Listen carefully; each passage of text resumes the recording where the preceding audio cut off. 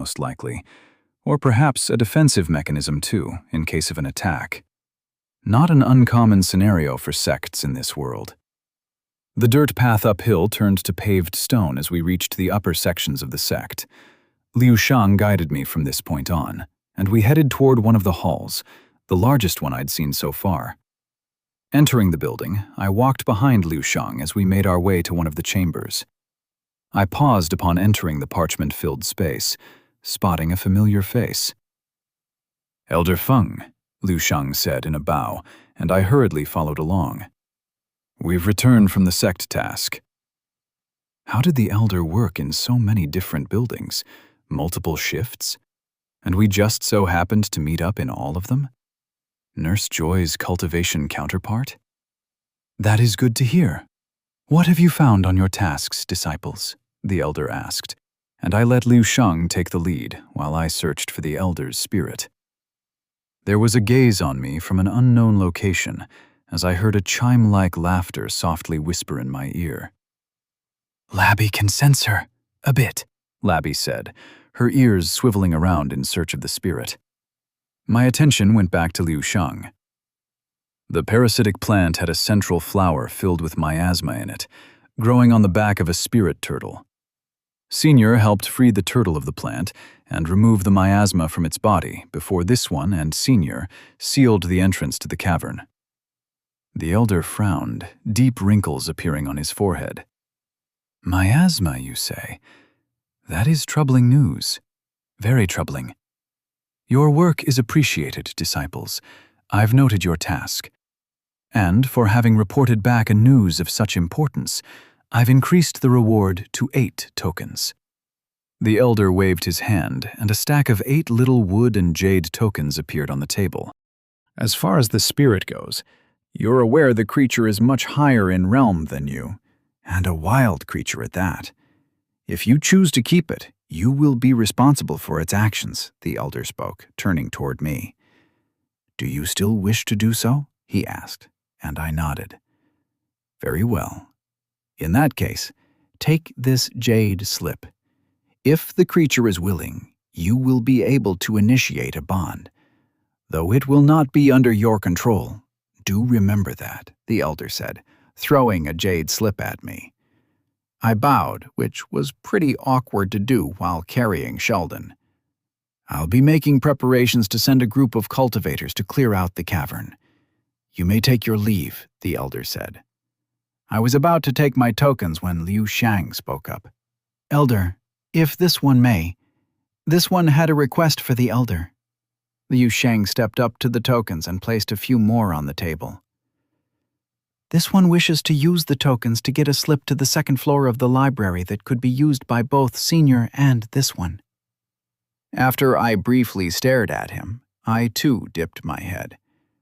I certainly didn't have enough tokens to gain entry into the second floor just yet, and if he was willing to share, I wasn't going to refuse.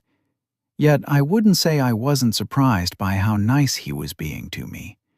Not the kind of behavior I'd expected from a cultivator. Any cultivator. Very well. But only one of you at a time may use it," the Elder said, and a jade slip appeared in his hands, carved with the symbol of the library with the number 2 below it. "This one thanks the Elder," Liu Shang spoke, bowing his head as he took the jade slip. We moved out of the chamber. I heard a faint whisper come from behind me, lunar qi gathering and spreading around me, accompanied by the familiar presence of the Elder's spirit. "Let the blossom bloom tonight, disciple," the spirit said, her presence fading soon after. I turned to look behind me, but found only the dimly lit corridor. My gaze shifted to the full moon outside, wondering just what the spirit's motive had been in sending me on this quest. "Chirp!" Sheldon was awake and looking at me with his beady eyes, his mouth curved in its usual, adorable smile. I continued behind Liu Shang. It was pointless to determine what the spirit wanted from sending me to Taizhou. Whatever it may be, I wasn't going to complain about it. I left the sect hall, stopping on the paved stone path outside. The difference between night and day was just of color to me at this point, my eyes capable of seeing with almost the same clarity as they did during the day. "Thank you for sharing the pass with me," I said to Liu Shang with a light bow. "This one should be thanking Senior. This one wouldn't have been able to fulfill the task without Senior's help, not to mention freeing the turtle spirit from its agony." "This one was just repaying the favor," Liu Shang replied. I didn't argue against it. Don't look a gift horse in the mouth, as they say. "This one has noticed Senior has an interest in alchemy. This one learns the formation arts alongside the mystery of the human body. The halls may not be where Senior wishes to be as a cultivator, but the teachings of craftsmanship are there to be taken for all disciples. If the Senior wishes, he can find me at the hall, and this one would be glad to help." I nodded at that, considering the offer. Formations did deeply interest me. If I could sit in on a class without having to officially join the sect as an alchemist or something, then I would gladly do so. "I'll think about it. Thank you for the offer, Yi Liu Shang," I said, and Labby squeaked.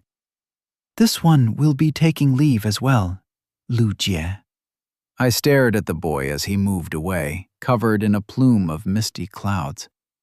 I shook my head, smiling as I turned back around, feeling a strange sense of happiness.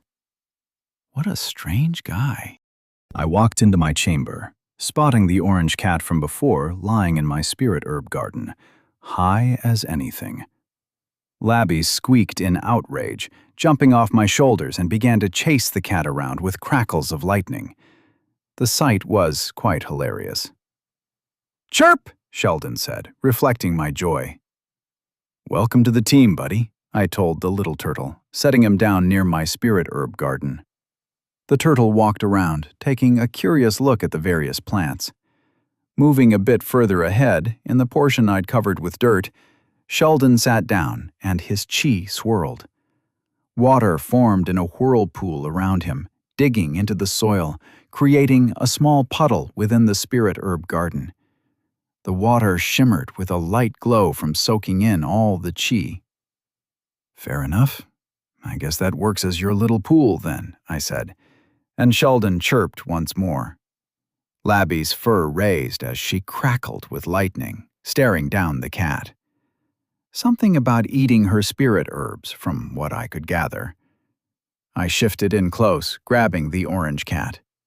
You really didn't want to eat Labby's herbs and then stick around to find what happens next. I pet the cat lightly, and it meowed before leaping out of the window. Maybe I'll take him in, if he keeps coming around. A speaking cat would be dreadful, though. Just imagining the sass gave me shudders. "But, Master, Labby's herb, that is, Master's herbs, she ate them! She has betrayed the Empire! Justice must be delivered to the traitor!" Labby proclaimed, her voice burning with righteous fury. "It's all right, just a couple of leaves. They'll grow back in a few days. Now, come. We have a flower to bloom," I said, walking back to the little pool Sheldon had created. I took out the curled-up lotus blossom from my pouch. Its petals were glowing with a faint white color, reacting to the chi present around the spirit herb garden. I sat down beside the pool, and Sheldon climbed out, taking a seat near me. Labby ran up my back, sitting on my shoulders, and I began my work. I carefully set the flower into the muddy soil beneath the pool. After ensuring the flower was set, I closed my eyes and began to circulate my chi. One cycle into another, the rhythmic flow of an eternal cycle. There were many mysteries about this method of cultivation I'd discovered, but I was now starting to see aspects I hadn't before. The circles were like guiding paths that pulled the chi within themselves. The opposite spins of the circle were balancing counter pairs, both gathering chi into the same core at their center. Almost like magnetic field lines, or a pair of up and down spin electrons, for the lack of a better example. It was oddly similar to alchemy. The circulation of qi and the formation of a core. Like I was purifying a pill within my own body, but instead of a pill, it was qi itself. The two circles formed a pair, each half representing one side of the flow of qi, a dual spin array that locked itself into position, feeding off one another. The insights about my cultivation bolstered me as I found the circles starting to spread. At the center was a fuzzy presence, a seed formed of my own qi. The seed pulsed with each rotation of qi, growing, and my cultivation grew alongside it. It was the core of my own network of life. The chain I felt from the spirit herbs all led to this one little seed in my core. Something was forming in there. I had no idea what, but it was something, and it was tied to my very soul. Lunar qi swirled around me as I continued to cultivate. The air brimmed with the moon's light, a gentle cold sensation to it. The lotus started to bud as the light of the moon filled it. One petal opened, soon followed by another as the flower began to blossom. A new flower joined the network of qi within my spirit garden, and I felt the roots of qi extending from me shift around the lotus. Lunar qi flowed into me, swirling in my dantian before they headed out into the bond I shared with Labby. I opened my eyes to see Labby sitting with her eyes closed. The crescent mark on her forehead lit up with the light of the moon as arcs of moonlight swirled around her. My eyes drifted ahead onto the little flower glowing within the shallow pool of water, and I smiled. A beautiful white lotus reflected the moonlight within my garden. Chapter 38. Lunar Thunder. Labby sat in silence, feeling the qi circulating within the roots of the spirit herbs around her, guided by her great master. The essence of the spirit herbs was tantalizing, rubbing their sweet scent against her nose with the promise of a delicious meal. No, Labby mustn't, Labby told herself, shaking her head and returning her eager focus to her great master's cultivation. Qi pulsed as the lunar qi from the lotus flowed through the herbs, reaching her core before melding with her lightning qi. The two qi opposed each other, struggling for dominance. The lightning qi within her core crackled, while the lunar qi, gentle and swift, diverted the thunder back. A tenuous balance of qi was happening within herself as the two opposing natures struggled to remain together, like the conflicting nature of yin and yang. Labby flicked her ears, looking to the lazy turtle sleeping next to the pool of water. Her new junior brother was quiet and hadn't talked to her despite Labby's multiple greetings.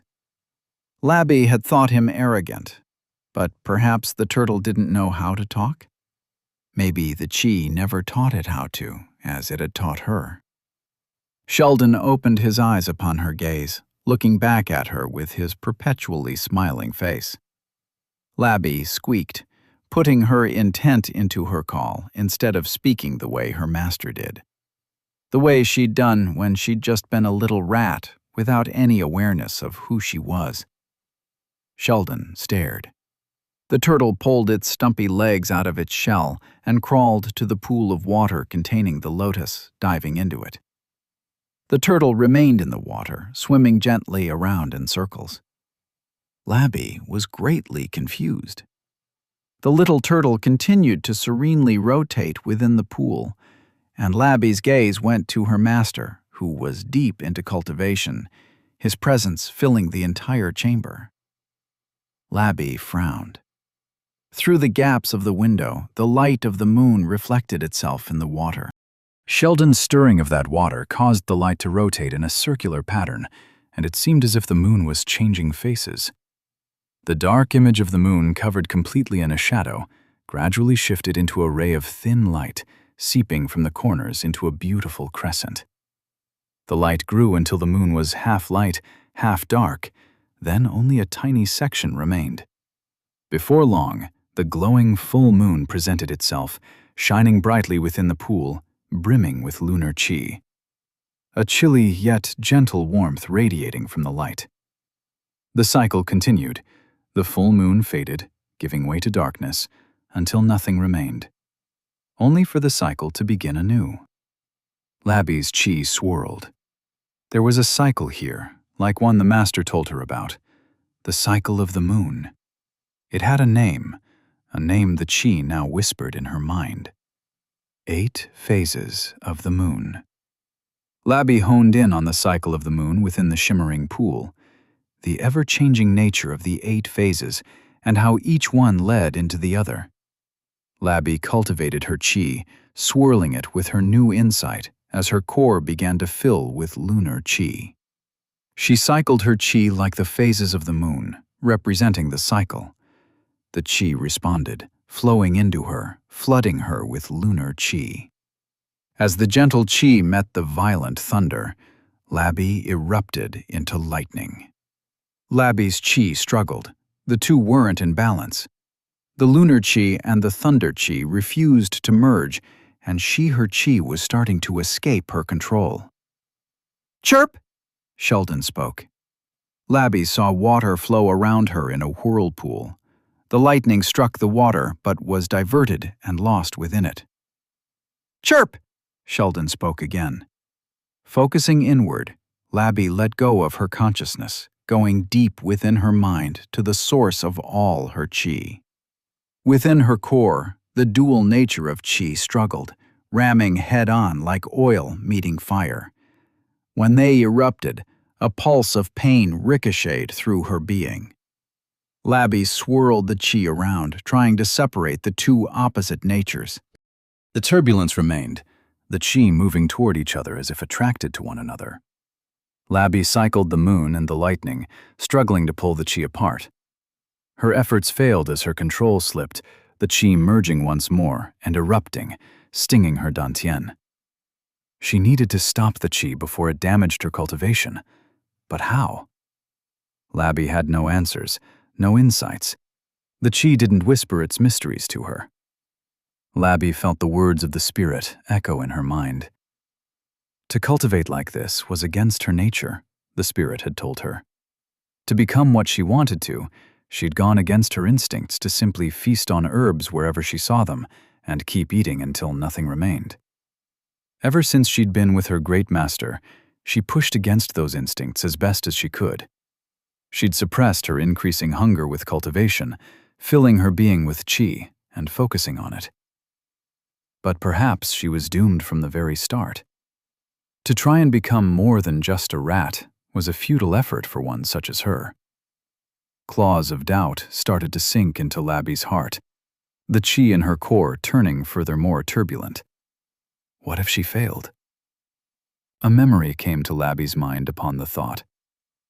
"Great Master, why do you smile even when the pill doesn't work?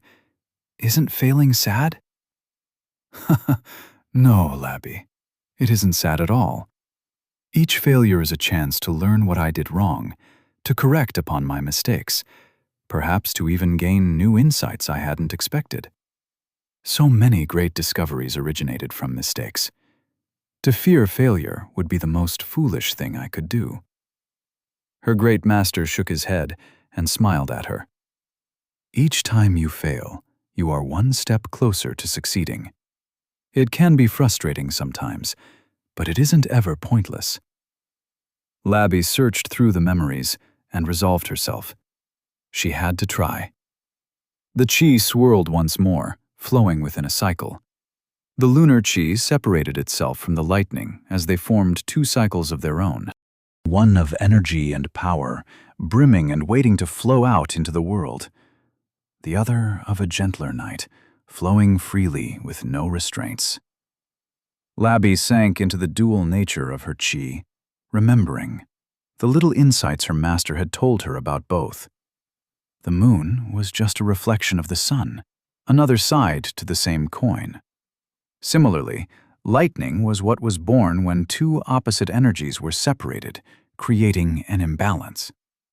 Labby hadn't understood how that was possible.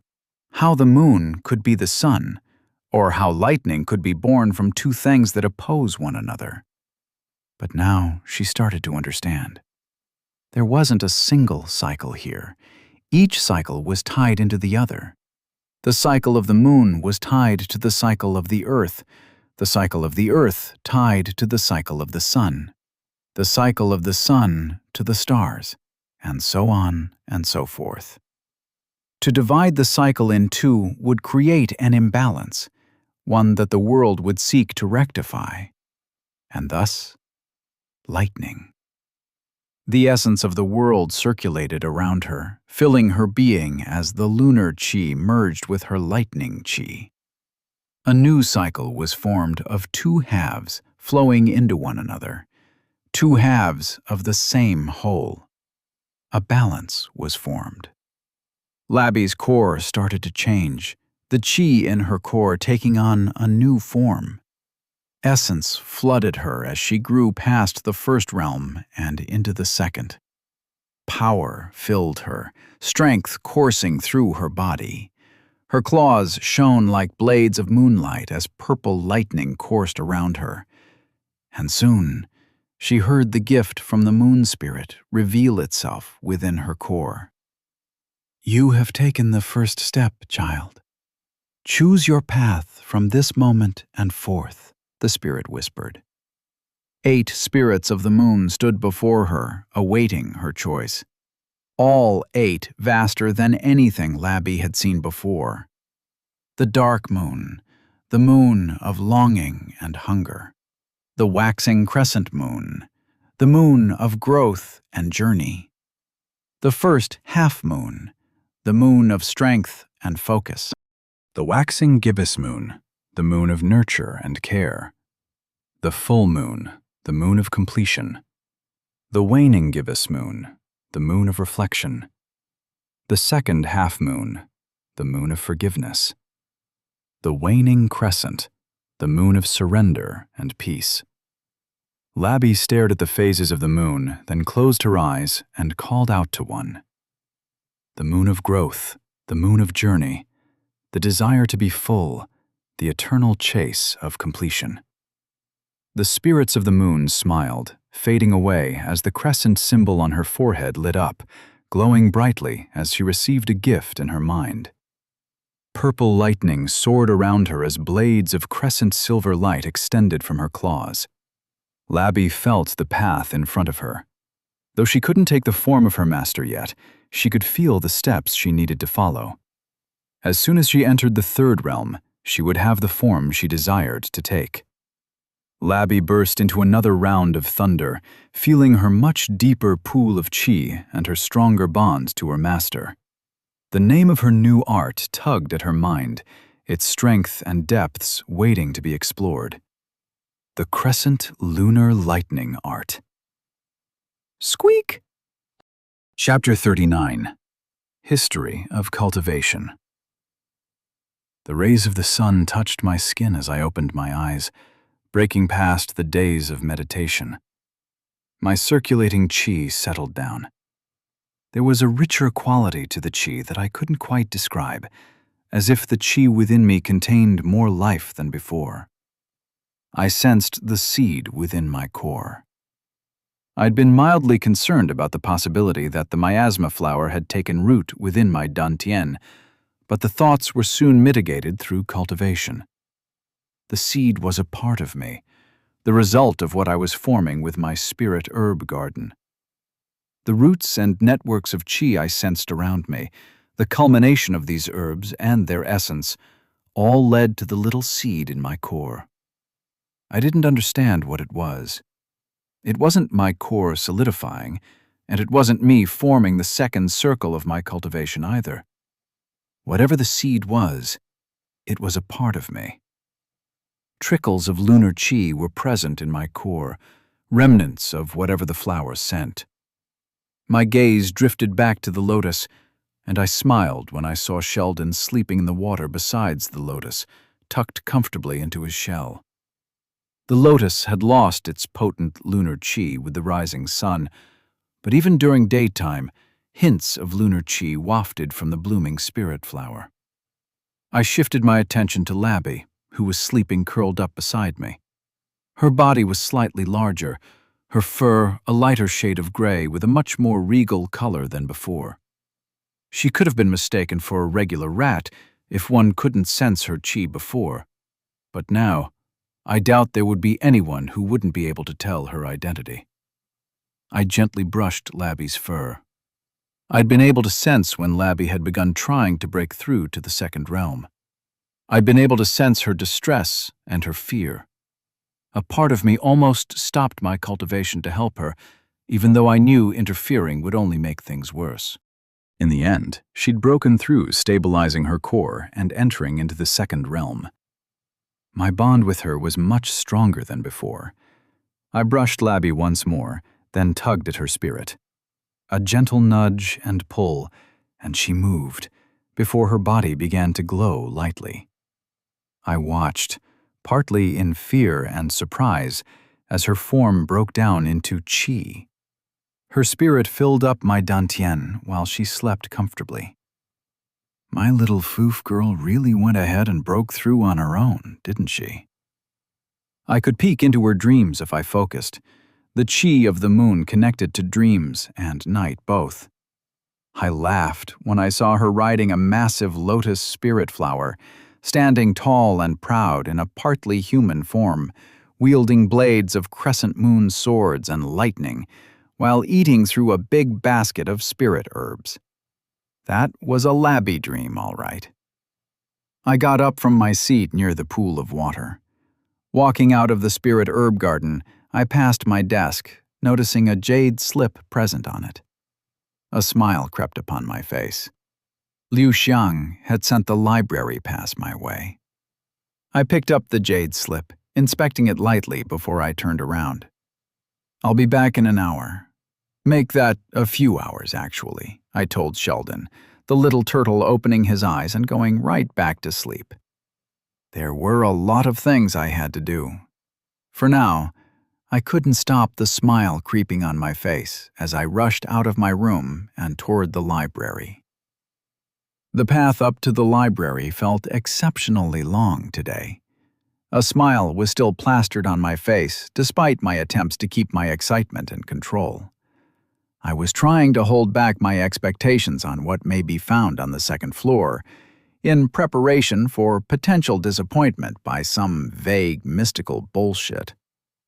It seemed to be a losing effort. Once within the library, my eyes vaguely glanced over where Elder Feng tended to be. I was momentarily surprised to see a different person present, an older man in the second realm. Meeting the man's gaze, I bowed respectfully, showing my jade slip and handing it to them. I turned toward the stairs leading to the second floor, taking a breath before heading up. The second floor wasn't particularly visually different from the first one. A normal person would struggle to tell the difference, but to my senses, it was a completely different world. The chi here was different, more potent, almost sharp, as if words tugged on the chi, carrying themselves out of the lines of books. If the library below was the layman's version of the library, then this was the true cultivator's library. Awe and surprise struck me moving amongst the many books and often jade slips present.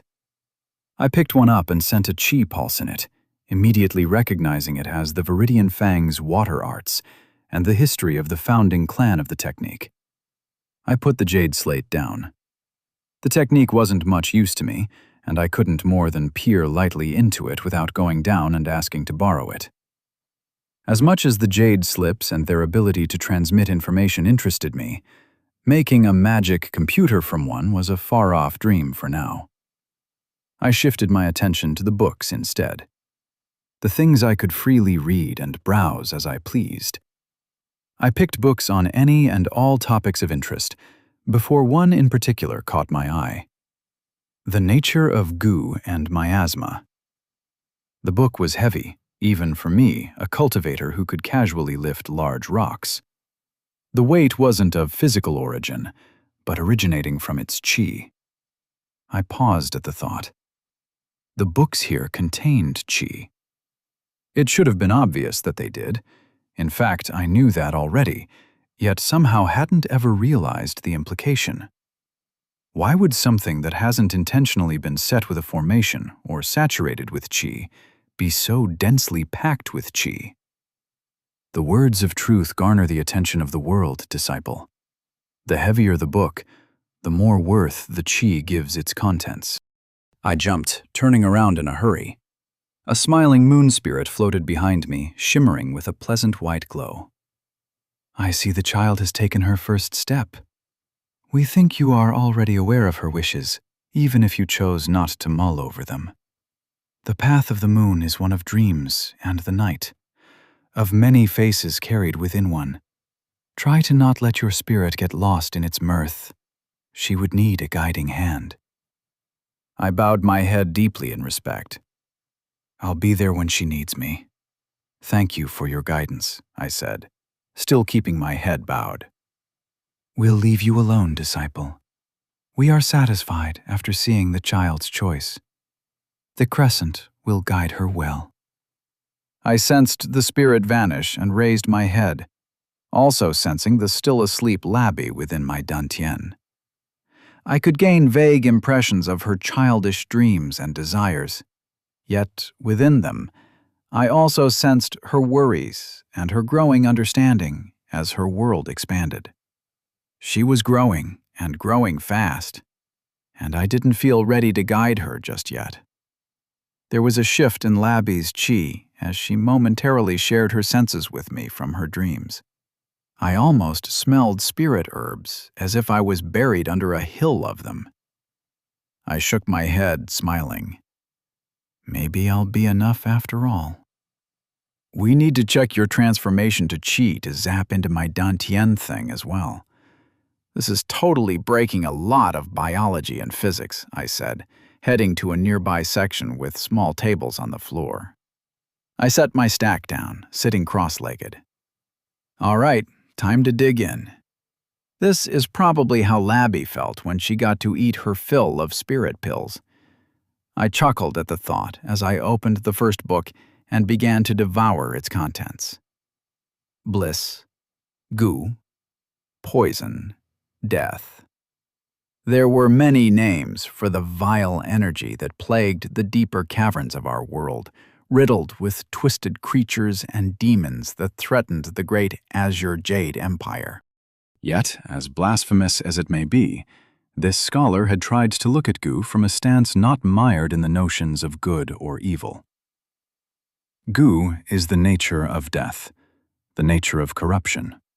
Yet this scholar believes even goo is ultimately a part of the cycle of qi. The energies of death, may they be harnessed by barbarians in twisted blood rituals or by demons, still contribute to the greater cycle of heaven themselves. For life is incomplete without death, the cycle stuck in its place without an end. At great risk, this scholar writes these words: to deny death and its manifestations is to deny life, and as such, the very heavens themselves. I let out a deep breath, my qi pulsing in my core, following my slightly increased heartbeat from the intense weight present in the words. A little reading ahead informed me the author had been executed centuries ago, and it took a long time before his works were recognized. Something I'd seen back home as well. A true shame. The sun was going down by the time I set my little pack of books aside. I'd lost track of time, almost in a similar trance-like when I'd been cultivating, and perhaps equally as empowering. I'd learned about the history of qi, the way cultivation itself had evolved, having descended from greater spirits and mythical beasts onto spirit beasts, and then at last adapted by humans. Even after that, it was not until the eventual foundation of the Azure Jade Empire, the longest-lasting empire in history, that cultivation found the opportunity to finally become solidified. Each step and path there for people willing to know. The foundation of the 7 celestial peaks by the Jade Emperor a few millennia ago was the last largest revolution cultivation had seen. There was already science here, one filled with mystique and vague conceptual knowledge that combined both spirituality and theology into the understanding of the world. I wasn't confident enough to say their approach was wrong, but it had been arrogance to think I was creating something new. The science of cultivation was already present. All it needed was a nudge into a more logical and structured approach. I saw no reason why I couldn't be one of the people to try and do this. It was a shame finding little in regards to my cultivation method, but in all honesty, I was a lot more excited by that prospect and the potential for discovery. I glanced across the library, taking it all in. This much information was likely just a tiny fraction of what would be available to inner sect disciples or larger sects. The emperor and the imperial family likely held a prized collection of knowledge. If I wanted to escape the world of cultivation, I would have to leave all of this behind. All this knowledge and information I could likely use to progress and learn even more, and speed up my understanding of the world even further. Could I really do it? Should I? Were my fears truly warranted? I had no means outside my meager fighting abilities to protect myself, and I had no way to ensure I could keep doing as I wanted without catching the wrong eye. So far, I'd preferred to try and run away from my problems, escape their clutches, and never come into their sight. Avoidance was the best defense, or something like that. But if I really wanted to keep going, then I needed to be strong enough to stand against cultivators and even organizations like the alchemy halls. It'd be foolish to think I could do it from martial prowess. I wasn't some dumb cultivation protagonist with a hidden bloodline or secret inherited martial techniques that would allow me to rise unparalleled in this world. What I did have was knowledge, and I could use it to allow myself more freedom. At least, enough to protect myself. The truth of this was like swallowing a bitter pill that refused to travel down my throat. Unpleasant was an understatement. I closed the books at the table and quickly placed them back in their position, still thinking over things as I took my library pass and began to head back.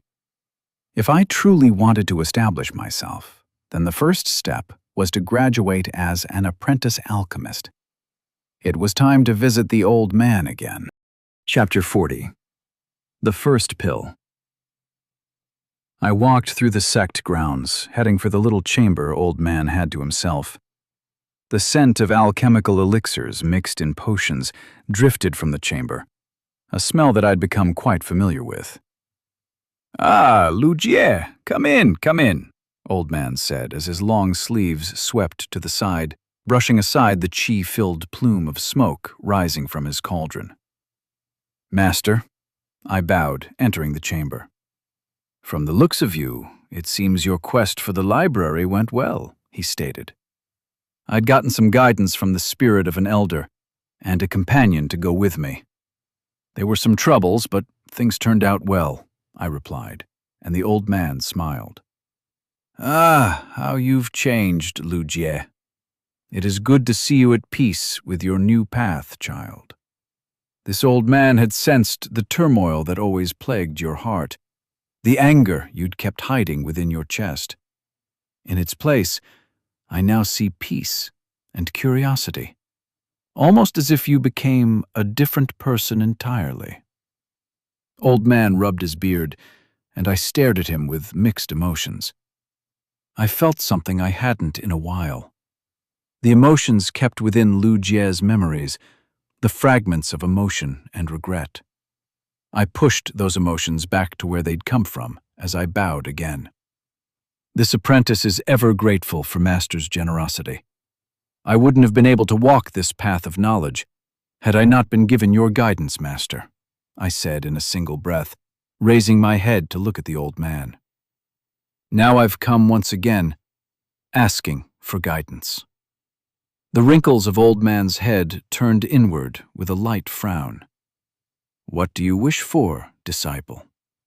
"I want to try and make the 3 pills to gain the junior alchemist rank.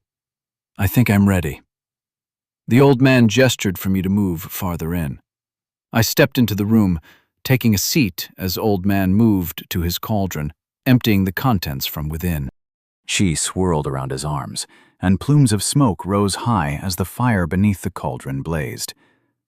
There was no thermometer, equipment, or anything, but I could feel the heat on my skin coming from the flames, and the precision with which the old man directed his qi. This world may lack technological advances, but it certainly didn't lack in the mastery of skills such as these. The superhuman senses and decades, if not centuries, of training probably helped. I clenched my hands, looking down at them as I envisioned being able to do what the old man did. I didn't have the precision nor the control yet, but every time I saw the old man refine a pill, a part of me felt hope build up, to see how much he could achieve even if his qi pool wasn't the largest. The qi flared around the cauldron before the flames faded, the pill now formed. "It has been about 3 months since you came to me, Lu Jie, and though our lessons hadn't been many, your growth makes this old man proud. But before we proceed any further, this old man wishes to ask you, apprentice, what purpose does alchemy have to you?" I took a moment to gather my thoughts. To me, alchemy was an escape, Master, from everything that happened. When I first came to after the spar, I'd felt confusion, pain, anger. My heart had been in turmoil, and I'd felt afraid of everything. The soothing nature and the ease with which the pills had their essence flow through me soothed my heart. It gave me respite, and I'd clung onto it, I replied, sitting straighter. The old man hummed, taking the pills out from his cauldron. "What is it to you now, Lu Jie?" I closed my eyes and envisioned a simple lab with mostly basic equipment. A little garden of herbs, and Labby and Sheldon happily playing, with Labby helping me around the lab at times. "My future, Master. I see my path in alchemy. I see knowledge to be gained within it. I feel the desire to walk along this path, to bring change to many around me, to teach and to grow. I see the ability to help many people, and I desire to gain the skills that would allow me to do so." "Very well, Lu Jie. We will begin with the very first of the 3 pills," the old man said. Excitement built up in my chest. The Poison Flame pill is a pill that embodies the essence of fire. It takes 7 poisons within the pill and grants immunity to all of them. The flames within the pill serve to burn away the impurities present within your dantian, and most importantly, your pathways, allowing qi to flow more freely. Old man walked around the room as he picked some herbs from containers. But, just like fire, it is a pill to be treated with respect. It has the potential to cause harm just as much as the potential to cure. I nodded awkwardly. Definitely had first-hand experience with the dangers of fire, though perhaps I'd inhaled something that stopped making the logical part of the brain, since I never stopped enjoying those explosions either. I mean, why do alchemy when you couldn't at least explode some things in your face? After fire, there would be the water essence pill, followed by the earth essence. If you're able to form all of these, then you could call yourself a junior alchemist, my apprentice. I was about to nod when I realized something. Fire, water, earth. Hold up just a minute. What am I? The chosen arrowhead monk who has to master all 4 elements and save the world from the fire murder hobos? I chuckled lightly, then quickly killed off the laughter. Yet the thought continued to greatly amuse me. Ha! Maybe I should have picked up some wind arts while I was at it. "Pay attention to the fire, Lu Jie," the old man said. I coughed, bringing my attention back. The herbs were put into the cauldron as old man's qi pulsated, and the fire lit beneath the cauldron once more. The flame is the essence of this pill, and as alchemists, it is the flame we have to master, first and foremost. Now watch. I opened all my senses, paying attention to the flow of the qi and the fire. Qi pulsed in waves, spreading across the cauldron in a wave-like pattern, and the fire danced to its rhythm. The contents within the cauldron swirled with the qi guiding them, drawing their essence out. I sensed the whirlpool of qi the old man had formed, guiding the essence in circular pathways that eventually led into the core of the cauldron, where it all collected together to form the pill, one step at a time. The pill has fire within it.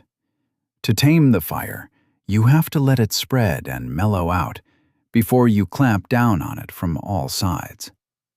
Following his words, I sensed the flaring pill release the fire essence, and sparks spread from the rising fire. The flame within the cauldron spread out, and for a moment I was worried the flames would hurt the old man. My concerns were for naught. They dodged the old man with a light nudge of his qi, and soon the spreading fire essence began to follow the whirlpool of qi, turning further inward. The heat rose, and sweat started to cover my arms and face as the flame swirled beneath the cauldron as well. The fire wanted an escape, yet the easiest path it could take was to be pulled into the pill, which it soon did, coalescing into a fiery pill that let out large plumes of smoke. The old man picked out the still smoking pill, this one a brighter shade of deep red, without the swirling brown impurities that could be seen in my drugnades. Now it is your turn. I got up from my seat and picked out the ingredients, grabbing the flaming grass last. I placed the herbs one at a time into the cauldron, feeling the essence within them. I noticed the way the qi flowed within the herbs, the way it responded to my own qi. The spirit herb garden and my cultivation method had both added a new layer of insight on the flow of qi within the herbs' root systems. There was a large network of interconnecting threads that kept these herbs filled with qi. I almost felt as if I could reach out to the herbs in front of me and guide the qi within it, urging it to grow. I dropped the last of the herbs within the cauldron and took a breath, closing the lid. Remember, Lu Jie, do not fight the fire. Let it flow out before you guide it to where you want it to be, Old Man said. Circulating the qi within my dantian, I let it spread through my pathways. I extended my senses, my qi spreading through the cauldron as I adjusted the qi pressure within the cauldron. Mentally checking the notes and the many experiments I'd done myself, I lit the fire beneath the cauldron, feeding it qi to fuel the flames. The heat began to increase and the herbs started to break down. Essence dripped out one at a time, and I maintained my focus, keeping an eye on the flame as I continued to raise the heat. A minute or so later, I sensed the right temperature. Fire essence began to break out of the flaming grass. I concentrated, allowing the fire essence to slowly build up. The heat stung my skin, and I began to sweat from the rising intensity of the fire. I kept at it, keeping the flame beneath the cauldron controlled as the fire essence began to spread. Then, in a sudden blast, it lashed out, a blast of fire spreading like an explosion. I took a step back, my control slipping as the qi pressure deviated, and for a moment, I felt I'd lost it. I renewed my focus on the qi filling the cauldron as I tried to allow the fire to spread. The essence licked the herbs, binding them within itself as it sought an escape. I refocused on what the old man had said. I needed to let it flow. Let the fire flow. That's what I'd been missing all this time. The temperature, the density, the saturation of qi, and the qi pressure were all factors I'd accounted for in my experiments. But I hadn't taken the flow of the qi into consideration, due to the difficulty in quantifying something like that. Qi flow. I needed to let the qi flow. Taking a deep breath of hot air that stung my nose, I focused on flowing the qi gently within the cauldron. A singular flow of qi that condensed at the bottom. The shape of the cauldron guided the qi, and I soon found a stable rhythm. The fire erupted, trying to escape, and I let it. I stood my ground, even as fire came close to me, escaping from the edges of the closed cauldron. Soon, the raging torrent began to swirl with my qi, slowly but surely flowing at the center. I let myself get lost in the motion. I couldn't think anything, all my attention fixated onto the pill. A drop of sweat entered my eye, and I blinked, my mind breaking out of its daze. I wiped my forehead, now covered in sweat. I turned around. Old Man smiled, and a thrill of excitement filled my chest. I carefully opened the lid of the cauldron to peer inside, and saw a deep red pill with a burning intensity to its qi. "You've taken the first step, my apprentice. This old man is proud." I grinned ear to ear. Now I just had to master the other two elements and save the world. Chapter 41. Grandfather. Yen Yun sighed, putting her brush down. In front of her was the first volume of her very first book. A story she'd created to live in a dream that wasn't, for just a few moments longer. The tale of an alchemist and a thief, of two star-struck lovers set apart by the world as they fought to be together just once. A tragedy, a story to break hearts. Yen Yun sighed. Next to her book was a long scroll detailing the two people's lives and whatever history on them Zhu Ri would have dug up. Yen Yun wasn't sure what she'd been expecting to find when she'd read the scroll, and even after having read it, she wasn't sure what to feel either. There had been details of the two people's little trade of some sort. The apprenticeship Lu Jie had gotten under an old alchemist in the outer sect, and, moreover, the expelled sworn brothers of Su Lin, one of whom had been crippled by an enraged elder. Yen Yun didn't feel pity, a fact that conflicted her but also didn't surprise her.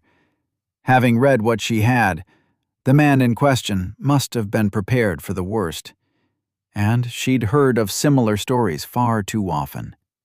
For some reason, though, the history behind the trade still bothered her. Perhaps it was due to the fact that she'd still not gathered the courage to face them. The thought burnt her cheeks as she was filled with shame and embarrassment. The boy's laughter still echoed in her mind at times while Yen Yun slept, and she wished she could bury herself somewhere. It had caused her to forego sleep more often, choosing to cultivate instead, something her grandfather had been rather pleased by after her recent runaway. Yen Yun's qi stirred at the thought of her grandfather. She felt Lei Yu's disagreement about her grandfather, but she cared not to get into another argument with her spirit. The last one had already caused her enough troubles with her grandfather. "Young mistress, the great master is calling for you," Zhu Ri spoke, blending out of the shadows as she knelt. Her handmaiden and occasional spy mistress tended to be a lot more formal when her grandfather was around, as if she were a stranger to her. "I'll be there in a moment," Yen Yun replied. Zhu Ri nodded, moving out of her chamber. Yen Yun sat in silence, staring at the little book in front of her. Thunder crackled among her fingers as she hovered her hand above the note, ready to burn it all away. Foolish though it may have been, Yen Yun still poured effort into that. Lei Yu disagrees with the nature of it, but thinks it would be disrespectful to burn it. Yen Yun stopped at Lei Yu's words, taken by surprise. "Did Zhu Ri tell you to say that?" "What?" Yen Yun had said Lei Yu didn't consider her feelings enough, and now, when Lei Yu does, she doesn't even believe him, Lei Yu spoke, pouting. The expression and emotion was so baffling that, despite her wishes, laughter broke from her mouth, further increasing the indignant anger and hurt Lei Yu felt, which only served to make her laugh more. "I'm sorry, Lei Yu. I didn't mean to laugh. She held her tongue. There really wasn't a need for words between them in the end. Her spirit was tied to her dantian, their thoughts linked. "Thank you," Yan Yun said. Lei Yu waved her away, his chi swirling as if to pretend he wasn't paying her any attention. A pretense, and a bad one, but one she let him indulge in. She let the little arrogant bird be and got up from her seat. After taking one last look at her book, she opened a drawer, sending a pulse of chi to open a little hidden compartment behind it, where she stuffed the book with all her other ones. It would likely never see the light again, but it consoled her heart to have written it. Taking another moment to ready herself, Yan Yun put on her silver and gold hairpins as her robes changed forms to be a bit more proper. With one last look at herself, she headed out.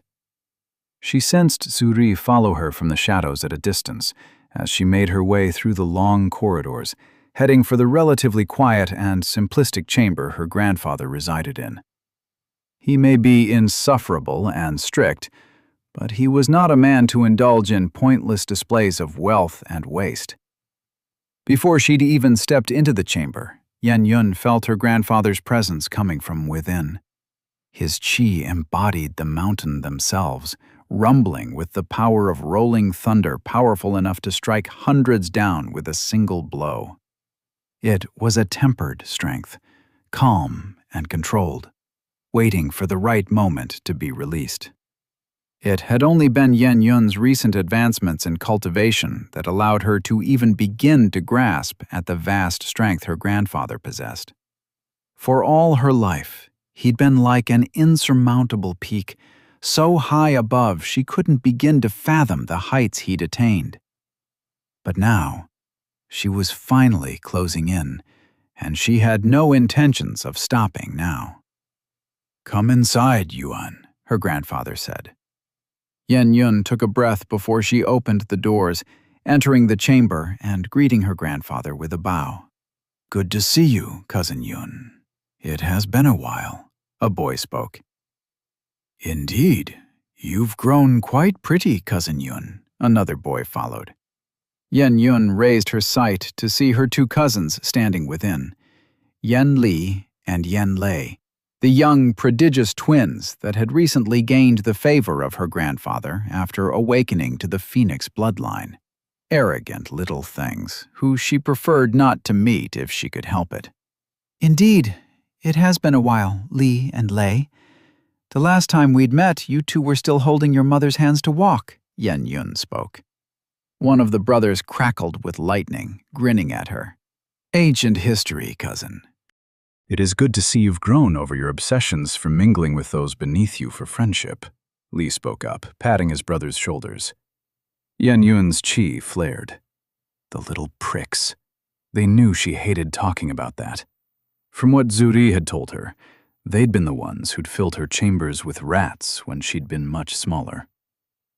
"It is good to see you cousins catch up, but there are matters of more importance at hand," her grandfather spoke, and the weight of a mountain descended on her shoulders. Yan Yun nodded gracefully, glancing at the two brothers to see them sweating lightly under her grandfather's presence. A slight smile covered her face at the sight, but one she quickly let go of. "Yuan, Li and Lei will be participating in the tournament alongside you. As their elder in the martial path, you're tasked with ensuring they are prepared to win the outer sect tournament and can enter the inner sect as core disciples." Yan Yun couldn't stop the bitter taste in her mouth, but she nodded nonetheless. She spotted Li grinning as he looked at her from the corner of his eye. "As juniors, you are to listen to everything Yuan says. I must not hear of any mischief caused by the two of you," her grandfather said to the two twins. "Yes, Elder. As you say, Elder," her grandfather nodded. "You may take your leave, Li and Lei. Head on and cultivate. There is but a month left till the tournament begins. Failure will not be accepted. The twins bowed as one before heading out of the chamber. You wish to say something, Yuan? Her grandfather asked. Why is grandfather teaching the twins? They are rumbustious, unruly, and far too arrogant. There are many other suitable disciples within the clan and branch families, Yan Yun spoke, and frowned when her grandfather shook his head. The kids need to learn a lesson in respect, but their arrogance isn't misplaced. I had heard they'd almost managed to cripple a disciple at the peak of the third realm within moments. The Phoenix bloodline is a potent one, and the arts the twins cultivate well situated for their demeanors. The two have talent. All they need is guidance. Yan Yun was assaulted with 100 thoughts she wished to voice. She swallowed them instead, nodding her head in acceptance. I have other important news for you, Yuan. I've found a suitable suitor for you. The eldest son of Lord Zhou himself. Yan Yun froze as ice filled her veins, staring at her grandfather in shock, her qi trembling. But what about my cultivation? She muttered out blankly. This is not something I could decide over lightly, but a tie with Lord Zhou is an invaluable asset for the clan. And it is not as if you wouldn't be allowed to cultivate as a married woman. Yan Yun clenched her teeth. Yan Yun, don't. Lei Yu won't be able to protect you. With a shuddering breath, she bowed her head. As you say, grandfather. Good. I expected no less from my granddaughter. Lord Zhou will be present during the tournament as well, alongside his son. Perform well, and make me proud. Yan Yun didn't reply, too afraid that if she spoke a word she may do something and say things she'd forever regret. You may leave now. Yan Yun bowed her head and left the chamber. She sensed her handmaiden stepping out of the shadows as she walked closer to her. Young mistress, Zuri said, but stepped back as a powerful arc of lightning shot at her. Yan Yun ignored Zuri, briskly walking to her chamber. She closed the door, expecting herself to have broken out in a shower of rage and anger. Yet all she could feel was a gaping pit at the base of her stomach. It is not the end, Yan Yun. If Yan Yun can perform beyond expectations, the elder may delay Yan Yun's betrothal, or even change his mind. Yan Yun can't give up on her goals. Yan Yun nodded, taking a deep breath. She sat down, making plans. She needed to cultivate. Her eyes went to the scroll containing the reports regarding Lu Jie and Su Lin. Yan Yun plucked up the scroll, glancing through till she found one particular section. Injured in a spar with Yen Li and Yen Lei, followed by an apprenticeship under Zhao Long, the old alchemist of the outer sect. Yan Yun stared with wide eyes before she set the scroll down. She needed to have a talk with Lu Jie and Su Lin. I sneezed, rubbing my nose. Even cultivation couldn't beat the common cold, the dratted little virus jumping worlds to annoy me. Although the weather was still pleasantly warm. An off-season cold, perhaps? I let go of the thoughts, stirring the herbs within my little cauldron. My attempts at remaking the fire pills old man taught me had resulted in failure so far, but progress was being steadily made at achieving a good success rate and reaction requirements. It would probably be a good idea to take note of the success rate of other alchemists, because I was pretty sure I was starting to beat my peers, slowly but surely in that regard. Mass production. Hell yeah. I chuckled and swirled my qi within the cauldron, preparing the next batch. I grinned as the pills formed, leading to another successful batch of herbs that Labby was now drooling over. I heard an indignant squeak from her as Sheldon splashed her with water and she tried to spark the turtle, without any success, all the while being watched by an amused cat who continued to lounge around in my spirit herb garden. The little guy seemed to be coming around more and more often, and I was tempted to name him and take him in. I mean, I already had a turtle and a rat. Couldn't hurt if I got one more, right? I shook my head, pulling my attention away from the spirits. I dug into my pouch to look at my burning red pill I'd formed in front of Old Man, the cumulations of all my efforts so far. With my attempts at finishing my apprenticeship with the other 2 pills, it was time I began to prepare to finally gather enough money to get my own lab. And for that, I need to give Su Lin a lot more pills. Time to crank out the drugs, baby. Chapter 42. Preparations. Maybe I should name you after all, I said to the little orange cat loaf sitting in my lap, to the frustration of Labby. I received a lazy meow as the cat stretched his legs. And yes, I checked this time. It's a he. You can't secretly understand me, can you? I asked the cat, its light brown eyes looking at me before he turned his butt to my face, tail held high in the air, and walked away to his drug garden. I hummed at the slight chi I sensed in his body, which may very well have been residue from the spirit herbs. I let the thoughts of the cat go, watching Labby sparkle and crackle as she played around with him. Sheldon seemed to be basking happily near the window, watching over them. The little guy was actually quite smart, and would stop Labby if she ever got too excited by splashing her with some water. Maybe I should teach him to shoot water from his mouth when I say water cannon. My handy turtle water gun could probably drown people very easily if he wanted. I laughed at the thought, returning to my notes. Symptoms of crippling and chi deficiency were written down, an entire note worth of things I'd gathered from the library and from my own research and experiments with spirit plants. The circles of the Dantian and their role, alongside some names and procedures for how people managed to fix their cores upon having crippled their cultivation. As was to be expected, I didn't find much in regard to potential cures to having a crippled cultivation. There were some stories of people who managed to break through and regain their cultivations, becoming stronger than ever and whatnot.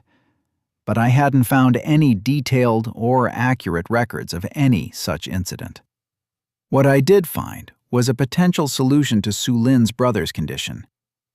While I couldn't fix his dantian or cultivation, what I could do was patch his body in a way that would allow him to hold qi within himself. He still couldn't cultivate or use any arts, but if the concept worked, then his physique at least would return close to that of a cultivator's.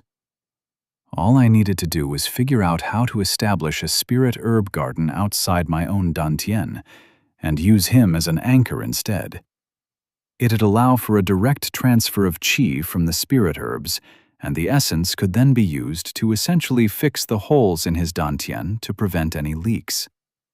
Although the idea seemed sound in principle, I had no way to test if it actually worked or not. My knowledge of the human body was, despite modern education, not enough to be doing stuff like this. And the body of a cultivator, and things like a dantian, would not be following regular biology either. What I needed was someone proficient in medical aspects, who I could trust with my deal with Su Lin and the information about his brothers. I smiled as I took out a piece of paper and began to write a message to one such individual that I happened to know. The only one, really. I wonder if the spirit somehow intended this as well, I muttered, as I finished my letter, rolling it up. Now the question was how to send it to Lao Shang. I could send it through the sect, but I really didn't want to. There wasn't any sensitive information in there, but I also didn't want the sect to have their hands involved in this either way. I looked at Labby, sparkling and crackling as she stood on Sheldon's shell, trying to do a jump kick and splashing into the water. Yeah, no. I turned my eyes toward the cat sitting next to me as he licked his paws, idly grooming himself. He looked back and gave me a quiet meow. I think I'm gonna name you, I told the cat, receiving a meow. He returned to his grooming, but I could tell he was listening. A cat, so… indeed. I have just the perfect name for you, I proclaimed. Labby's ears perked up. Even Sheldon was paying attention. Master is going to take him in as well? Well, Labby already has. But Labby didn't know Master was going to as well. Yes, Labby. From now on, Neon Ni, or Neon for short, will be with us. As long as he doesn't run off, that is, I said, proclaiming the name. There was no chi swirl, no light show, no magic thingamajig. And I sighed. Guess just naming a cat wasn't suddenly going to make him intelligent. I was about to put away my scroll and find Lao Shang myself when Neon grabbed the scroll in his mouth. So, you do understand me, don't you? I asked, sensing faint chi in him growing slightly. Similar to Labby before she'd broken through, the cat was smart enough to understand my words. Can you send this to Lao Shang? You should know his smell, I asked the cat. Labby squeaked, telling him something as well. Neon sniffed once, staring at me. You'll get a spirit pill if you do, I said, and Neon jumped onto my table before leaping out the window. Well, that was easy. Can Labby have a pill too? Labby asked with a squeak, looking at me with her beady eyes. Young lady, you need to be taught something called rehab, I said. She stared back at me, confused. We'll discuss that soon, I told her. I needed to limit her pill feeding. Although it wasn't harming her, an excess of anything was bad. With thoughts of working on Labby's discipline, I began to work with my cauldron, preparing the required herbs and ingredients for the last thing I needed before heading out to meet with Sulin. Plumes of smoke and the scent of various herbs filled my room, slowly drifting out of the open window. I'd gone through many assortments of herbs and items in the last 2 hours trying to make the right pill. I checked my notes, looking at the chi amount estimates, the chi flow pattern I was testing, alongside the combination of herbs I was working on. This was the next step, essentially, and something I'd be doing as an alchemist, making my own unique pills. So far, I'd only focused on refining the existing recipes and modifying them, which took out a major element of the alchemy process from the equation, which were the herbs and the mixture of the right essence. It had been like I was given all the chemicals and was told to simply execute the reaction correctly before, and I'd gone around playing with those. Now I had to find the right chemicals, understand how the essences interacted with each other, and then connect those to form the right pills. There were obviously types of chi and essences. Fire, water, wind, and earth were the basics. Then there was stuff like lightning, moon, sun, or light, shadow, poison, and so on and so forth. From what I'd read, each chi type was a mixture of the 4 bases of fire, water, earth, and wind. Nothing groundbreaking there. It was an elemental system with sub-elements added. Moon from water and yin, lightning from fire and yang, etc. But what I was interested in seeing was how they described something like poison. My research has been disappointing. Poison, as a nature of qi, is often only found among the descendants of certain clans, the Shi ducal clan being the largest, with many branch clans descending directly from the main bloodline, such as the Du, the Yi, and many others have also been found to have poison qi. Some have even argued about the similarities of the qi to Gu, causing tensions with the Shi clan within the empire. I stopped reading at that point as the book devolves into political talks on the clans and whatnot. But the core insight, or disappointing truth that it had given me, was that poison qi was simply considered outside of the elemental qi. The same went for blood qi and other similar types. I returned back to my cauldron. I'd noted the essence and their reactions with others. Fire was not violent with water, as would be expected, but instead mellow. It was violent with wind, and same with earth, and vice versa. But there were also strange interactions of essence when both fire, water, and earth essence herbs were combined. Like a sizzling, steaming rock pill with almost a metallic luster that was so hard I couldn't even crack it. And I could crack actual rocks. I sat in silence, trying to think of a way to form the pill I needed, when an idea came to me. I went to my spirit garden and to the moon lotus I had nearby. Unlike a regular lotus, this plant didn't wither off as it produced seeds. Instead, it formed little pods of tiny seeds filled with chi beneath its petals. So far, none of the seeds had grown into another lotus blossom on their own. I took a couple of seeds from the plant and returned to my cauldron.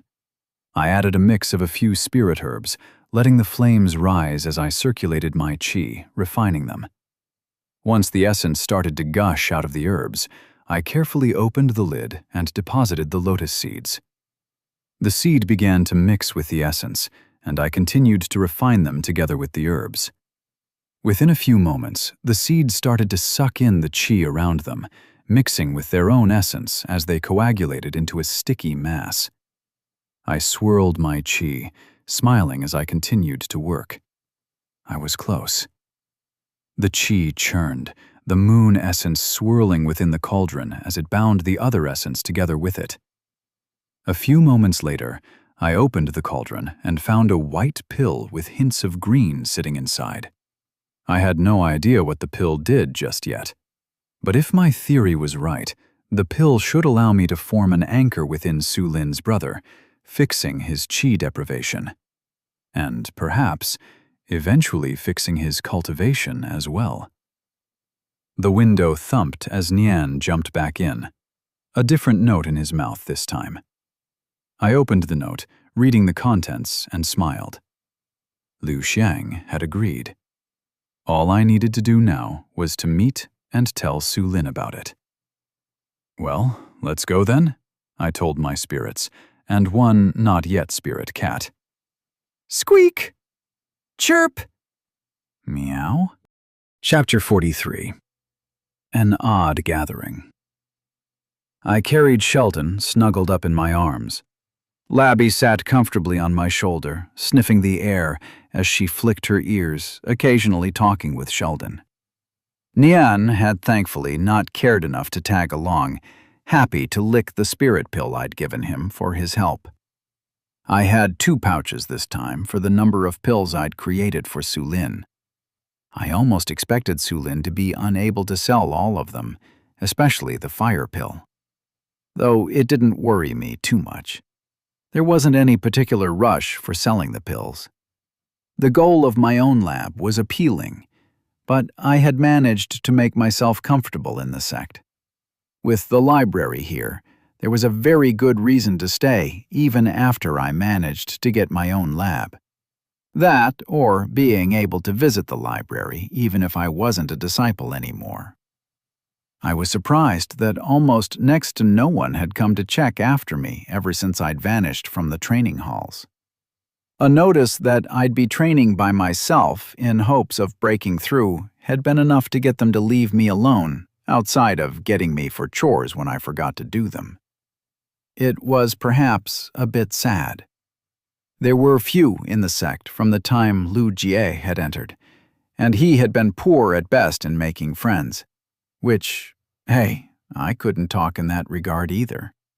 The person I talked to the most was a spirit rat. The little grove of trees where I met Su Lin was visible from afar, and I could spot his figure within. I took a quick glance around to see if anyone was here, and rushed ahead within the groves. Su Lin soon sensed my presence, heading farther in, and I followed. "Been a while, eh?" Su Lin asked, giving me with a toothy grin. "Just about 2 weeks," I replied. Su Lin's gaze shifted to Sheldon in my arms. "You got another one? Planning to become one of those spirit tamers or something?" Su Lin said, and I laughed. I'd somehow completely forgotten about the spirit tamers. People who went in to capture suitable spirit animals to bond with and/or sell to other cultivators. It wasn't quite as friendly as it sounded as a job, but what Su Lin was referring to weren't the merchants, but the cultivators, whose cultivation method involved arts that bonded with a large number of spirits at once, training them all for combat. Cultivation spirit trainers. Just needed some gym battles with insects. He stuck around from the task I'd gone on to for the sect. Not really a bonded spirit. This little guy's stronger than me. Quite a bit. It'd do well if you treat him with respect, I said, smiling as Su Lin narrowed his eyes. And I'm a hidden master, yeah? We all have nice stories to tell. But let's be done here quickly. I'd looked into the girl who helped us out. Turns out she's the granddaughter of Elder Yan himself, Su Lin spoke, and I could sense his nervousness. I'm aware, I replied, as Su Lin stared at me in surprise.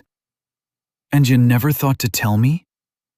If Yun Yun would have done anything, she already would have. It's not like she doesn't know about this spirit herb thing, and she gave an oath, even if a misguided and misinformed one. It's not about the girl. It's about who she's the granddaughter of. Elder Yun isn't known for his mercy. Maybe the girl won't rat us out, but as things are, this isn't a good place to be meeting. I'll look into some other place where we can do this. I nodded in reply as Su Lin clicked his tongue. Where's the pills? He asked. I took out one of the pouches, handing it over in exchange for the bag of herbs. Taking hold of the other pouch, I handed it to him. I smiled at his confused look. You may want to take a look inside. I waited patiently, taking a quick glance at the herbs, noting some new ones before I returned my attention to Su Lin.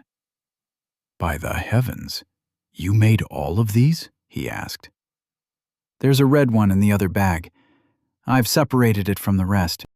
Su Lin set the first bag down, curiously opening the second one.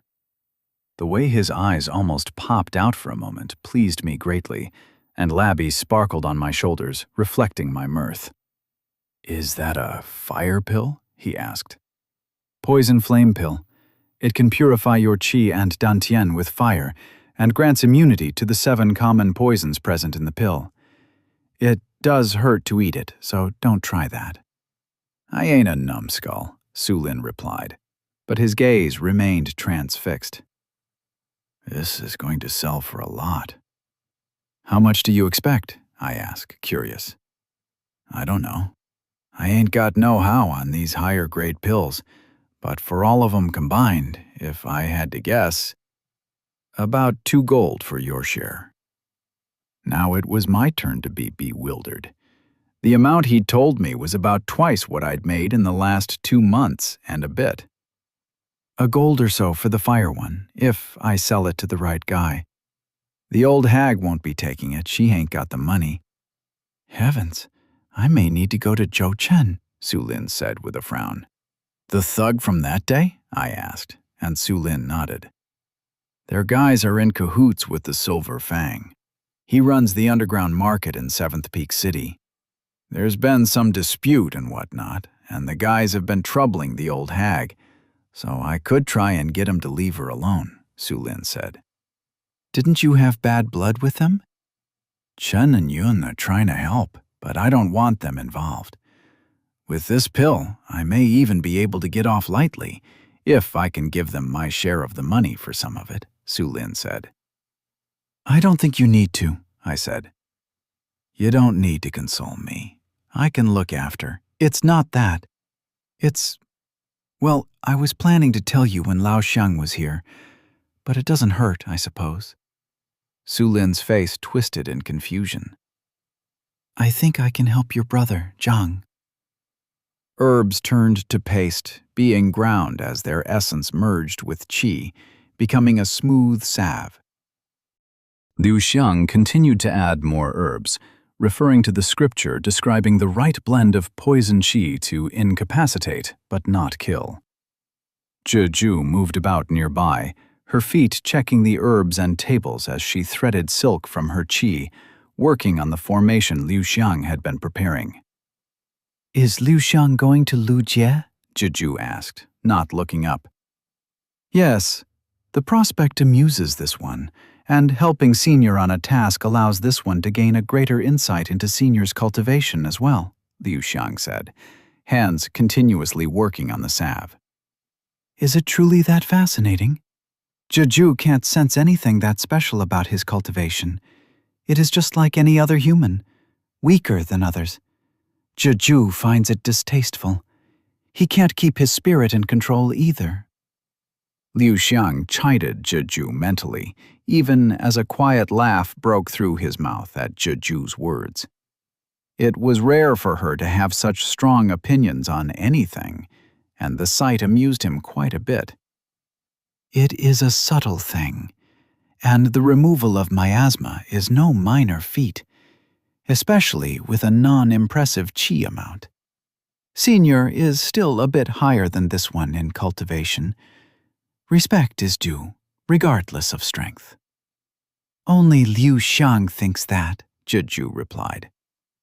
Liu Xiang felt slightly bitter at the words, for they resembled his mother's. Zhu apologizes. It's all right, he cut her off, focusing on the salve. The letter by Lu Jie had piqued his interest, and the solution to the crippling even stranger. He didn't know what the spirit anchor referred to, but he intended to find out soon. Let us head on then, Liu Xiang said. Zhu acknowledged his words, finishing the formation she'd been working on before she dematerialized into his dantian. Liu Xiang took a moment to change attire and headed out of the sect halls. He found respite to not be back at the Yi clan. The disciples around him still glanced and whispered, few wishing to approach one such as him. Those of the Yi didn't form bonds with their peers easily. The serpentine features didn't aid him much either. Short-sighted humans that fail to see beyond the prestige of clan rank and favor, Zhu said, sensing his thoughts. Liao Xiang didn't reply, though quietly he agreed with her assessment. It had been another reason why he'd found Lu Jie so interesting. His curiosity in Liao Xiang had been obvious, yet the boy lacked the fear of the Yi or his unnatural features. Even Liao Xiang's poison aura seemed to hold little effect. He's just too dumb to notice, Zhu Ji spoke. Liao Xiang chided her again, even as another quiet laugh escaped his mouth. He took note of the direction Lu Jie had given him as he made his way to the quiet and secluded grove. Liao Xiang soon sensed Lu Jie's presence nearby, alongside the other boy he'd mentioned. He entered the grove, noticing the two of them talking. Ah, Liao Xiang, thanks for coming.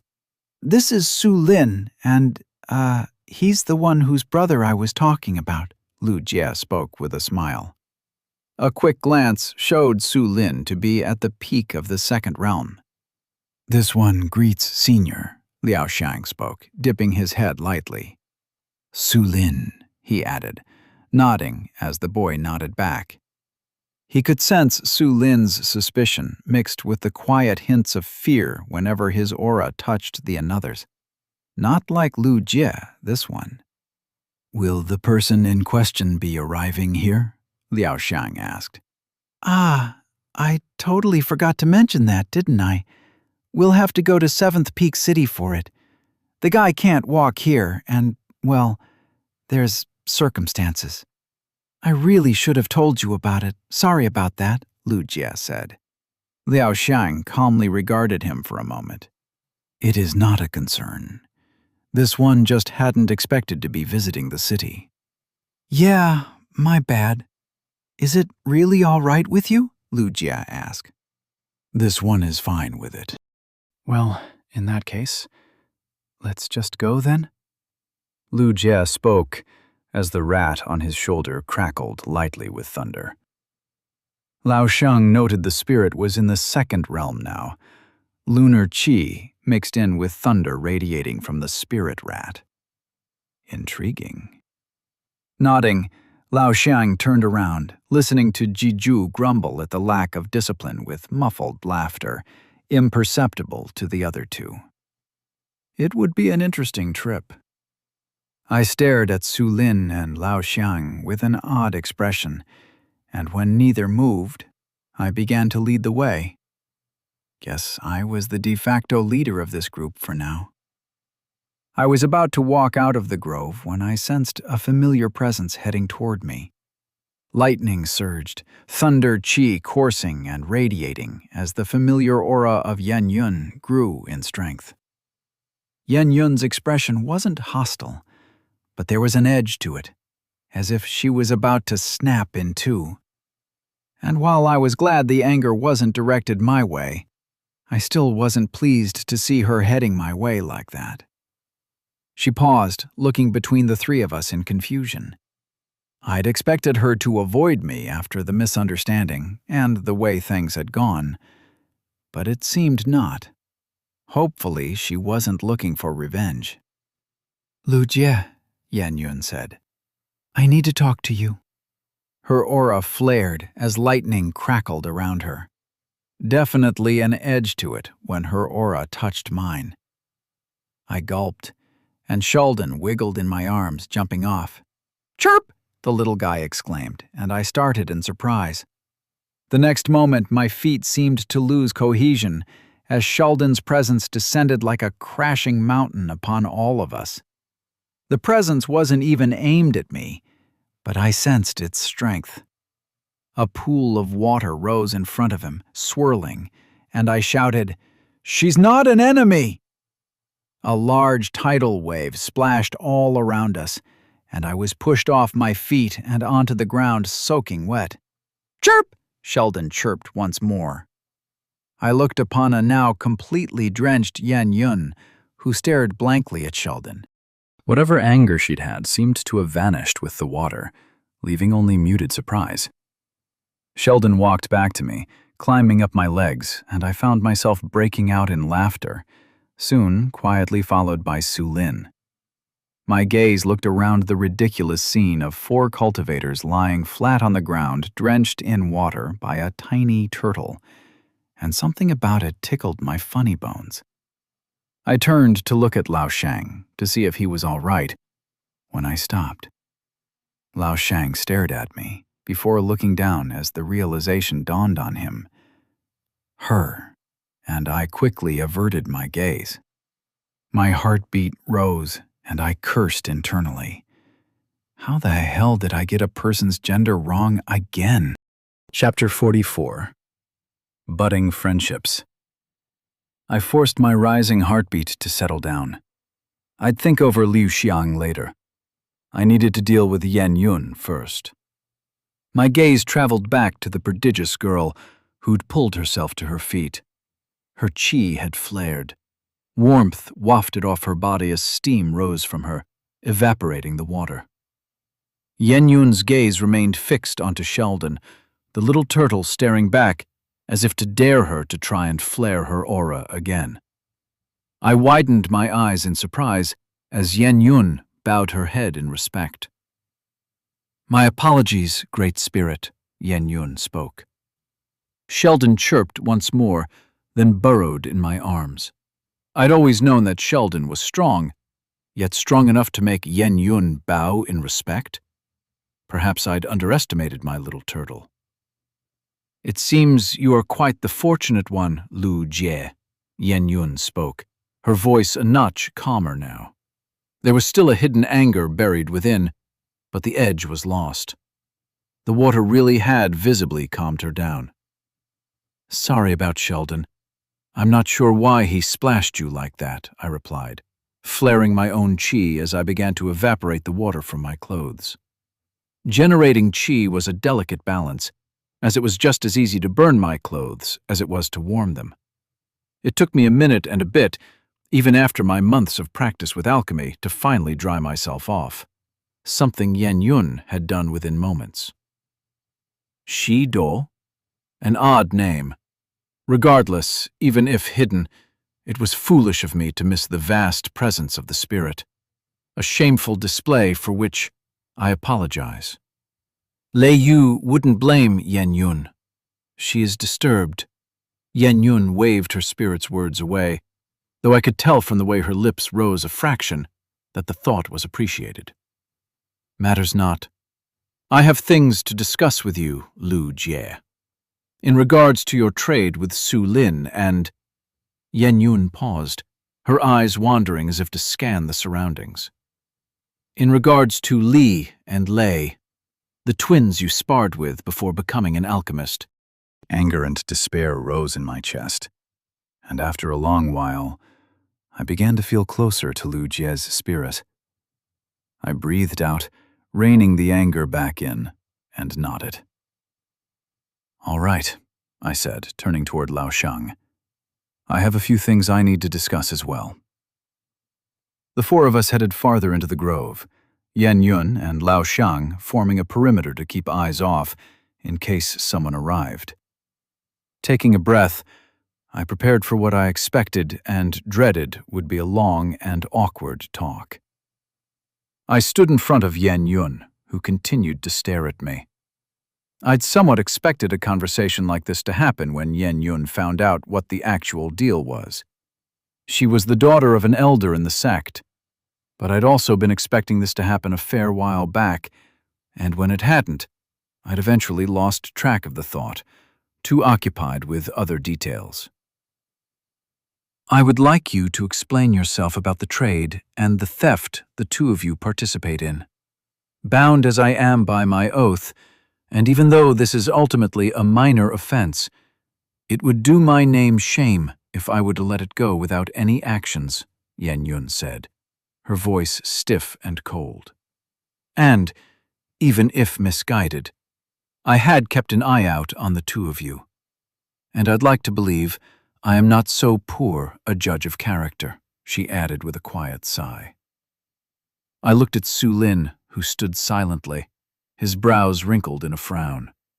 I didn't believe there was a point in trying to spin half-truths at this point. "I am learning alchemy. It is the path I have discovered, the path I wish to take. But as a third-realm disciple who's already 20, the sect would spare no resources over me until I proved myself by breaking through, which, as you can see, I haven't." A bitter smile flashed across my face, some of Lu Jie's feelings mixing in with my own. "You could have joined the alchemy halls." The stature of a devoted alchemist may not be equal to that of a cultivator, but an alchemist of the Cloudy Peaks sect would be treated well, even outside the city, Yan Yun replied calmly. "Join the halls and continue to produce the same old pills day in and day out, as I crawl ahead hoping to catch someone's eye so that I may be granted a better pill-making method or some favor and whatnot," I asked. Raising my eyebrows, there was a heat to my voice I hadn't intended to add. I continued regardless. "No, I'd rather not. My path is not that. It is to explore the mysteries of the world and see them for myself. Alchemy is just one method of doing that, a more suitable one to me than the martial path." "What about you then, Su Lin? Why do you steal spirit herbs from the sect? Your crimes are heavier than his, so do give your words some thought," Yan Yun spoke. I was about to interject when Su Lin grabbed my shoulders, stopping me, and he spoke quietly. "Because I owe the sect nothing. Because the path I'd been shown wasn't one for a lowly peasant like me. Talented, they'd called me, as they took me up from my home and brought me here, fed on dreams. I didn't mind. I was willing to work hard. But the heavens didn't shine so brightly upon my head, and I had to scrape by to push through. That is, until they took Brother John from us." I could sense a slight tremble in his voice. "He stood up for us. He didn't abandon us when everyone had. Brother John had been a genius. He'd advanced just as fast as half the kids from those lords with little resources. Until one day, he decided to help us and let the son of some noble get injured. And his fate was cut short, as his cultivation was crippled, Su Lin continued. I felt an odd emotion fill my chest. It wasn't fury that tugged at me in his voice.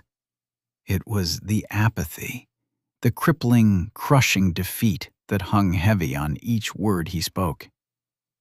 No one stopped them. No one said a word. The guy who'd crippled him got a light punishment, a slap on the wrist before he was let go. We were abandoned. I have no love for the sect that threw us aside like trash. I stood in silence, my chest tight. My gaze turned to Yan Yun. Her spirit had manifested on her shoulders, crackling with thunder as his serene gaze was fixed sharp on Su Lin. Very well. I have decided on your punishment, Yan Yun spoke. I sighed, turning a side glance at Lao Shang with a small measure of embarrassment.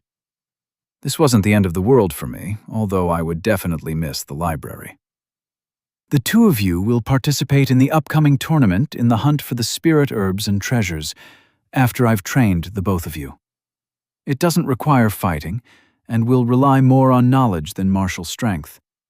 As such, I need you to beat Lei and Li. In return, I will make sure the two of you get a steady supply of spirit herbs without having to resort to this. My head snapped up. From the corner of my eye, I noticed Su Lin doing the same. The offer was generous. Too generous. It was a gift, not a punishment. Why? I asked, dumbfounded. Because I am a fool. Because my blood seethes when I see the strong prey on the weak. Because I've seen the arrogance of the sons of these lords, and wish to crush it beneath my feet. And because I am gambling my future, Yan Yun spoke as a pulse of qi spread all over me. Lightning thundered all around as she nodded, as if finally resolving a conflict within herself. I have lived far too long under the shadow of my grandfather. I'd hoped he'd see my wishes, and I'd hoped he would understand my desires if I did well enough.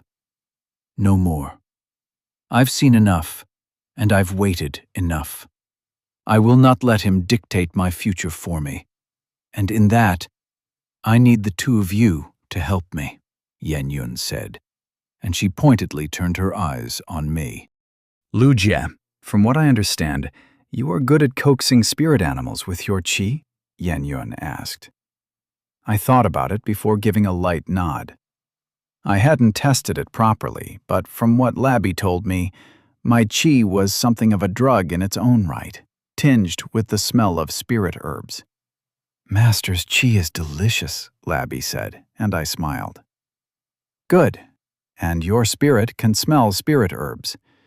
There are only a few critters more capable of sniffing out spirit herbs than spirit rats. It is unfortunate they are utterly useless as spirit animals, almost never breaking through into the first realm, Yan Yun said with a smile. I was starting to see her point. We'll prepare soon. I'll let the both of you know about the details. And, Lu Jie, by the end of this month, I'll be seeing to it that you're at the cusp of breaking through into the second circle. The tournament allows disciples to continue to participate if their breakthroughs happen within the tournament itself, Yan Yun said.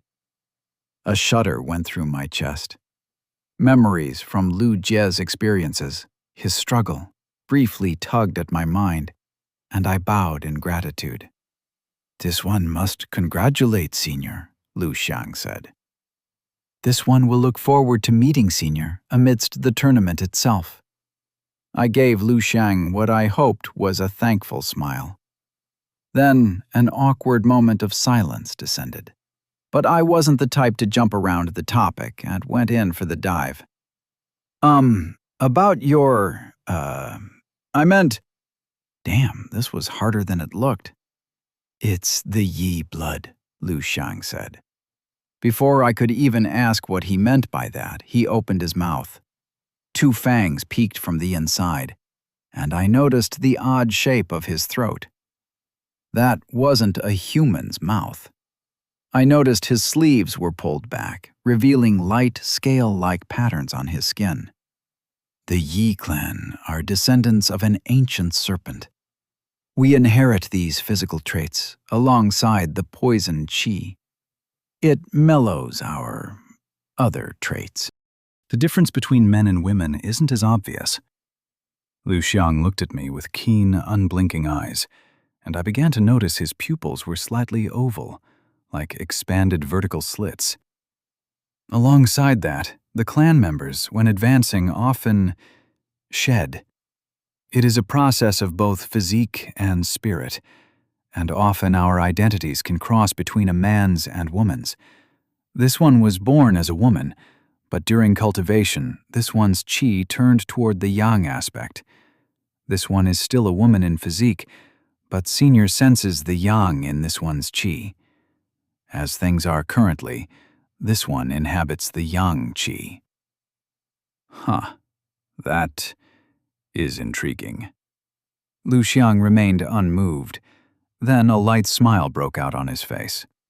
I couldn't help but notice the way his face was slightly different from a human's in its musculature, and my imagination began to run wild.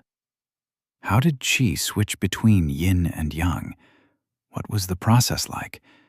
How did a snake have human children?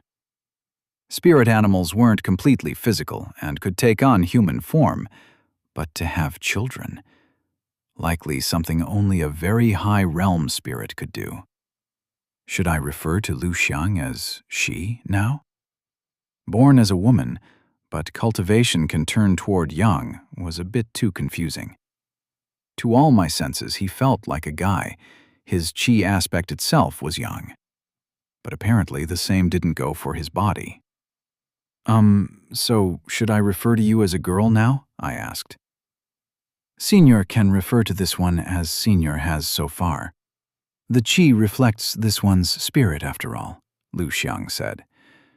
We should head to the town before it's too late, Su Lin said. Where are you heading? Yan Yun asked curiously, and I noticed the two of them had been listening in on our conversation. I stopped for a moment before speaking up. To Su Lin's brother. I think I can cure his crippling partially. Yan Yun gave me a look as if to say, Are you serious? Although the expression faded. If you don't mind, I wish to come and see the person in question, she said, and then, in a quieter voice, added, And I haven't gone out with disciples my age before. I wasn't sure how to reply, but smiled cheerfully. Sure, it'd be good to have some insight from someone more knowledgeable about cultivation as well, I said. Yan Yun's lips curved upward in a slight smile. I guess you didn't have many friends around if you were a genius prodigy. You catch the eye as it is. Are we really going to grab all these spirits and go out? The whole city would know about it before we're out of the sect, Su Lin said. I looked around at the eye-catching serpent-like girl-boy next to me, to the quite literal definition of jade beauty prodigy, a lightning rat, a big scary spider, a thunderbird, and an overpowered turtle in my hands. Fair. Time for some disguises? I asked. Lei Yu needs no coddling. Labby will behave. Juju thinks it wise. Chirp! The responses came, one after the other, as the spirits returned to their owners. I looked at Sheldon, who squeaked quietly. Well, I guess he was small enough to stay in my pouch. I turned my attention toward Yan Yun, who'd suddenly shifted into plain clothes, looking a lot more approachable, though still quite beautiful. My eyes moved to Liu Shang, whose cheeks now had a pink touch to them, making them not as pale and inhumanly white, and I noticed him holding a piece of cloth with some red powder on it. This one likes to be prepared, he replied. Time to move out then. Chapter 45. Cultivation Cure. Yan Yun walked silently, following behind the other three as they made their way out of the sect. Her qi was suppressed to appear to be at the peak of the third realm, and she'd changed the form of her robes to fit that of an outer disciple. The clothes oddly pleased her in their simplistic nature and fitting. She felt as if she was someone else, just another outer disciple out with her sect brothers and sisters to the city. Even if it was a lie, the thought soothed her. Lei Yu prefers the resplendent robes of the inner sect. Lei Yu sent the thought to Yan Yun, her spirit imagining himself in a regal gown with enough jewelry on it to shy some lords. "Don't you hate to take on a human form? Say the clumsy limbs are annoying," she asked, watching as the city appeared in the distance. Idle conversations had been occurring among the three walking ahead of her, and even though she walked alongside them, she still felt like an outsider intruding. "It isn't too displeasing," Lei Yu replied. "Yan Yun doesn't need these children as companions. She has both Zhu Ri and Lei Yu with her. Their fates are different than hers, and she will surpass them soon. Yan Yun should look for companions among peers." Yan Yun didn't reply to his words. Her peers were people who refused to look beyond her status and rank, or those trying to use her for their own gains. There were no companions to be found there. She slowed down a bit when she noticed Lu Jie stepping back to walk next to her. Her senses sharpened as she watched the boy intently. There was something strange about him, in the way he seemed so free of the little norms of civil society she'd been raised on. Yet it wasn't just his weird attitude that intrigued her. From the spirit turtle of such strength to having a spirit rat as his bonded spirit and his odd chi, there was a lot to uncover within the boy, and Yan Yun found herself all the more curious. "So, hey, I never thanked you properly for helping me out with Labby's bond and with the thugs, and I just thought I'd do that now when I had the chance," Lu Jie said, and Yan Yun tried to gauge his intent. "So, I'm grateful that, well, you didn't get us expelled and everything. But I wanted to ask, why us? I don't mind participating in the tournament as long as it's not the fighting section. Herb gathering is right up my alley, but why us? I can't believe we're anywhere near the best choice for whatever it is you want to do. And I guess I just don't understand why you would want us." Yan Yun stared intently into his eyes for a moment. "Let me ask you this, Lu Jie. How many disciples in the outer sect do you think are at the peak of the third realm?" The boy gave it some thought. "At least a dozen?" "Less," Yan Yun said. "Besides you, there is another who has recently reached the peak of the third realm and will be going into secluded meditation to break into the second circle. Most disciples from the outer sect that participate in this tournament do so to gain a chance to enter the inner sect, and for a chance to gain whatever prizes may be there. If one can do so on their own strength by entering the fourth realm, why would any disciple participate in what would look to be a squabble among young children? The oldest participant besides you is still a year younger than you are." Lu Jie listened quietly, thinking about it. "There is no honor to be gained by defeating disciples younger than you. Many in your position chose to take roles around the sect, admitting the end of their path as the will of the heavens. Only a few fools keep knocking at heaven's door, refusing to give up," Yan Yun said, feeling her chi flaring. "I need those fools, Lu Jie. A disciple who couldn't beat peers younger than him and couldn't reach the second circle in all these years. I need someone like that to beat Lei and Li." It would be a disgrace for them and a minor inconvenience for the family, but it should serve my purposes well enough. Yan Yun noticed the Yi girl listening. Su Lin seemed content to ignore them. "It would be a chance to get back at the two of them, and a chance to redeem your name. Though it would bring you no honor, if you break through within the tournament and manage to win during the hunt, it would be enough to let you into the inner sect," Yan Yun said. Lu Jie's frown deepened. She'd had the opportunity to look into his background. There was little of note to him before his path as an alchemist had begun. But from what she found, the boy had been desperate to break through and defy the heavens to chase his dream. She would be surprised if he refused her. "Well, I'm not really interested. I don't really want to fight those two either. It went pretty bad the last time I did that. I'd be happy to take the spirit herb and win the competition, but I don't plan to join the inner sect. My path is alchemy now, and to uncover the mysteries of cultivation," Lu Jie replied, turning to look at her with a quiet gaze. He had a well-shaped build, but his demeanor always made Yan Yun feel he was shorter than her. Yet, as he stated his path, just for a moment, she felt an odd change within the boy's expression. There was more life to him, standing with his back straight and eyes focused on her. His chi was filled with a deep yearning to grow, and she found her core shudder in response. An emotion she'd long forgotten under the desperate desire to excel and please her grandfather. The inner sect guides alchemists as well. There are few alchemists around, and the sect is always looking for disciples willing to take the path. Nah, with no disrespect. It's just not that fun when I'm told to explode things. I'd rather do that on my own."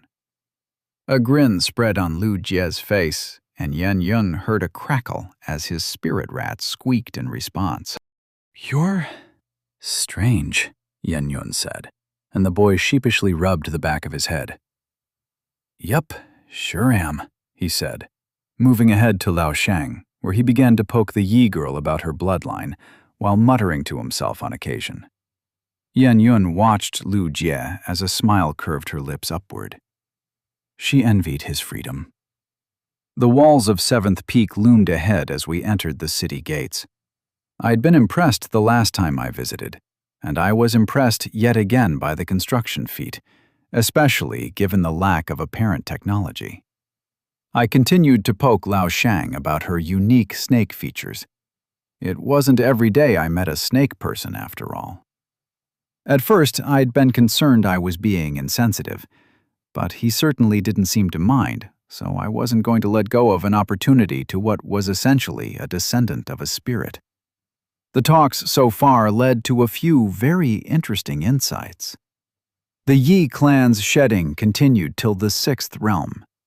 When ascending to the 7th realm, before they could take their positions as an elder, they would need to solidify their core and identity. This would be the last shedding they experience, and this identity would stick with them to the end. At that stage, the body would morph to follow the spirit, irrespective of what it was at birth. But that wasn't the end of it, not even close. Lao Shang's clan had spirits of serpents born within the family. Not animals who gained sentience and weird knowledge from qi, but born spirits from the non-human descendants of their ancestors. And these spirits often had the same process as the human members, but their identity and forms sometimes solidified as a human, turning them into a human permanently. There was a treasure trove of information here, as information on noble clans was something far out of what Lu Jie's memories contained. He knew about the city Lord Zhou, though not much more. I made mental notes as I followed alongside Liu Sheng, and soon we stood in front of Granny Lung's shop. Signs of damage from what looked like bladed weapons on some of the wood signs became apparent, bringing a frown to my face. The scent of herbs touched my nose, sensing the swirling qi as the old woman continued to refine her pills. I glanced for a moment at Yan Yun to see her reaction before heading inside. I followed Su Lin as we headed into the inside room where Zhang lay nearby. I grimaced at his state once more, feeling the odd lack of qi in his body. I noticed Liu Shang freeze alongside Yan Yun as their gaze fell upon the boy. "Brother Zhang, I've got some folks I know here. They might be able to help, Sulin spoke, walking closer to the boy. He opened his eyes and turned to look at me. A strange weight descended on my chest, coming face to face with what it meant if I gave hope to someone like him, only to fail. My hands clenched. I'll try. I can't guarantee anything, but I think his qi deficiency can be fixed, I said, more to convince myself than anyone else. The theory was simple. Form a source of qi that could directly circulate through his channels in place of his dantian, somewhat like a dialysis machine for kidney failure. I'd be making a purification system for qi to be supplied into his body. Liu Sheng, can you tell me anything about his core? I asked, stepping closer to the boy. I noted the symptoms I'd read of qi deficiency, the atrophied limbs and pale skin, the thin hair, alongside the little threads of qi still leaking out of his body from whatever spirit herbs he may have consumed. This one can see, Liu Sheng muttered, crouching as he took a pulse. A dark green aura spread from him and covered the boy. The core is shattered. The first circle misses pieces, and it has been stitched badly back together. This is hopeless. Liu Sheng met my gaze. What does Senior intend to do? I took out the pill I'd made from my pouch, gently rubbing Sheldon's shell in the process. Sheldon crawled his way out, landing with a thud. Can you help me, buddy? I asked Sheldon. Chirp! I plan to feed him this pill and then enter his core with my spirit and fix it from the inside. A sharp intake of breath came from Yen Yun, and I ignored the reaction as I continued to look at Liu Sheng. Can you make sure his vitals remain stable while I'm in there? Yes, this one can do it, Liu Sheng replied. I turned to the boy. His eyes were sunken into the sockets. I wasn't sure what I'd been hoping to find. Some desire to live, to fight. All I saw was a pained gaze that dared not hope. I didn't know if I could do it. I'd never had the chance to try and enter Sheldon's inner world or core again. I knew the turtle could guide me through the process. Something about my cultivation technique had been adapted by the turtle, and I'd felt the tug on my spirit as he'd invited me into his inner world a few times. But whether it would work on someone else, I had no idea. A smile covered my face as I extended the pill to the boy, putting it in his mouth. With some help, he swallowed, and I sensed the pill dissolve into qi within his body. I sat cross-legged and closed my eyes. Putting one hand on the boy's abdomen, where I sensed the shattered remains of his dantian, I began to circulate my qi. Sheldon soon joined alongside me. My spirit stretched, pulled alongside the flow of qi as darkness covered my eyes. Chapter 46. A Shattered World. A dark, endless expanse surrounded me when I opened my eyes. A dreading cold touched my spine as the sensation of something wrong shook my spirit. The air was thin, making my chest tighten. This place was wrong, extremely wrong, unsettling me just standing here. Chirp, Sheldon explained, although the sound came out like a heavy rumble. I looked down, noticing the massive turtle underneath with a beautiful green and brown shell covered in circles of gold. The realization that my plan had worked finally settled on me, but I let the happiness quickly fade away. I had work to do. Labby, can you hear me? Labby can. Labby dislikes this space. She'll stay inside, Labby muttered, her qi quieting. That was a first. Yet, for once, I didn't disagree. There was something hostile about this place. Sheldon rumbled once more, and I slid off his back to float in the endless dark. I would have lost my sense of position if he hadn't been around to orient me. I patted Sheldon's shell, extending my chi senses. The world rippled as my chi sense spread out. A shower of green chi pulsed through the darkness, shuddering and shivering as it spread itself all over. That must be Liu Xiang's chi, I assumed, watching the odd smoky chi do its work. I reached out toward the lunar chi in the distance. Pulsing and glowing, a small seed of light that anchored me in the darkness. I walked ahead, keeping a hand on Sheldon's shell as I tried to search for my seed. The darkness stretched infinitely. I tried to chat, yet the shivering darkness soon killed any attempts at a conversation. My senses faltered, slowly beginning to lose my sense of direction. Was I truly making any progress, or just randomly walking around in circles? Time lost meaning as the darkness encroached upon my mind. My vision started to blur as cold whispers assailed my mind. A voiceless voice, a fleeting sensation. I turned to look at Sheldon and froze as a walking corpse greeted me, covered in purple vines with a blooming flower of miasma on top of it. Sheldon roared, lifting his legs as he tried to stomp on me. My body reacted before my mind could, as chi rushed to my feet and I rolled. "Sheldon, it's me!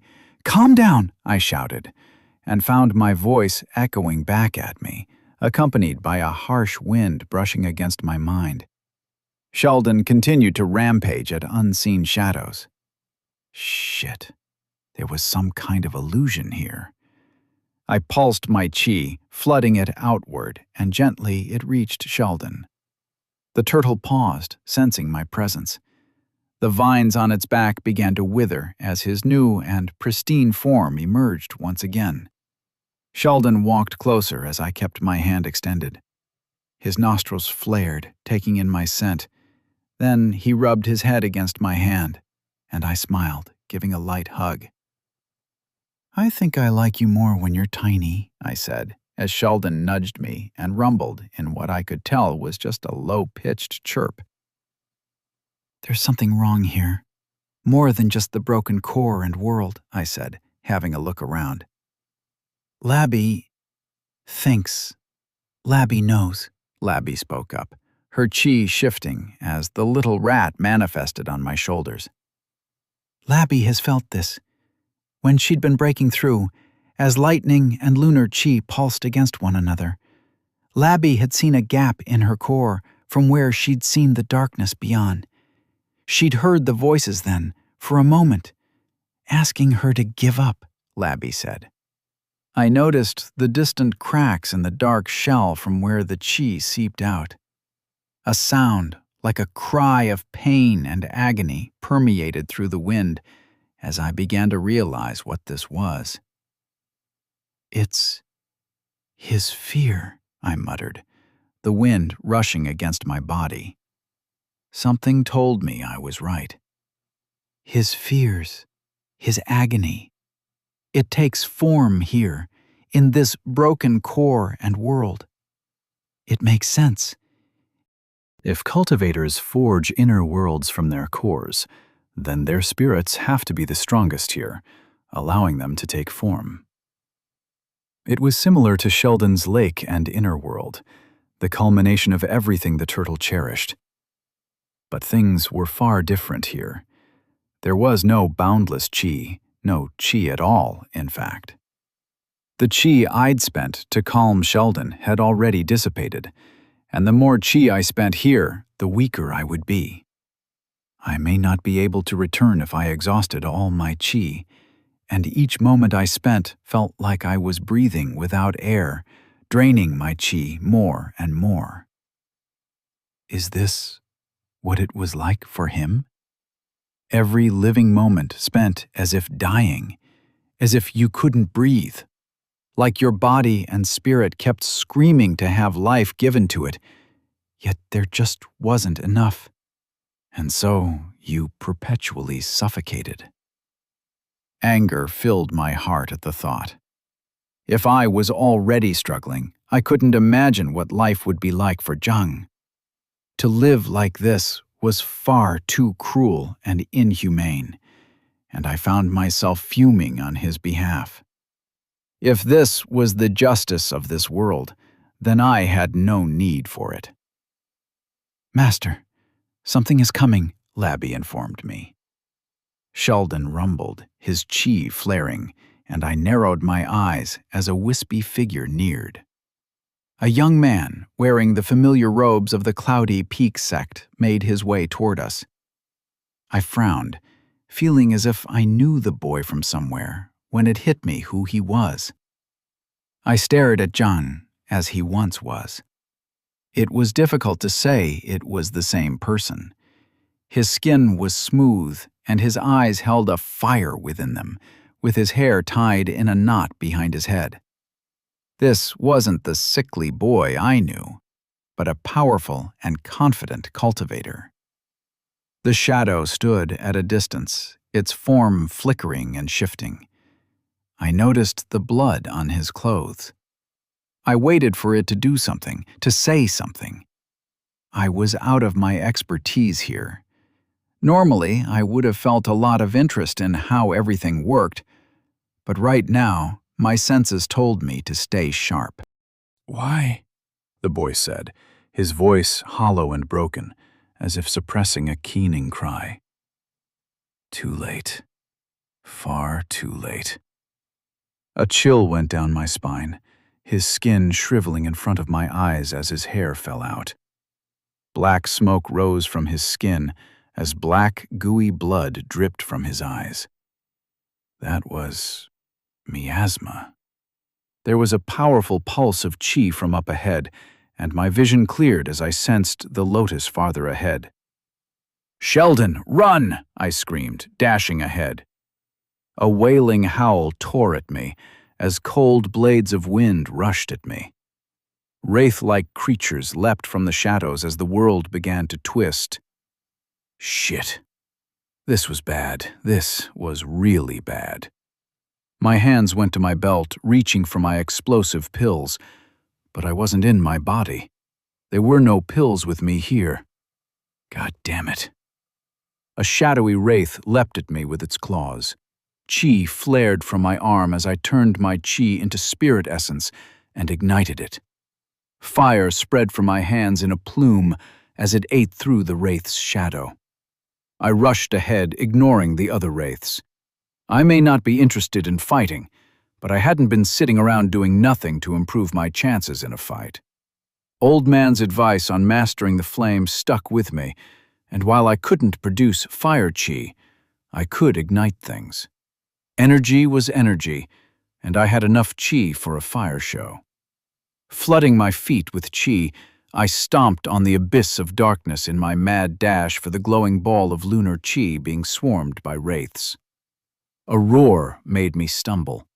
Sheldon sprayed a massive wave of water all around. My little guy was not so little after all. "Master, Wraith!" Labby shouted, manifesting on my shadow. Wow, Labby knew Metal Claw the shadow. Wow, Labby knew Metal Claw now. I shook my head, shelving the jokes as I refocused on the pill. Chi swirled around my palm as I shot it toward the wraiths, igniting it in the next moment. Like an exploding storm, fire spread through the shadowy wraiths covering the pill. A screeching howl came from behind me, and I turned, seeing the shadow of Zhang, now deformed like a floating corpse with bloodshot eyes headed straight for me. Sheldon gave chase, water flooding all around, yet Zhang was faster. I hurriedly grabbed the lotus pill, letting its energy soak into me. "I'm trying to help you!" I screamed, as a beam of water splashed Zhang to the side.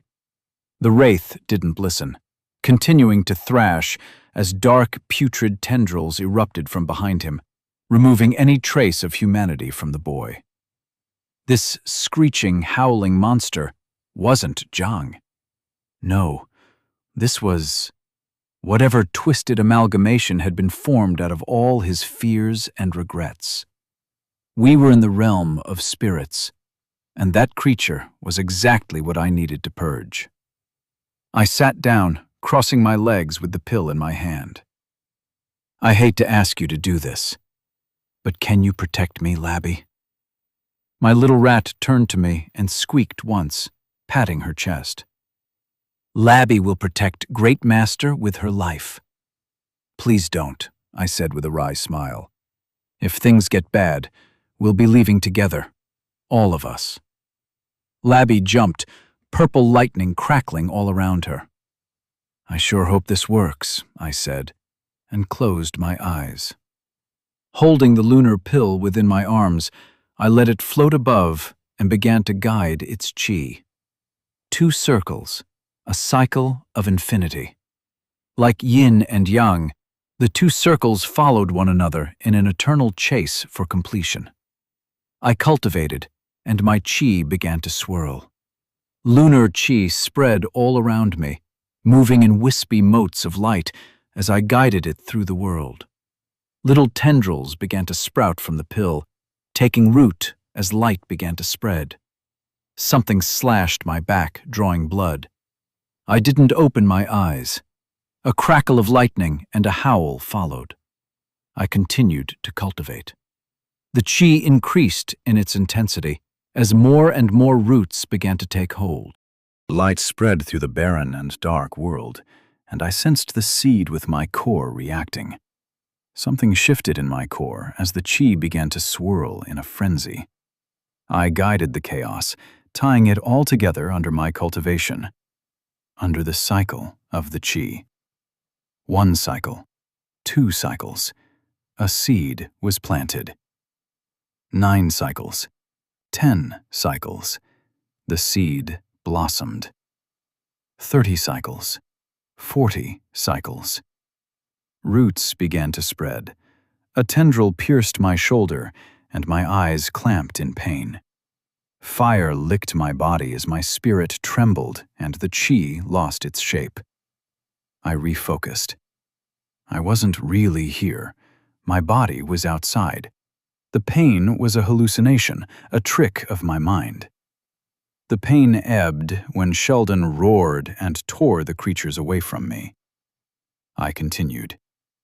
90 cycles. 100 cycles. My presence spread through the world, covering all within it. I was a part of this world, and my spirit was its own.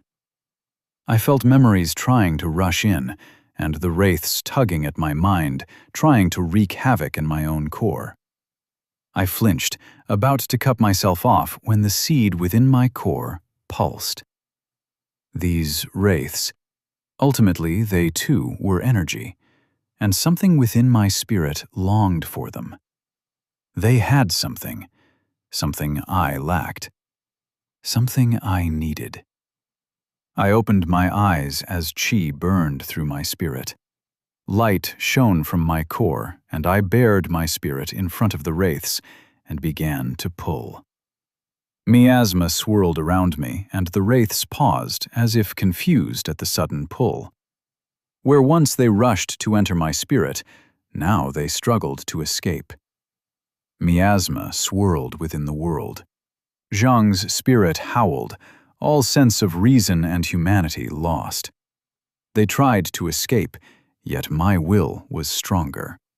The miasma flooded my core, greedily absorbed by the seed within me. My cultivation shifted, my dantian aching to grow as the cycle within it changed. The seed shivered at my core as it finished absorbing the miasma within itself. It ate greedily on the wraiths until filled to the brim. The second circle of my dantian began to take shape.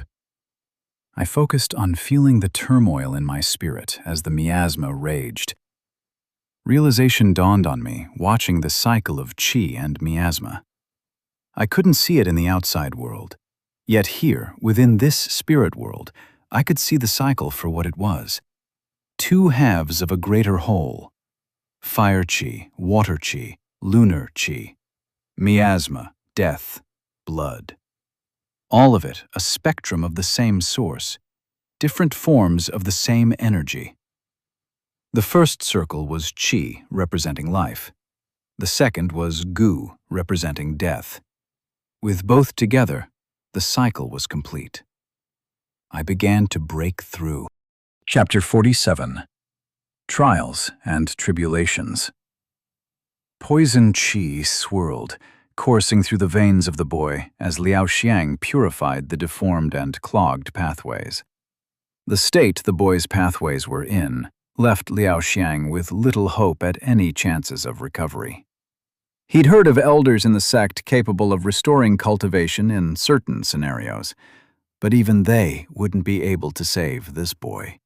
Merely heal him to leave a peaceful life at best, and die younger than most. What's taking him so long? You reckon he's lost? Su Lin asked, as Liao Xiang wiped his hair to the side. The rat-like boy had grown used to his presence, and, against all odds, hadn't responded with confusion or disgust when he'd become aware of his peculiarities. This one doubts it. Senior is still moving through, and this one can sense disturbances in the core, Liao Xiang replied. He's there, but something's wrong, Yan Yun muttered. Liao Xiang glanced at the Yan girl. The Yan clan weren't nobles, yet the influence of the clan was undeniable. He'd already heard of the young prodigy the clan was raising. Zhe still thinks Lu Jie was putting on a front, Zhe said, diverting his thoughts back.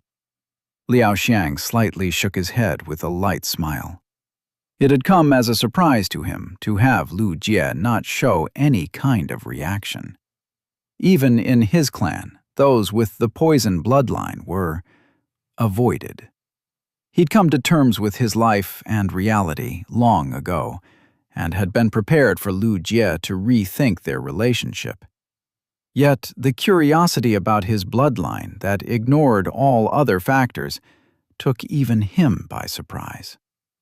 Liao Xiang felt his qi shift. He'd slowly but surely been finding his nature returning to yin, the yang qi mellowing out the closer he got to breaking through. Liao Xiang was fond of his feminine side a fair bit, seeing how it had been what he'd spent his childhood as. Although there were certainly benefits to the yang aspect qi as well, including an increase in strength at the cost of dexterity.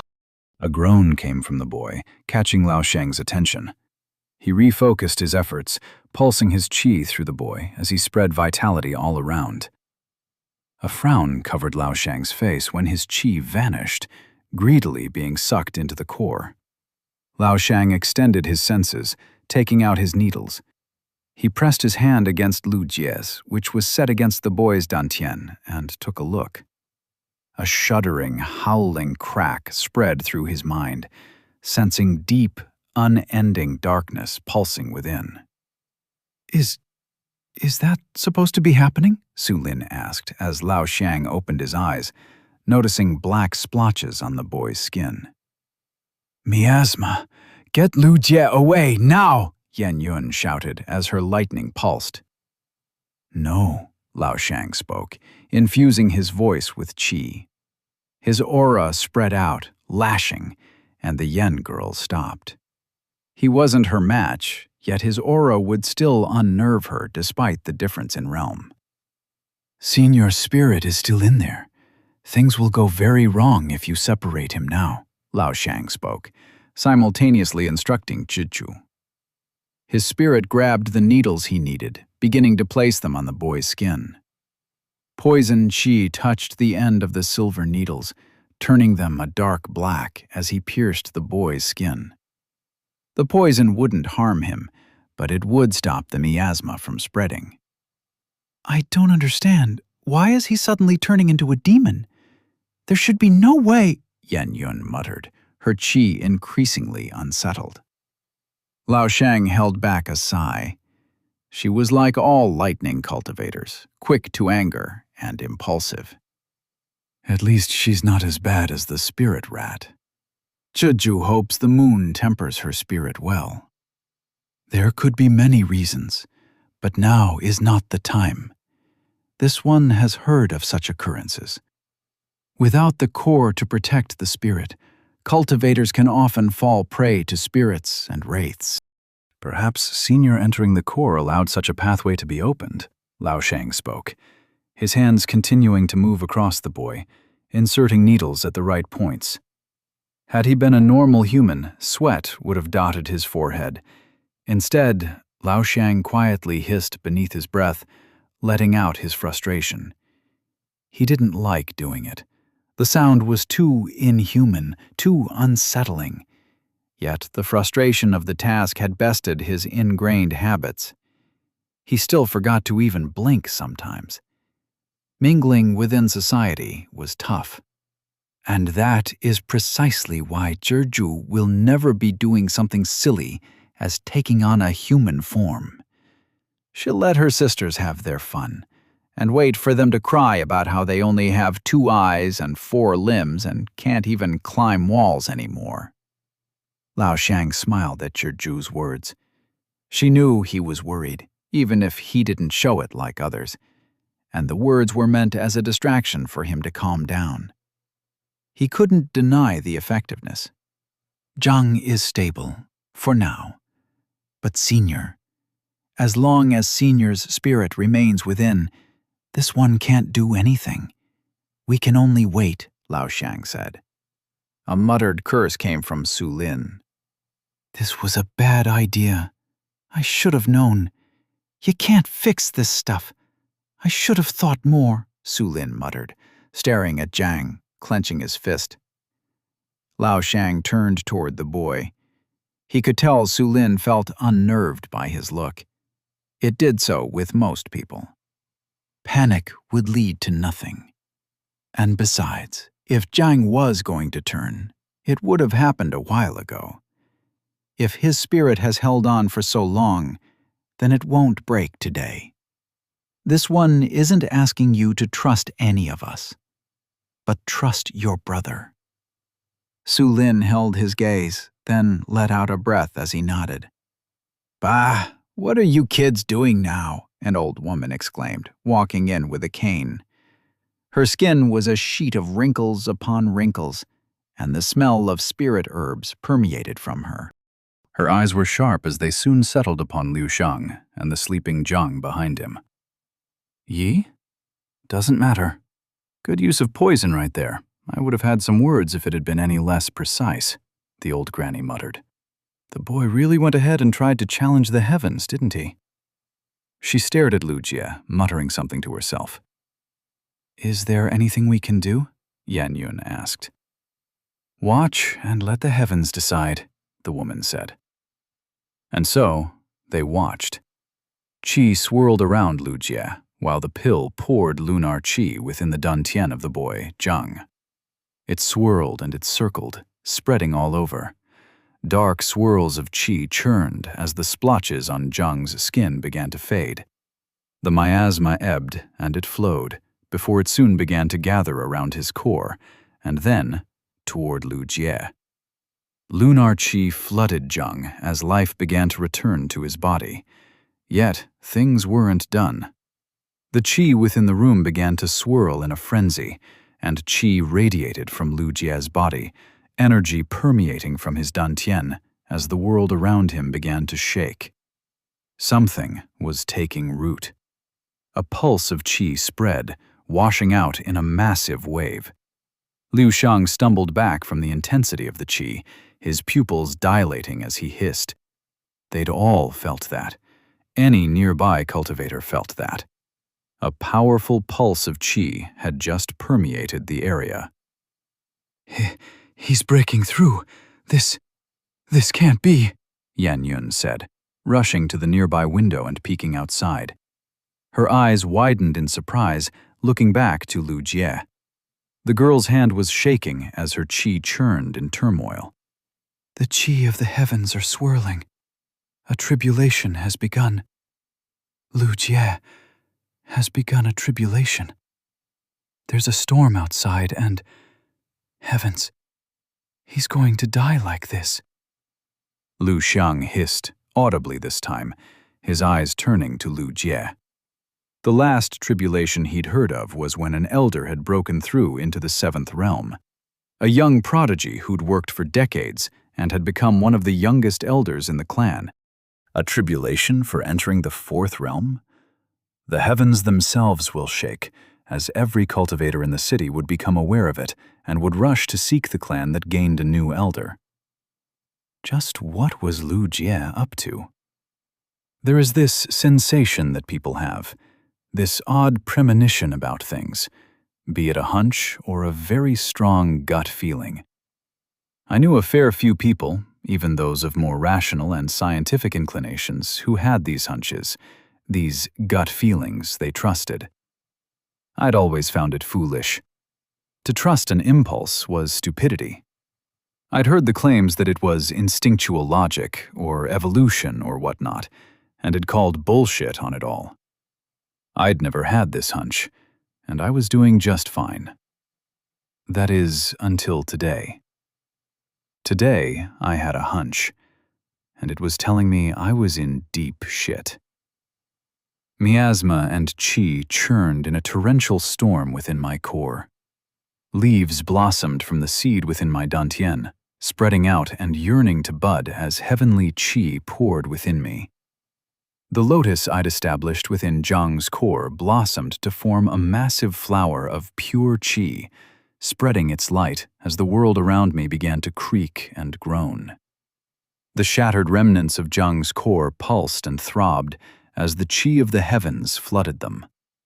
Light spread within the dark world as I consumed all the wraith, wrestling the two opposing energies together and holding them in a perpetual cycle. Two cycles, yet the same whole. Vaguely, I heard Labby's voice in my mind. I couldn't make out the words in the state I was in, yet I could sense her concern. Sheldon's spirit touched my own, and my qi trembled from the Great Spirit's touch. I smiled, a pained expression on my face, as I continued to gather my energy. My spirit felt like it would be torn in two under the weight of the forces it carried. I had no idea what would come of breaking through in a place like this, yet something told me there wouldn't be much of me left after the process either way. From the very first day when I'd changed my cultivation method, there'd been an insight I failed to recognize. Two cycles and their cores. My path and the steps I needed to take. The hints had been present, yet the memories I'd inherited from Lu Jie refused to let me believe something absurd like that. Perhaps it was a good thing. It had let me live a bit longer. I opened my eyes, watching a white expanse in front of me. My hands were dark splotches of black with twisted claws jutting from them. The miasma hadn't left my spirit untouched as it made its way in. I focused my will, shifting my spirit back into a human form as I pushed the miasma further in. I felt at my core, at the second circle forming within, the realm Lu Jie so desired to reach, the realm he'd so desperately struggled to get to. Now it hung like a noose upon my neck. My eyes shifted to Labby, the little rat crackling with nervous thunder. Somewhere along the way, I'd cut off our bond to protect her. Yet even now, I felt as if I could hear her thoughts. I smiled, feeling oddly calm as my form began to fade away from the turmoil of qi and miasma within my core. A bright lotus bloomed in front of me, roots of qi spreading all over. The second spirit landmark I'd made. I could sense the first one all the way back in my chamber, connected to my soul. It had been a success. Zhang would be healed. I couldn't bring back his cultivation, but with this, he would at least be able to live like a normal person. It was the most I could manage for him. Thunder flashed around me as the heavenly qi swirled. Lightning roiled, and I cursed how little time I had. Dumb as fuck, tribulation clouds couldn't even wait till I had a moment with my spirits. It only served to prove there was something conscious within the qi itself. Stay away, Labby, Sheldon. "I really don't know what I'm doing here," I said. Labby squeaked in reply, protesting. I turned to look into Sheldon's dark green eyes. A moment later, the turtle grabbed Labby in his mouth and dragged her away. I nodded in gratitude. My form began to dissipate. I had held off the breakthrough for too long, and the turmoil of forces desired a release. The chi rumbled, asking for me to abandon the miasma, to break through and consume the goo within me to progress. It wished for me to follow the path it ordained for me and bend to its will. I closed my eyes, ignoring the thunderous force of the chi, sensing the insight I'd gained. Within the seed, in its blossoms, born of two opposing natures of energy, were words. It was in no language I recognized, and simultaneously, all of them. The words whispered in my soul. The first law. The insight that signified the first step I'd taken, an immutable truth of the world around me. I had barely scratched its surface, but even just that was enough to push me into a new realm. I knew the first step within my path now, and it wasn't the path the heavens wished to force upon me. I opened my eyes and faced the heavens above. I refuse. The world stilled around me, as if time itself had slowed down. I refuse to progress on your path. The chi trembled, raging at my words. It crackled with lightning, blinding my sight. It was a warning. The moment I progressed upon the insight, lightning would tear my spirit apart. Anger filled my chest. Go on, strike me down. That is exactly what you'd planned to do, hadn't you? I'm starting to realize why it's so difficult to spread knowledge in this world. Why, even when people live for centuries, no major breakthroughs occur. It's because of you, isn't it? The moment someone gains the right knowledge, the right piece of information, you come down with your thunder and lightning, ready to strike them down, I said to the heavens, my fury boiling forth. How many have you struck down? How many lives have you smothered? How much knowledge have you vanquished? I shouted, finding something in my spirit melding.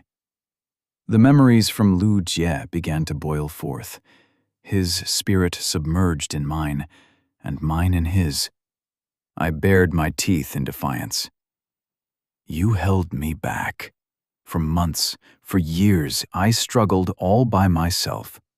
I pushed and trained, yet nothing.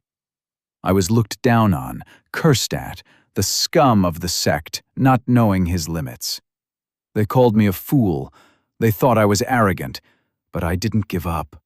Up until the very end, I didn't give up. And now that I've finally touched upon one of the heavens' truths, you try to strike me down? Rage filled my spirit as chi and miasma boiled forth from my core. Thunder crackled from the heavens, rising to a crashing wave. I refuse. I do not follow your rules.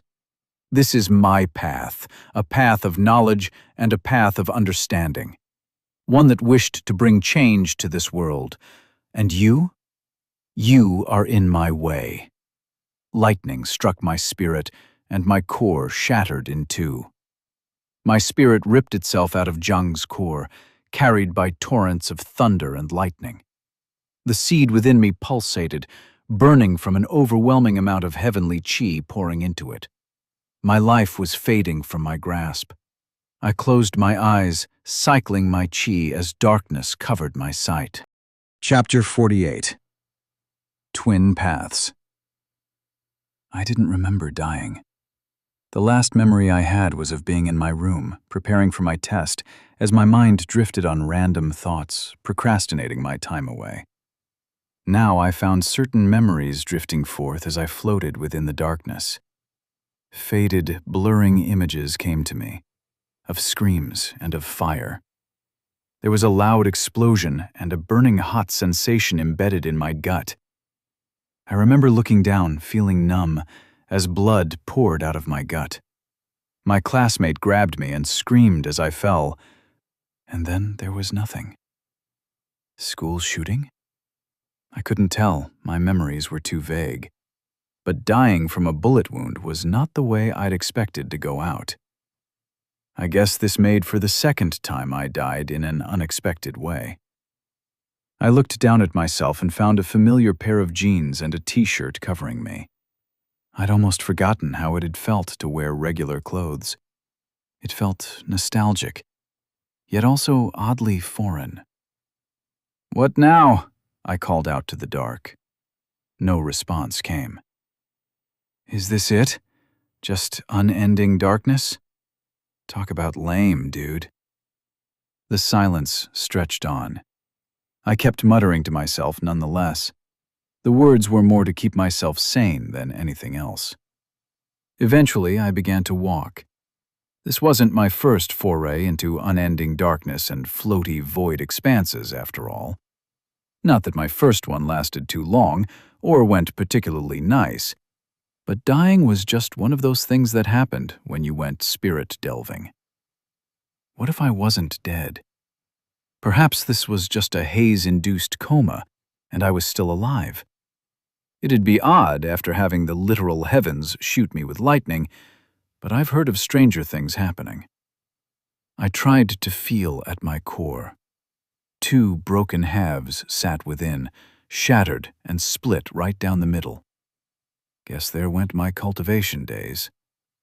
At least I may still be alive, I muttered, finding no relief my words may have implied. Dying might be the better alternative over living as a cripple. Although I could probably still do science if I wanted to, there was just something about the joy of exploring magic that I couldn't replace. It wouldn't be the same. Without Labby, Sheldon, all my notes on alchemy, the pills I was working on, the spirit garden, none of it would be the same. Whoa, no depression fest. Things might be recoverable. Should have thought of all this before defying the heavens and calling it dumb and stuff. Too late for regrets, man, I said, trying to keep my spirits from sinking. I'm not sure it worked. It seems we're more similar than I'd ever thought, a familiar voice whispered. My head snapped forward, and my eyes widened in surprise as I paused mid-step at the shadowy figure. My own face, a face that I'd grown familiar with in the last 2 months, headed closer. A frown covered his brows with an arrogant touch to his spirit. He wore the same outer robes I used to, but the clothes fit him more than they had ever fit me. I watched with a sinking heart as Lu Jie neared. "You're alive?" I asked. He held the same arrogance I associated with cultivators, yet there was also exhaustion in each step he took. "I am, or was, until you took my name, that is," the boy said. I winced. I did do that, didn't I? I pretended to be him and lived his life in his stead. In my defense, I'd thought he was gone for good. Not that it'd have made me any more likely to give up being alive. I decided to put my moral quandary to the side. "Well, thanks for letting me borrow yours. I made sure not to tarnish your name too much, but a crazy young beauty thought you were into men. My bad for that," I said, trying to get a reaction out of him. Neither of us laughed. An odd sensation filled my chest now that I was face to face with Lu Jie. Was this the end of my free life trial? Subscribe to the premium service for more? Subscription services didn't want to leave me even in a whole other world. God damn it. "You still don't see it, do you?" Lu Jie asked. I raised my eyebrow. "Not if you're all mysterious about it, no. If you tell me, though, then I might."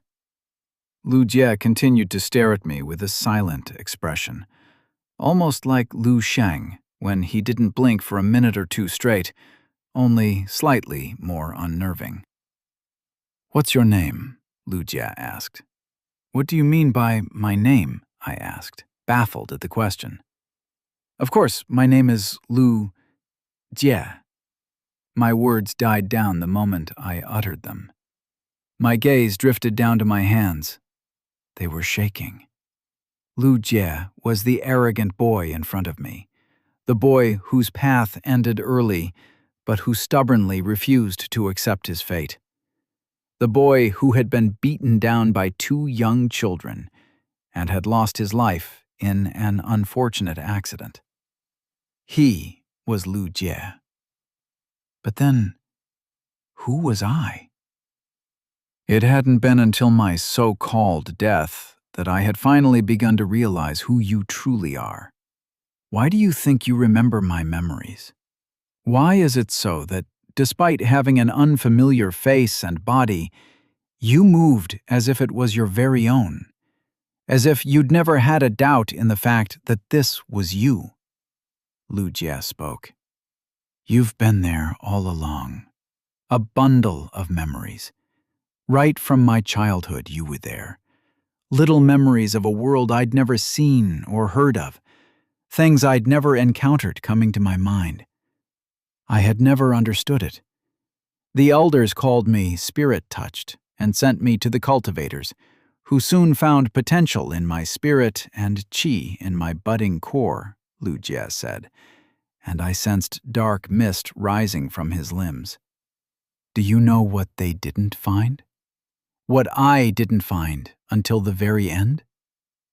It was you, Lu Jie said, his eyes burning as he stared into mine. I stumbled back as if physically pushed. I was... what? My lips parted, desperately trying to come up with a name, my name, to recall my memories, any memories, of who I had been. What I saw wasn't the modern home and my family, not the luxuries of the modern world and internet, but instead a broken-down shack and a kind man toiling in the fields. You are me, Lu Jie continued, or at least a part of me. I do not know what to call you. You have no name I know of besides my very own, Lu Jie.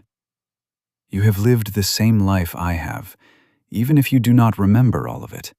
Same as how I do not recall everything from our previous life, Lu Jie said. Just hold on, please. This is getting a bit too freaky. I clutched my head, trying to sort my mind. A laughable notion. Nothing made sense right now. I am you, but not you? Like, hold on. So you mean to say that I am a part of you, and I've been here from the start? All those memories I thought were yours, they were me? Me from when you were running the body, that is, I asked, and Lu Jie nodded. They were both of us. You lived within my mind, and you sometimes spoke when I slept instead. You have been my shadow, the hidden half the world didn't see. The difference between us is not too clear. I am you, but not complete, and the same goes for you, Lu Jie said. My heart thundered on the tides of a mounting headache. My clothes began to shift, and I now wore robes from this world, a world I'd lived in for years without being aware of it.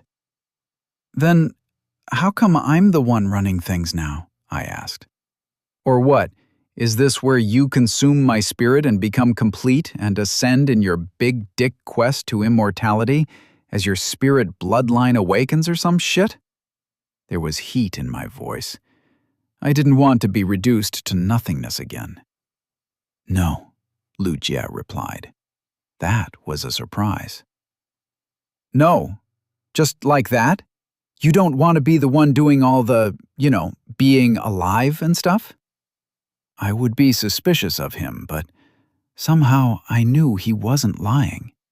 None of this was a lie. I could tell.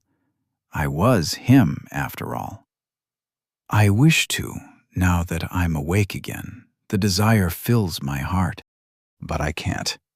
My spirit is still too weak, and I've changed. If I took over, we would both die, Lu Jie said, his voice bitter. I've also had some time to observe you, and think about my life as you went about denying everything I'd lived for up until the very moment I'd died. I winced. Self-roasts sucked. I watched you through your journey, and I spent a lot of time thinking. I was arrogant, foolish, and frustrated, and I let my ambition and anger get the best of me. I had worked harder than anyone else, yet I'd found only half the result, and ultimately it led us to this, Lu Jie said, extending his hand outward, and an expression of muted sorrow covered his face. Well, yeah, you were kind of stupid, honestly. Wait, I'm just roasting myself here, aren't I? Damn it, I muttered, and was surprised when a chuckle escaped from Lu Jie. I was a fool. That is another reason why I wish for you to return instead of me. I wish to see just where your path will take you.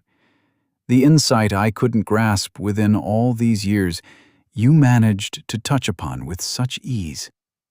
Perhaps there is something within that yearning of knowledge and understanding which separates us. You have ignited my desire to see and walk that path with you, Lu Jie said, a dark smoke whipping around him. Miasma, are you gonna go demonic batshit on me now? I asked, trying to circulate my qi when I soon realized the state of my dantian, sitting shattered in two. Odd for you to say that. Did you forget your own words? Energy is just energy. There is no good or evil within it, Lu Jie said, gliding toward me. The insight I lacked. The reason why, when you cultivate, you do so not in one, but two cycles. It is me, and it is you. There are two of us, two that form the same whole. All my life, I'd cultivated only one half of my spirit, leaving the other behind. It's why it took me twice as long and twice as much effort to get to where I was. But not anymore. Something in my spirit was rising. I had an innate understanding of what I was meant to do here. It is time for us to be free, Lu Jie said, extending his hand. Miasma rose around him, sizzling and hissing as it circulated the boy in a dark haze. And then the boy spoke, his words shaking my spirit. I am the goo, the miasma, the poison, the death. And I am the qi, I whispered, extending my hand. My spirit shuddered as I brushed my spirit against Lu Jie's spirit. The two halves of my shattered dantian split apart. Miasma circled around me, mingling with qi as two cycles formed, one flowing into the other, an eternal cycle that complemented one another. The energies flowed, filling each half and complementing the other. The qi filled mine, the gu, Lu Jie's. Two cores shone within the darkness, revolving around each other like twin stars circling one another. One was black and filled with miasma, the other a pure white filled with qi. There was the two of us, two halves of the same whole. And thus, so was our path, made of not one, but two forces. Something changed in my soul, in both of our souls. Words arose from the depths of my being, marking themselves within my mind. The first law within the path I walked, it revealed itself to me. And for the first time since I'd opened my eyes in this world, I felt complete. The first law of cultivation, the duality of qi and gu. The qi churned around me, mingling with the gu from Lu Jie as a storm surrounded the two of us. I stared at Lu Jie, and he gave a wry smile, black hair whipping in the unseen wind as our spirits intertwined. I'll see you soon, Lu Jie, he muttered, and the storm swallowed us whole.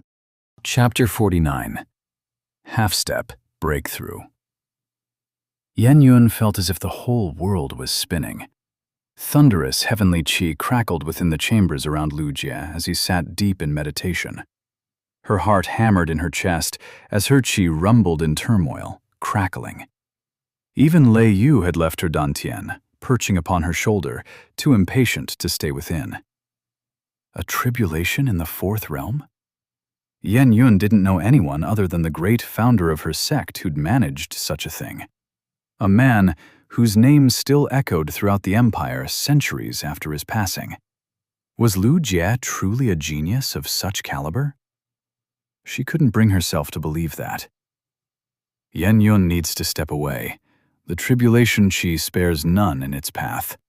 Lei Yu spoke in her mind, his concern audible in each word. He was unsettled, and she didn't blame him. All of them were. History was taking shape in front of their eyes. Heavens, I'm too old for this many disturbances, the old woman spoke, taking a seat as she quietly sipped her herbal tea. Yan Yun almost burst out in a fit of anger and frustration at her behavior. Taking a moment to calm her qi, Yan Yun asked the old woman, "Is there no way to stop this? He's going to die. I've seen his cultivation and it's unremarkable. Perhaps he stumbled upon some great secrets as he tried to fix the core, but his spirit won't handle it. It'll be in shambles even if he survives." Yan Yun clenched her hands as thunder qi pulsed around her.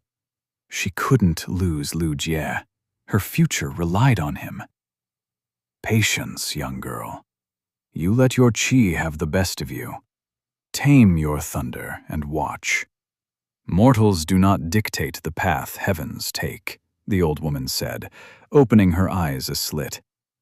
The woman turned to look at Lu Jie, taking another sip of her tea. A sigh escaped her as she set it aside. Making my old bones creak, all you young, bright-eyed cultivators, the woman grumbled. Su Lin, ward the shop. Take Chen and Yun to help you. Be quick, before any cultivators sense where the source of the tribulation is. Su Lin stared at the old woman in surprise. His expression soon turned resolute, and he rushed out of the room. Yi boy, or girl, I'll never tell with the Yi. Pull Zhang away from the boy, the connection is cut. It's all him now, Granny Long said as plumes of smoke rose above her hand, slowly heading toward Zhang's mouth. The old fool. Raising a disciple like this at his age. Still hasn't given up, has he? Heavens curse him, the woman muttered. The plume of herbal qi settled all over Zhang.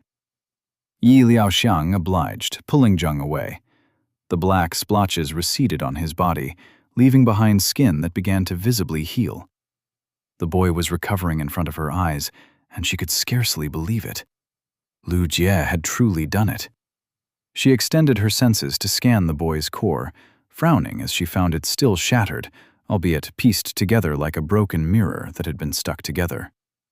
The core was whole, but cracked, ready to crumble at the lightest touch. A smaller knot of qi burned within that shattered core, spreading qi around the boy's pathways and returning life to his limbs. Now, head out. It's going to begin soon, Granny Long instructed, standing and moving toward Lu Jie. She hovered her hand above his abdomen, muttering some things that made the qi pulse as the frown on Lu Jie's face eased. The next moment, light shimmered nearby, as a turtle and a rat appeared within the chamber. Lu Jie's spirits. The rat sparkled with thunder and squeaked, the turtle holding her in its mouth. Looking silently at the boy's sitting form, a sinking premonition began to settle in Yan Yun's mind as she watched the events unfold. Labby needs to go to her master. Let her go, the rat screamed, her qi flaring as arcs of purple lightning flared around her. Stay quiet. You can't help your master now. Do not interfere or you shall shoulder his death, Jiju said, her qi subduing the rats. The little spirit rat continued to protest. Yan Yun stared at the spirits, then at Lu Jie. She clenched her fists as she watched the pure arcs of golden thunder swirl around him, an odd envy blossoming alongside her worries. We need to step out. Now, Granny Long said. Carry Zhang outside. Let's hope the boy knew what he was doing. Yan Yun stepped outside, the rest following. The weight of the heavens descended upon her shoulders, making her chest tighten. She could only wonder what it was like for Lu Jie. The next moment, a pillar of lightning struck down upon the boy, blinding her sight and senses. There was a shattering of a core, carried by the great pulse of heavenly qi. Lu Jie's spirit was torn apart, splitting in two. She closed her eyes, silence descending upon the chamber. The only remaining sound were the cries of protest and grief from the spirit rat. Turmoil filled her heart alongside an odd grief. She'd barely known the boy, yet his demeanor had given her hope. One to pursue her path with the same burning desire he had, the stand against her grandfather. Yet the heavens were kind to none, especially those who lacked strength. Even if Lu Jie survived, he would never again cultivate. Yan Yun turned, wishing to not face the boy when he woke up, but suddenly Lao Shang spoke with a hiss. He's there. Something's there. This one needs to heal the senior's body. His spirit is still there, Lao Shang said, rushing inside. Yan Yun was about to stop the boy. Denial would do nothing. She herself had felt his core split in two halves. Yan Yun froze, an odd sensation reaching her senses. Her eyes widened in surprise as she stumbled within the chamber, watching Lao Shang working to heal the boy's burnt and bleeding body. This couldn't be. Are Lei Yu's senses playing tricks on him? Her spirit murmured. Yan Yun wished someone could tell her as well. She stared at Lu Jie, where he lay, clothes burnt and tattered with charred flesh covering his body. Yet a defiant grin still hung on his face. Yan Yun felt her heart thunder at the sight. Yan Yun extended her senses and felt at the strange marvel of nature in front of her. Lu Jie had formed two cores. I remembered saying how cultivation was almost addicting, how the growth was addicting, as the qi increased your life force and all that. Well, I take it back. It sucked. And it sucked a lot. Pain racked every inch of my body, while fire seemed to pulse through my veins. My cores shuddered, revolving around each other in a slow and smooth cycle. The smell of herbs touched my nose, and a tingling sensation brushed on my cheek. I opened my eyes to a furry gray rat sitting on my chest, sleeping peacefully. My eyes burned, and pain still racked my body. Yet I smiled anyway as I watched Labby. I guess I did survive. I'll have to thank Lu Jie for that one. My gaze turned sideways, noting Sheldon sleeping nearby. Moonlight drifted in through the windows, and for a moment, I almost felt like I was back to the day I'd woken up in Old Man's chamber. Confused and scared, and with my body aching all over. "Keep lying down, you fool. Your spirit was torn in half today," a voice came, and I turned to spot Granny Lang walking toward me with her trusty cane by her side. She looked 100 at the best of her days, and yet today, the old woman still managed to look a decade older. "You'll send this poor woman early to the grave if you keep doing foolish things like that," she said, and the cane descended on my forehead with surprising speed. I flinched, clutching the sore location. That actually kind of hurt. I rubbed my forehead, lying back down. I gently patted Sheldon's shell. The little turtle's eyes flickered for a moment, but he remained asleep. "Did it work? With Zhang?" I asked. "You almost die and the first thing you ask is that? Kids these days," the woman said, almost as if scolding me for it. "He can't walk yet, but he's getting there. And if you meet Su Lin, don't say anything about his eyes." I've known the boy for years now, and I can't remember the last time I saw him cry." I smiled at the old granny's words. I closed my eyes, letting the scent of herbs and gentle qi flow over me. A few moments later, I focused on my dantian and found 2 cores present within.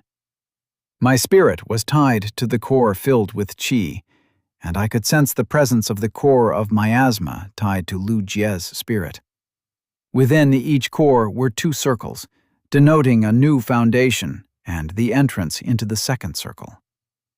But despite that, the cores themselves were present at the peak of the 3rd realm, as if perpetually in the midst of breaking through. The 2 cores attracted each other, diverting their energies in a cycle that kept them in a stable state, despite their perpetual half-step into the 4th realm. I guess I was in realm 3.5 now? 2 times realm 3.5? The poor man's 7th realm? I snorted, redirecting my attention back to my cores. At any moment, I could reach out to either of them and push them over, breaking through to the 4th realm. Not once, but twice. That would be such a waste, though. This here was possibly the only chance I'd have to study the breakthrough process and take my time with it. Not to mention the stable binary system of 2 opposing forces within the cores themselves. The fact I wasn't exploding from the inside was already amazing. Feeling curious, I let my spirit shift and reached to the core of Gu. My spirit brushed against Lu Jie's. His spirit was dormant, sleeping, yet there was still some awareness present in him. I let my spirit mingle with his as the central core within my dantian changed to one of miasma. "Stop that," the old woman said, her voice sharp. I don't know what you've done to yourself, boy, but do not let others sense your core of miasma. You'll be killed immediately, and no one will stop it." I nodded, letting the miasma briefly flow through my spirit. I could sense my pathways burning as the miasma flowed through it, and if I continued to use it, I would soon lose the ability to channel. I shifted back to my qi core, flooding my pathways with qi, and washed the miasma from my body. My mind was still in pieces, trying to come to terms with everything I'd learned. The fact I was Lu Jie, or a soul that had been inside Lu Jie ever since his birth, that I didn't even remember my own name. The strange circumstances of my core and cultivation served to distract me from those thoughts.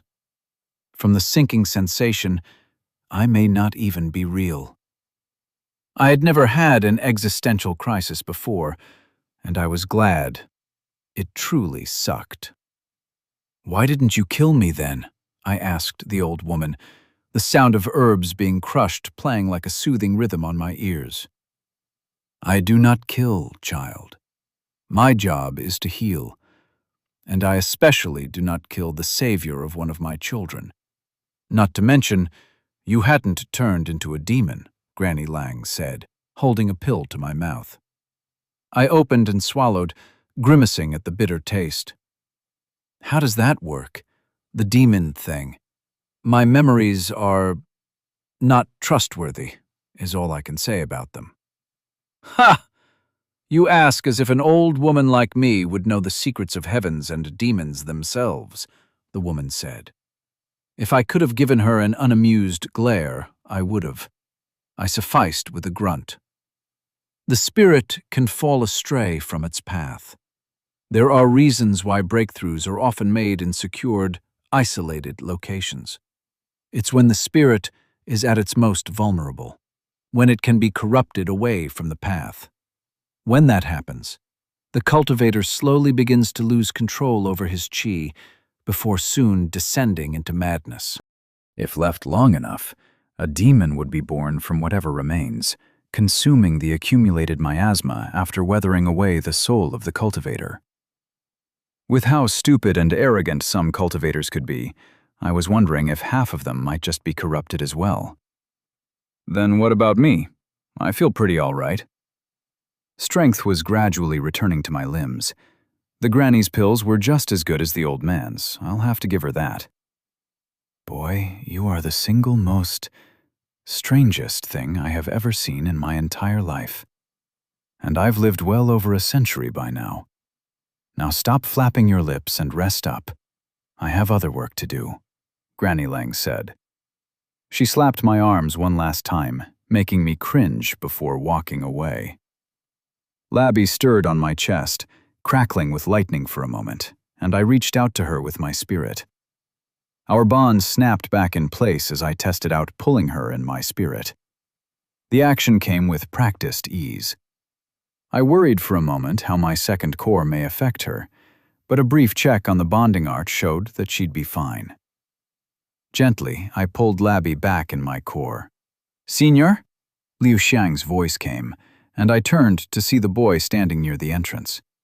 His cheeks had lost whatever pink shade he'd put on with the powder, returning his skin tone to a placid white. I almost preferred the slightly inhuman look on him now. "You guys decided to stay?" I asked. It had probably been a while, seeing how it was nighttime. The sect in the city had been scrambling to locate the elder who initiated the tribulation. A storm had been brewing. The sect would be willing to overlook the absence for today, Liu Xiang said. I frowned, realizing just how much of a ruckus I'd caused.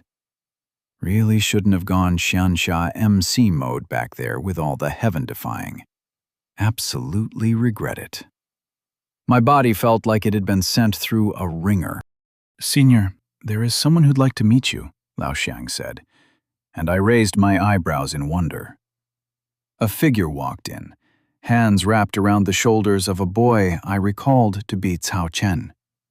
A figure that looked both unfamiliar and familiar at the same time. Jiang stood with Cao Chen's support. His skin was still wrinkled and his limbs weak, but there was fire in his spirit now. The same fire I'd witnessed within the cultivator inside his core. For whatever reason, neither of us felt the need to exchange any words.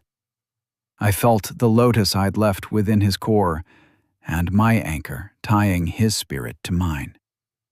In silence, he bowed his head, and in silence, I nodded in acceptance.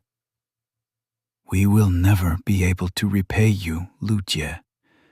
Not me, not Yun, and not Su Lin. We may not be of much worth as cultivators, but if you ever need us, we will be there," the boy said, his voice trembling.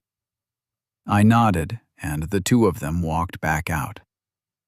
I let my head back down, exhaustion creeping back. I closed my eyes, an odd sense of satisfaction filling my chest. One fading thought remained as I drifted back to sleep, accompanied by the image of Jiang's bowed head and the gratitude in his eyes. Perhaps it really wasn't so bad to defy the heavens sometimes, after all. Chapter 50. Dual Cultivation. Sunlight poured through the window within Granny Lang's shop. Yan Yun's hand hovered over my abdomen while I sat in meditation, circulating my qi. A result of my partial breakthrough had been the sharpening of my senses. They were not one, but two layers present within my mind, a sense of qi and another of miasma. The miasma no longer felt like someone had plastered a negative color film on my qi sense. Now it was an addition to the qi itself, just polar opposite in nature. I sensed Yan Yun's furrowed brows and the qi swirling in her core. Where before I'd been unable to tell much beyond her being in the fourth realm, I could now sense her strength and gain a measure for it. "Whatever miasma there is, I can't sense it," Yan Yun said at last, pulling her hand back. I nodded in acceptance, satisfied at my successful attempt at masking the goo in my second core.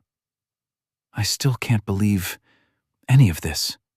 All my instincts tell me to kill you on the spot, yet I cannot sense any taint on your mind whatsoever.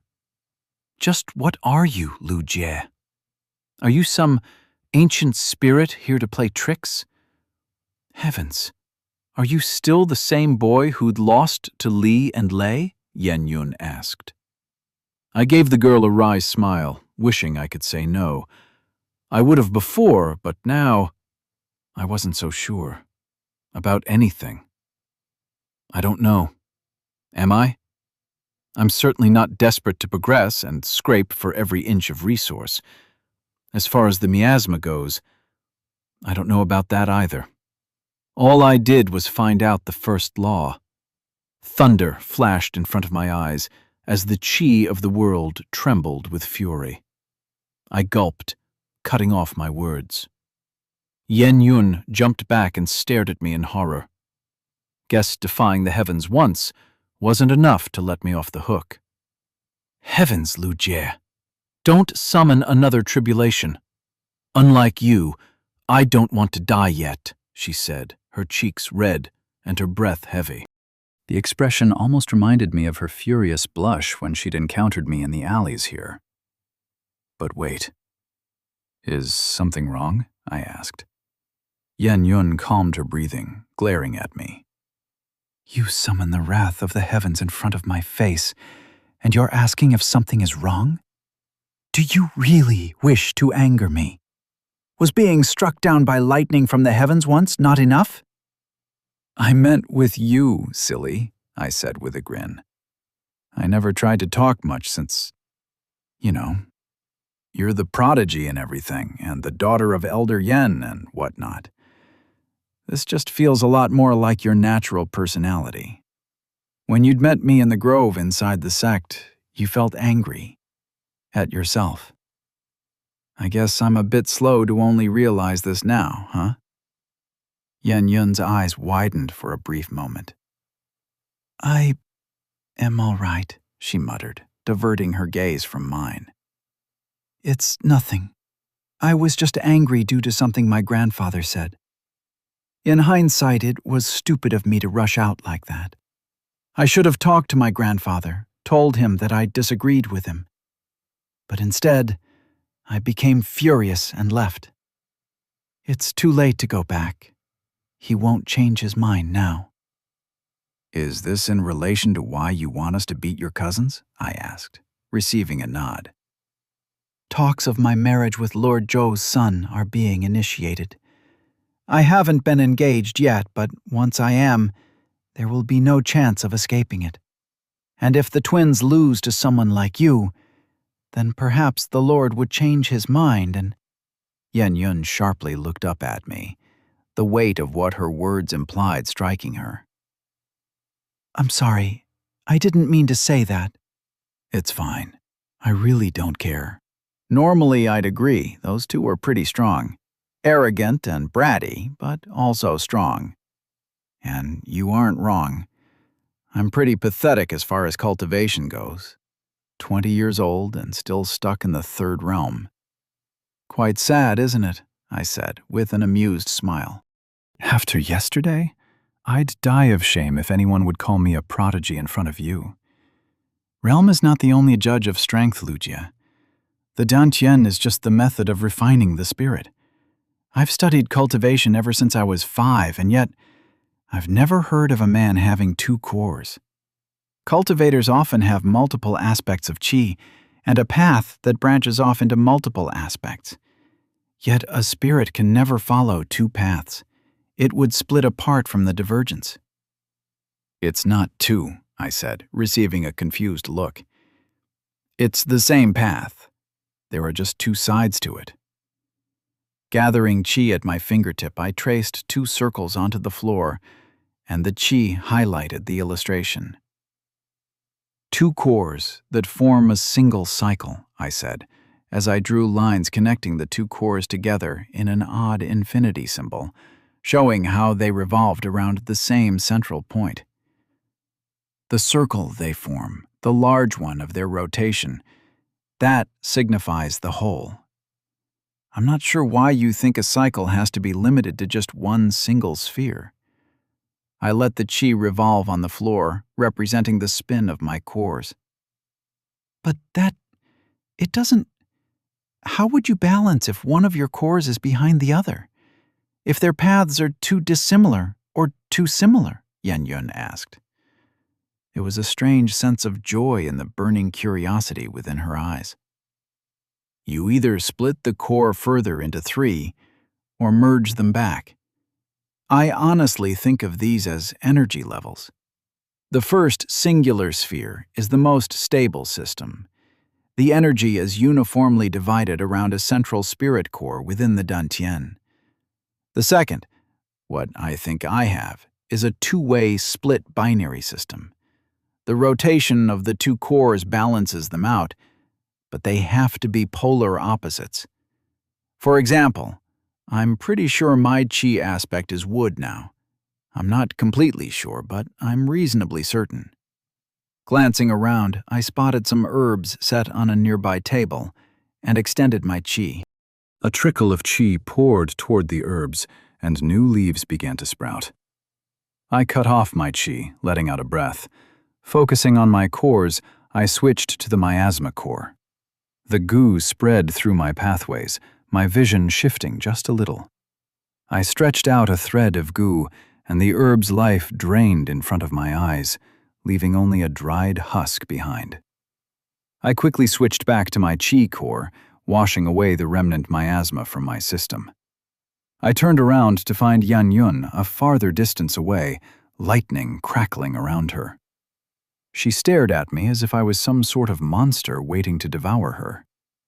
"Is it that uncomfortable?" I asked, receiving a nod from her. "Even knowing you're not a demon, I still feel my core shudder at the vile sensation of miasma as it courses through you. Not to mention your eyes." "My eyes?" I asked, confused. "The whites of your eyes start to turn black, and the pupils turn white. It's subtle, but the more you use the miasma, the stronger the transformation. It makes you look like a demon." A horrifying realization washed over me. Not only do I have a bullshit MC-level dual-spirit goo-chi system thing, which, to be fair, is amusing, and I want to study the hell out of it, I also got an edgelord demonic transformation. Damn you, original Lu Jie. Your edgelord tendencies are starting to corrupt me. I groaned, clutching my chest as a pained smile covered my mouth. "Are you okay?" Xianyun said, rushing back to me. I found myself bursting out in laughter. "I'm sorry. I'm all right. It's just... oh, God. I can't believe I'm turning into that." Another pained chuckle escaped my mouth. "Heavens, you're scaring me, Lu Jie. Is the miasma taking over? I knew there was no way you could control such a vile force. Hold on. Maybe we can still remove it. There has to be a way," Xianyun muttered as she got up and began to rush out. "Stop! Hold on! Hold on!" I shouted. She turned back around, surprised. "It's all right. I'm sorry." I was reacting that way because I remembered something back from home. It's a silly thing we see in stories.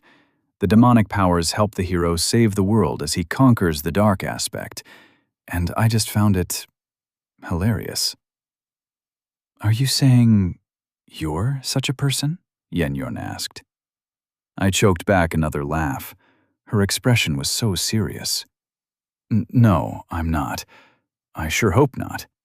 I'm perfectly happy just doing alchemy," I replied. "If you are to lie, you should lie convincingly at least," Xianyun's spirit bird, Leiyu, spoke up. "Ha! Well, it's true. I have no idea what I'm doing, and honestly, I really don't know much about cultivation. I used to, but my memories haven't been the best ever since my fight with your cousins. I wouldn't mind learning a few things from you. Not to mention, I could probably teach you a few things about electricity, and even Labby after she's had a few more classes in science," I said. Xianyun studied me for a moment before nodding and carefully seating herself on the floor in front of me. "What do you know?" she asked. "I know about the 5 circles, the 12 realms, and that the first 3 realms are the foundation realms, and realms 4th to 6th are about the core. Yan Yun's qi stirred. The 4th realm is the beginning of the formation of the core. The first 3 realms denote foundation, qi gathering, and qi condensation. You are somewhere in the middle of the 3rd and 4th realm. She glanced at my abdomen. Up until the end of the first circle, each realm only has 1 step in between, she continued. A minor bottleneck to overcome at the peak of the realm. But from the 2nd circle onward, each realm is divided in 3: lower, middle, upper, and peak. You begin at lower and breach the bottleneck to the middle of the realm, then upper, and finally the peak of the realm. So, you're at the peak of the 4th realm? I asked. I'm close to the peak. There is room to grow yet, but my time to break through will come soon. Once I do, I will step into the 5th realm, which is core refining, Yan Yun replied. Isn't that quite high? For someone of your age, I mean. You're 16, right? I said, and received another nod. There have been greater prodigies than me. People who have reached the rank of an elder before they were 20. Any who can reach the 5th realm before they're 18 become qualified to earn a nobility title. My grandfather has no use for such a title, but once I break through, I would be a baroness within the empire, Yan Yun explained. I whistled in awe. Seeing how the age of 8 was usually the expected age to break through into the 4th realm, that seemed like quite an impressive feat. Does that mean the Yen clan is nobility? I asked, confused. No, we aren't. My grandfather has the rank of a noble, but such ranks are not hereditary. It would take a lot more than just cultivation strength to receive a hereditary title, Yan Yun said, and I mentally noted the details. Back to the topic. The dantian is a method of refining, and it's the capacity of the spirit that determines how large one's dantian can be. Yours had been small, smaller than most people I knew. There were some cultivators like that, born with feeble spirits who could only gather meager amounts of qi. I'd assumed you were just one such person who lacked the favor of the heavens, Yan Yun said. I frowned at that. The lacking amount of qi had been something the original Lu Jie despaired about for a long time. But that couldn't be true, seeing how you have survived a heavenly tribulation, even if just a partial one at the 3rd realm. I had Yi take a look, and there's something odd with your spirit. A conflict within your spirit. Each time you cultivate, it's as if you're fighting yourself and dragging half of your spirit alongside. It has left both your cores far smaller than they should have been, Yan Yun said. I grimaced at her words. Well, can't expect all that internal conflict and having 2 spirits stuffed in the body to not have any adverse effects. I'm not surprised there's some major downsides to this makeshift cultivation technique. There's a reason people use established methods, I said with a shrug. That isn't true, Yan Yun said, surprising me.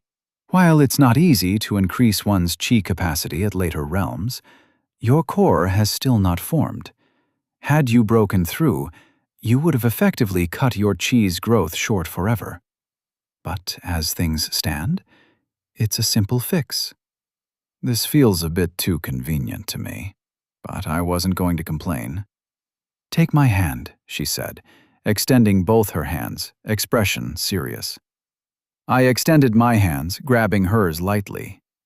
I tried my best not to think about how oddly soft her fingers were. Follow my qi. I do not know how you would circulate your other core, but try your best to follow along, Yan Yun said. Thunder qi swirled in her core, circulating like a coiling arc of lightning. Her qi brimmed with energy, ready to burst out. This technique is for a pure yang qi like lightning or fire, though it can be applied to any, Yan Yun said, as the qi in her core clamped down upon itself. I followed along, circulating both qi and gu within my two cores, and my twin cycles began to rotate. Following suit, I pressed down on my cores, and their rotations slowed down, the qi and gu building up within the core themselves. When the qi has reached a tipping point, bottle it further and push outward. Then continue to circulate until your core is filled again, Yan said. I tried to reply, but only managed a grunt. Sweat began to bead on my forehead. Each breath was labored and exhausting. The qi and gu continued to build within my cores as I matched my breathing with Yan, struggling to keep pace. The twin cycle of circulation came to a halt, and for a moment I thought I'd lose control over my cores. Then slowly, the cores began to spin, now in an anti-clockwise direction. "Let go of your qi," Yan said, thunder crackling around her. The qi spread out, pushing on her core, and I followed. My cores hummed, spinning faster and faster as qi and gu poured out, equally balanced on both ends. Energy rippled around me, and a strange rhythm took over my breathing. My breath matched Yan, thoughts beginning to drift into an endless void. Two cores swirled in a frenzy within my dantian, energy rippling with their rotation, and a dual cycle was formed. I could sense Lu Jie's spirit stir within my heart. As if breathing for the first time, my qi poured into my body, accompanied by equal amounts of gu to my core. For the first time since I'd begun, both halves of my spirit cultivated together, and the missing pieces slid into place. A new understanding formed, a new sensation. This was my path. Two cores, but one path. A path of twin cores. I smiled, still holding on to Yan hand, and together as one, we continued to cultivate. Chapter 51. Sharing a Path. Time seemed to fly by when I cultivated, as I get lost in the sensation of cycling my qi over and over, growing in strength with each step. I could feel Lu Jie's emotions passing through and mixing into mine, his relief and joy, as if the shackles he'd been born with all his life had been removed. I couldn't help but smile at that. There was still a lot I needed to think over. The fact that one of my cores now contained a force associated with demons, which thankfully I could hide, and that I was partially Lu Jie. At least, I think I was. Wasn't entirely sure what I was. Perhaps just a soul who'd moved on to this world and hitched along for a ride in a guy's body like some kind of soul parasite? The idea was a bit creepy, but not completely undeniable. Maybe, when my soul had been sent here, it was merged with Lu Jie's, creating the two of us. Regardless of what I may be, I still felt a bit bad about taking over Lu Jie's body. Not that I could give it up. I liked being alive in the life I was leading these last few months a lot. Could I create a new body for Lu Jie if I cultivated more? I recalled cultivation having something like nascent soul or soul splitting, and I don't see why I couldn't have something like that form a body for Lu Jie to live in. A shudder went through my chest. An odd sense of desire rise from within. Perhaps that was an agreement on Lu Jie's part. Guess I couldn't let myself stagnate and get lost in doing silly science before I reached that point. Things were very coincidentally working against me to get me to further cultivate one way or another. Is this what those cultivation novel protagonists had to deal with all the time? If so, then I have at least some measure of pity for them. Life is tough in these worlds. Cutting my cultivation short, I stretched my limbs a tad and inspected my core one last time. Yan had left a while back, although I didn't know when exactly, as I'd been fairly deep in cultivation. I also noted the distinct lack of Labby or Sheldon inside my dantian. They were nearby at the very least, which eased the bubbling worry. I glanced around the house, noting Cao Chen carrying a heavy-looking bag of herbs nearby. "Where is everyone?" I asked the boy. "The pale guy and Granny Long are inspecting Brother Zhang's health while studying him. The pretty girl and your spirits are there too," the boy said. I gave him my thanks and followed the smell of herbs to the chamber. The sight of a half-naked guy with needles poked into every inch of his body greeted me. Combined with the old woman sorting through herbs and a snake-like androgynous guy, I still wasn't sure what to think of Liu Shang, defaulting to the current qi status, sat with matching frowns. Zhang's eyes widened when he noticed me, trying to get up. I gestured for him to remain seated. Oh, wow, that came naturally. Almost felt as if I was some kind of great benefactor or something. I walked to stand next to Su Lin. "Great master!" Labby exclaimed, jumping off the bed and climbing my leg up to my shoulder. Sheldon chirped in greeting, but remained content on his perch near the windowsill, basking in the sun. Gently I nuzzled Labby's soft, furry little head. She squeaked happily, and I felt content with life once more. I'd been concerned when I hadn't heard Labby talk too much, and honestly, I could see why she'd need some time. I'd cut her off right as my spirit had been torn. Guilt rising, I pet her head even harder.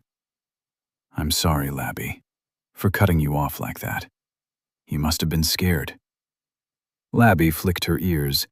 Lightning crackled around her in purple sparks, and the little crescent on her forehead momentarily lit up. "Labby understands, Great Master.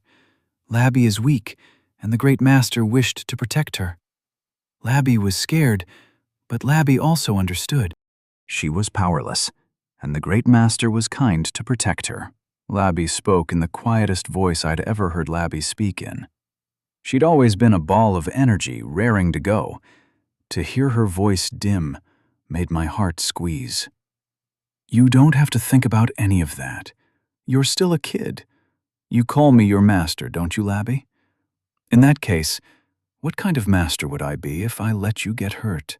I sent back as Labby nuzzled against my face, her sparks tingling my skin. "Come here, boy," Granny Lang said, waving at me. I looked at Su Lin, who nodded. The boy had been oddly quiet. I put the thought aside, moving closer. "Do you have any idea what you have done?" Granny Lang said, looking at me with squinting eyes. Had I fucked up somehow? No, I replied, looking hesitantly at Zhang. "That makes the three of us then, because heavens take me if I've ever seen this in the 7th celestial peak before. Did your mother or father ever mention meeting one of nature's spirits from the west?"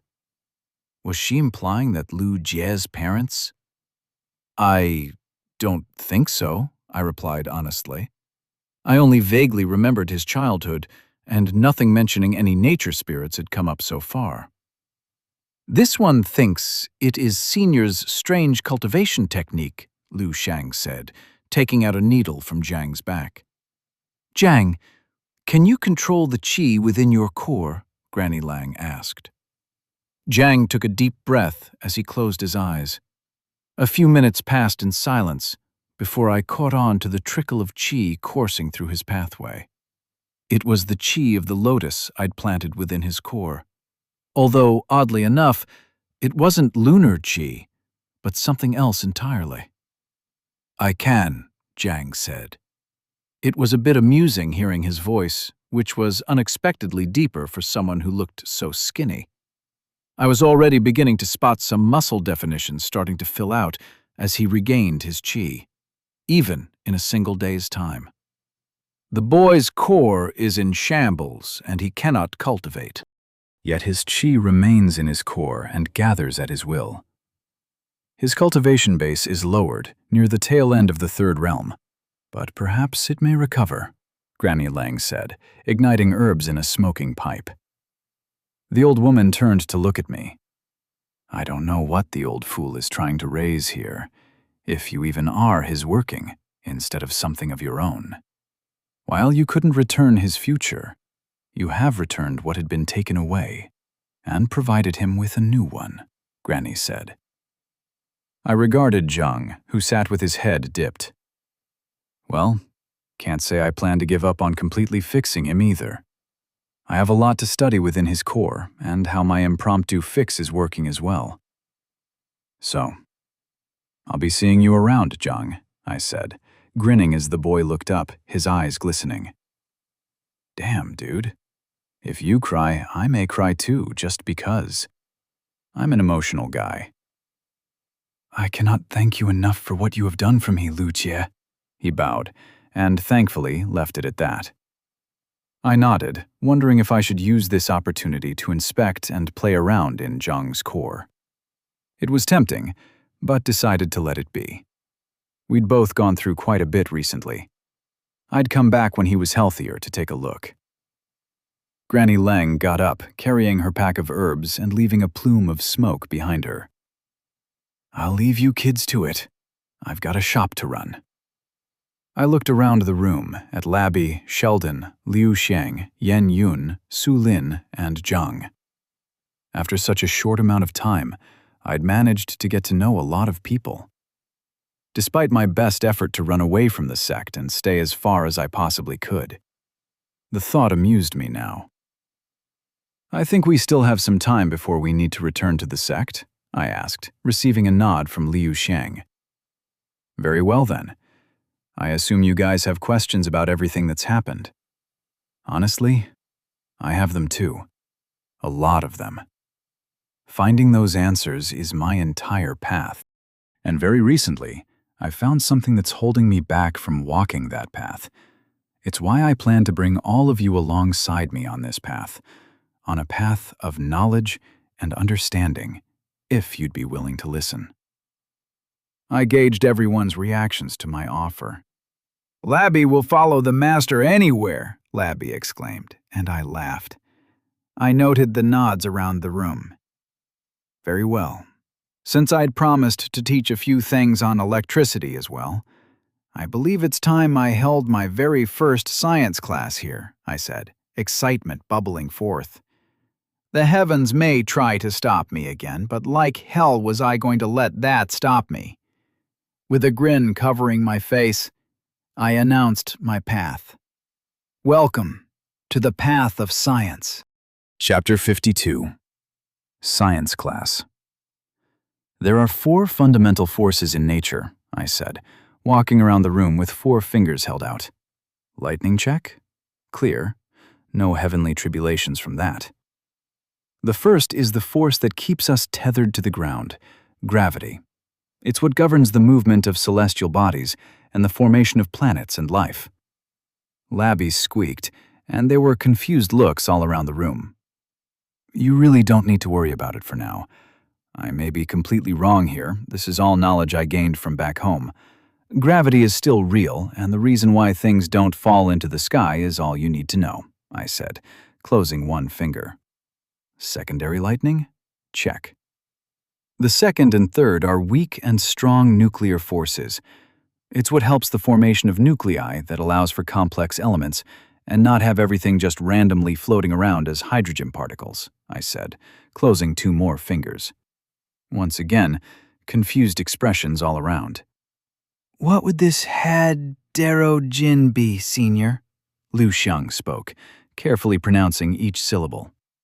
It's the lightest element in the universe and the simplest. It's commonly found as an invisible, highly inflammable gas that makes a popping noise if you burn it in small amounts, I replied, and got a nod. Su Lin was already drifting off. How is any of this related to lightning chi? I doubt you know more than the Yan clan would on how to bend thunder and lightning with its decades of archives, Yan Yun said. Oh yes, definitely. My knowledge of lightning chi is by all means vastly inferior.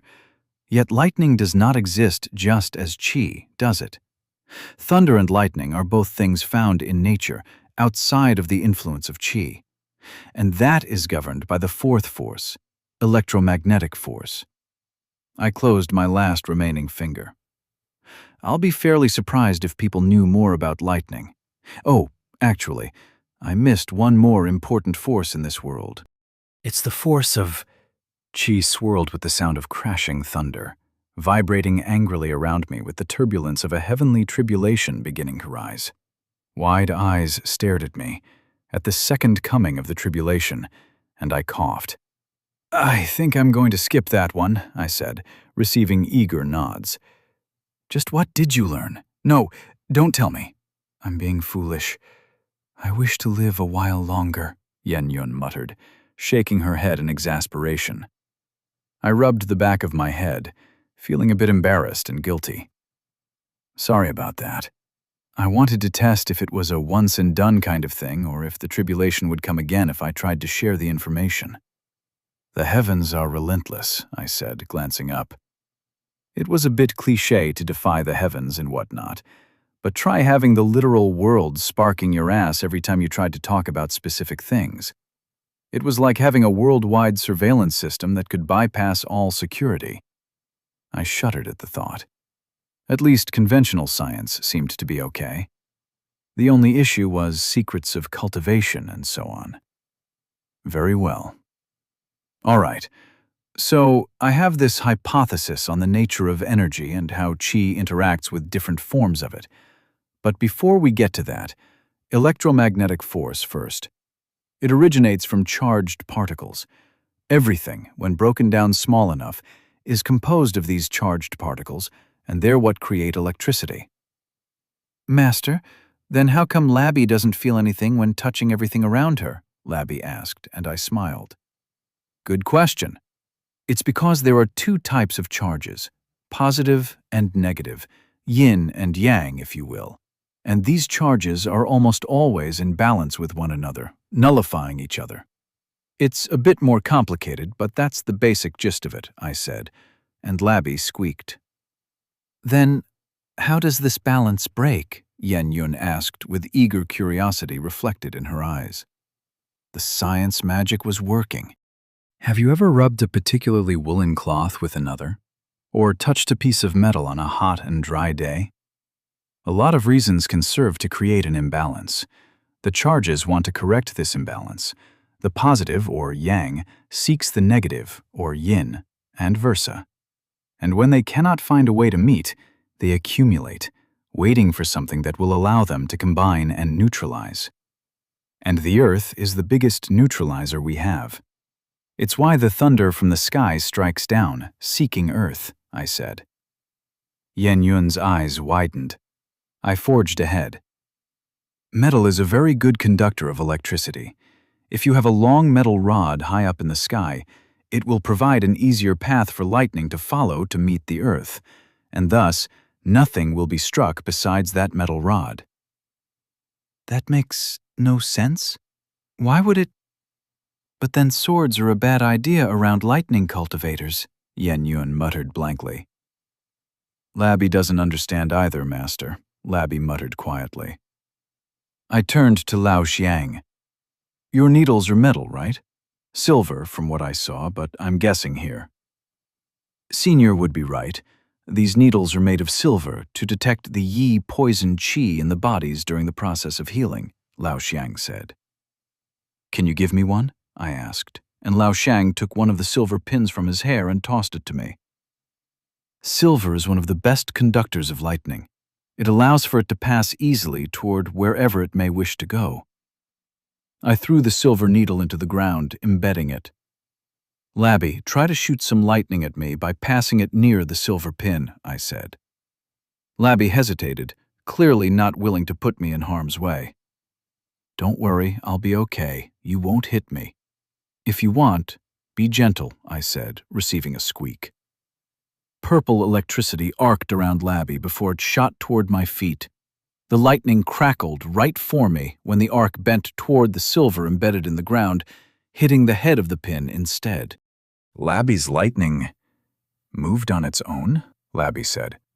I don't believe that. Let me try, Xianxia spoke, standing up.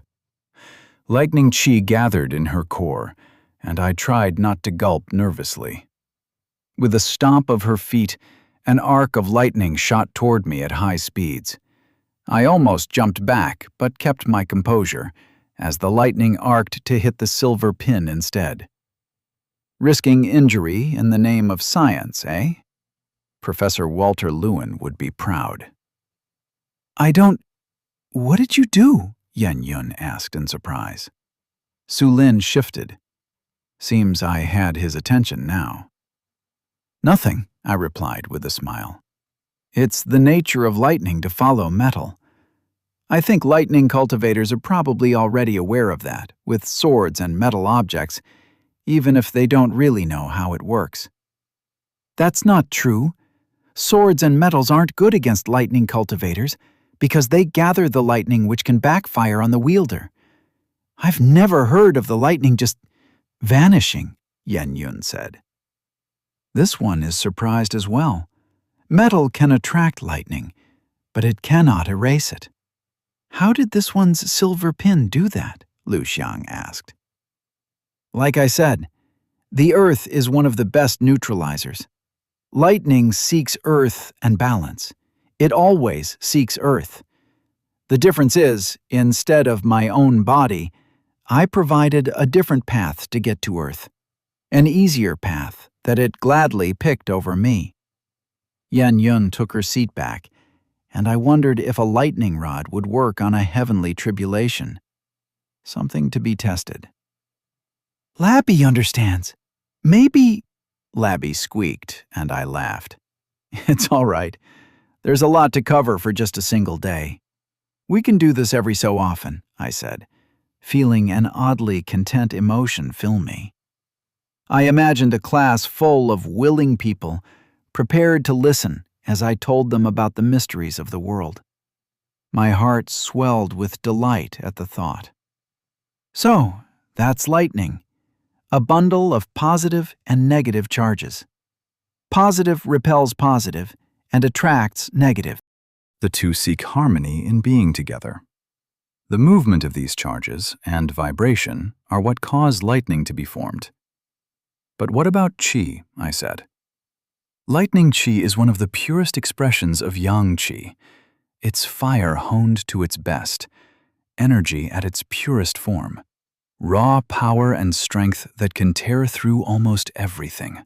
Xianxia spoke smoothly, as if she'd memorized the words by heart. Tell me something. Is Labby's lightning yang qi? I asked. Xianxia turned to look at Labby. Perhaps. I cannot say, she admitted. I nodded, quite surprised.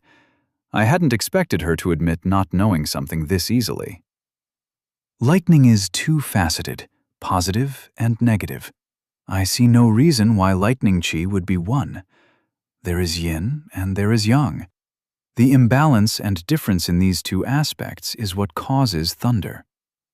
Labby started with yang, but her qi turned pure yin when she broke through to the second realm, reflecting her lunar path, I said. Labby squeaked happily. Yang and yin. An imbalance among the two? Xianxia muttered with a frown as lightning crackled around her hand. I extended my hand, pouring out a swirling ball of qi which I carefully ignited, forming a floating ball of fire. The eyes within the room turned toward me. You're a fire cultivator? Su Lin asked in shock. Nope, this is plain old regular qi, or whatever my qi's nature is. I'm not sure yet. Do you know how alchemists can light the flames under their cauldrons? They don't use fire qi, do they? The formation etched within the cauldron is what generates the flames, Liu Xiang spoke up. Alchemists can light things on fire, not gather flames like Senior is, Liu Xiang said, and I shook my head. You're partially right. The formations I don't know about, but I suspect they only automate what a human does. Thing with fire is, it needs something to burn. Fire qi, as I've tested and experimented with it, takes the form of fire on its own, but my qi doesn't. To cause a fire, I need to burn something, I said. What is Senior burning? Lao Shang asked, likely knowing I wanted someone to ask me, and I smiled. My qi, I'm burning my own qi, I said. Master is burning qi? Labby asked. Yep. While I was making the fire pill, I realized that not only was the flow of qi important to crafting the pill, it would also help in forming concentrated areas of qi that can be ignited by providing heat. I'm just doing what the spirit formations do, but manually. Can't really do it with water and earth yet. Haven't quite mastered water and earthbending, I said. And stunned silence filled the room. I continued on. Energy is energy. Even mass is only another form of energy. The heavenly qi began to rumble around me. That was a no-go, huh? And that's why the nature of qi is guided by the cultivator. The energy all around us has all forms of qi present in it. The heavenly qi as well. But cultivators only gather one form to fill their dantians, which makes sense. Conflicting energies can go wrong. But this doesn't mean that one form cannot imitate another. Blank stares came my way, and started I to laugh. I think that's enough for one day. There's so much to cover. I can't do it in one day. This takes years to learn. Years you learned? From who? I've never heard of any of this, Yan Yun muttered. My smile started to slip. My home had a lot of great people who discovered the mysteries of the world and created many books to explain them and share their discoveries with all, I said, feeling a quiet pain in my chest at the words. Your home is a quiet farming village, Lu Jie.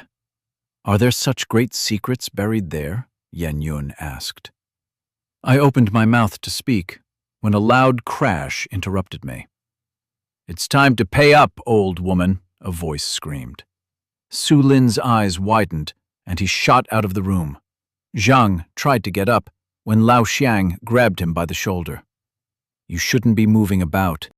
This one will go, he said, turning toward me, and I nodded as Labby returned to my dantian, and we walked out. The main door was knocked down, where Su Lin and his brothers barred tall and burly ruffians from entering any farther. My eyes drifted before spotting Zhou Chen standing amongst the men. The thugs event again? It's almost as if someone was intentionally sending all these problems my way to make my life harder. The heavens really were ruthless. Chapter 53. Verdant Pills. The guy standing in front of all the other thugs wore cultivator robes, his qi flaring all around him. I extended my senses and found he was in the lower fourth realm. I was both impressed by the show and pitied all of them. Impressed, as even a large sect like Cloudy Peak Sect would easily pick up a disciple in the fourth realm, even if they aren't too young. He could pass for his mid-20s. If any sect outside of the 7 celestial peaks were to recruit him, he'd easily become the core disciple or heir. Yet, at the same time, I pitied them, because these goons picked the worst time to arrive. Again, when there were so many of us around, and a prodigious thunder cultivator. What you here for? We've already paid you guys, Su Lin said, straightening his back. With a perpetual sleazy look and slouch, it was easy to forget that Su Lin was quite tall and well-built, taller than me, and I was fairly tall. The thug glared, his presence flaring outward. Surprisingly, Su Lin held his own, not budging an inch, with a wide grin covering his face. You're the guy Silver Fang threw out, aren't you? The thug asked. Silver Fang. I'd heard Su Lin mention the name before. The guy running these thugs around? Wait, have I stumbled upon some kind of black market drug syndicate in real life? The protection fee's been raised, didn't you hear? It's 5 golds now. Unless you want the halls sending their cultivators to see just what kind of pills you've got stocked up in there, I'd suggest either pay up or leave the shop and run, the thug said. And I sensed Su Lin's anger rising, his grin fading into a deep frown. Heavens, can't even let an old woman live in peace, Granny Lang said as she walked out, glaring at the thug. "Don't pretend to be some frail old woman, hag." A mocking grin spread across the thug's face. "We've heard about you and what you used to do." Granny Lang clicked her tongue. "Pay them whatever they want," she said, turning to head inside. Su Lin clenched his fists, glaring the thug down. My eyes drifted to the back of the group, meeting the familiar thug, Zhou Chen, from last time. His eyes widened, nudging the cultivator standing in front. "Is that the guy?" "Cloudy Peak sect, not to mention an outer disciple," the thug said, his gaze drifting from me to Yan Yun and Liu Xiang standing nearby. I had a suspicion I knew exactly what the thug was going to say. "What's a beauty like that doing with the likes of these two? And a pretty boy, huh? Never knew you swung that way, Su Lin." The thug laughed, and his lackeys followed. "You should leave them and come to Silver Fang. He'd appreciate your beauty a lot more closely. Even that pretty boy would make for a nice treat," the guy said. Yan Yun's chi crackled within her core. "I said it the last time, and I'll say it again. You really don't want to start a fight," I said, anger and disgust boiling in my chest. "Think yourself strong? Leave the pretense. Ya may scare these cowards, but any real cultivator would sense your middling chi. But since you seem so intent, this big brother won't hesitate from putting some sense in you," the thug said. "Not me. These two are, though," I said with a smirk, pointing to Yan Yun and Liu Xiang behind me. Confusion scrunched his face, looking between what he only saw as a young girl and a pretty boy. His face turned red with fury. "You dare!" the thug screamed, his fist lashing out. With surprising quickness, I turned to the side, my feet sweeping out as I grabbed an exploding pill and ignited it. Fire blossomed all around, rushing out in a whirling inferno, and the thug's clothes were signed, embers rising. My right hand stung, burnt from the impact of the explosion. I coughed, the thug staring at me in surprise. Fire burst his hair on the right side, his clothes black and charred. Guess he hadn't expected a firebomb. Amateur mistake. "Let this one handle them, Senior," Liu Xiang spoke. I jumped back, cycling chi to my hand. I'd had enough showing off. A day of cultivation was no way enough time to catch up to years of faulty cultivation practice. And I didn't plan to use any miasma here. Liu Xiang swept ahead, and with swift hand movements, needles struck the thug in key locations. The raging thug roared, only to collapse to his knees. What have you?" the thug muttered. The powerful Fourth Realm cultivator collapsed in front of Liu Xiang, who wasn't even near the peak of the Third Realm. With an inhuman hiss, Liu Xiang spoke. "Yi poison. It won't kill you, but perhaps you wished it would. This one does not appreciate being regarded as a plaything." He flicked his wrist, and a green aura flared around him. A shiver traveled down my spine. What the fuck? Was this the same kind and slightly weird guy I knew? The lackeys backpedaled, running away one after the other. A couple dragged the cultivator on their shoulders. Liu Xiang's aura settled down as he bent down, picking up his needles. He turned back and dipped his head. "Apologies. This one's yang qi can sometimes cause aggression," Liu Xiang said, his words cutting through my dumbstruck stare. No, I mean, thanks? Is he really going to, suffer that much? Seems a bit excessive." "No, the poison was meant to paralyze. At worst, it would give him a bad stomach for a few days," Liu Xiang spoke. A smile crept on his face, and I noted a very important personal rule.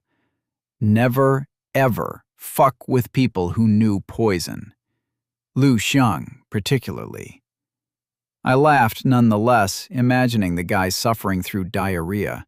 Probably the best solution to any arrogant thug or young master. Diarrhea poison. Well, that was unexpected, and interrupted the class. But I think we should head out now anyways, I said, looking around, and received nods. I can't, Su Lin spoke up, his fists still clenched. I have to stay here. Those guys will be back, and you won't be here next time. They won't let this go. This time it was one powerful cultivator. Next time, there might be 5. Su Lin turned to Yan Yun. I know you asked me to help in the tournament, and Lu Jie even cured Zhang and everything, and I'm an ungrateful bastard, but I can't. I won't be returning to the sect. Zhang is weak, and he needs me, and Granny can't deal with these thugs on her own. Su Lin deeply bowed his head. I didn't know Yan Yun very well, what with her background as a prodigious jade beauty. While I could tell she was dealing with things, what she did now would allow me to decide just what sort of a person she was. I'll provide some spirits herbs for your brother in exchange. In surprise, a grin creasing his rat-like face before he bowed again. I swear to the heavens. I suggest leaving this place to move somewhere else. Without any sort of protection, no one would be able to stop those thugs from bringing harm to you, Yan Yun said, as the boy raised his head. Why are these thugs coming to bother you and Granny Lang? I know you've got some history here, and I was content to not pry till now, but this is spiraling out of control, I asked. Su Lin diverted his eyes away, closing them and thinking for a moment before he spoke up. Alongside the alchemy halls, the Silver Fangs run the black market on the pills. The halls keep their recipes a secret and in control, but they also have many forbidden ingredients and pills. Silver Fang deals in those and other pills the halls won't take. I'd been selling yours to them for a higher price than a normal pill to buy more herbs for Zhang. They found your pills to be more effective and wanted me to bring you to them, Su Lin said. Wait, he's the drug lord of this city and you were selling my pills in there and he wants me? I asked, my voice rising in pitch. Now he's trying to get me to bring him this alchemist, the one whose chi smells like grass and earth. The verdant pills, they call it, Su Lin spoke. I face-palmed. There went my plan to remain unnoticed.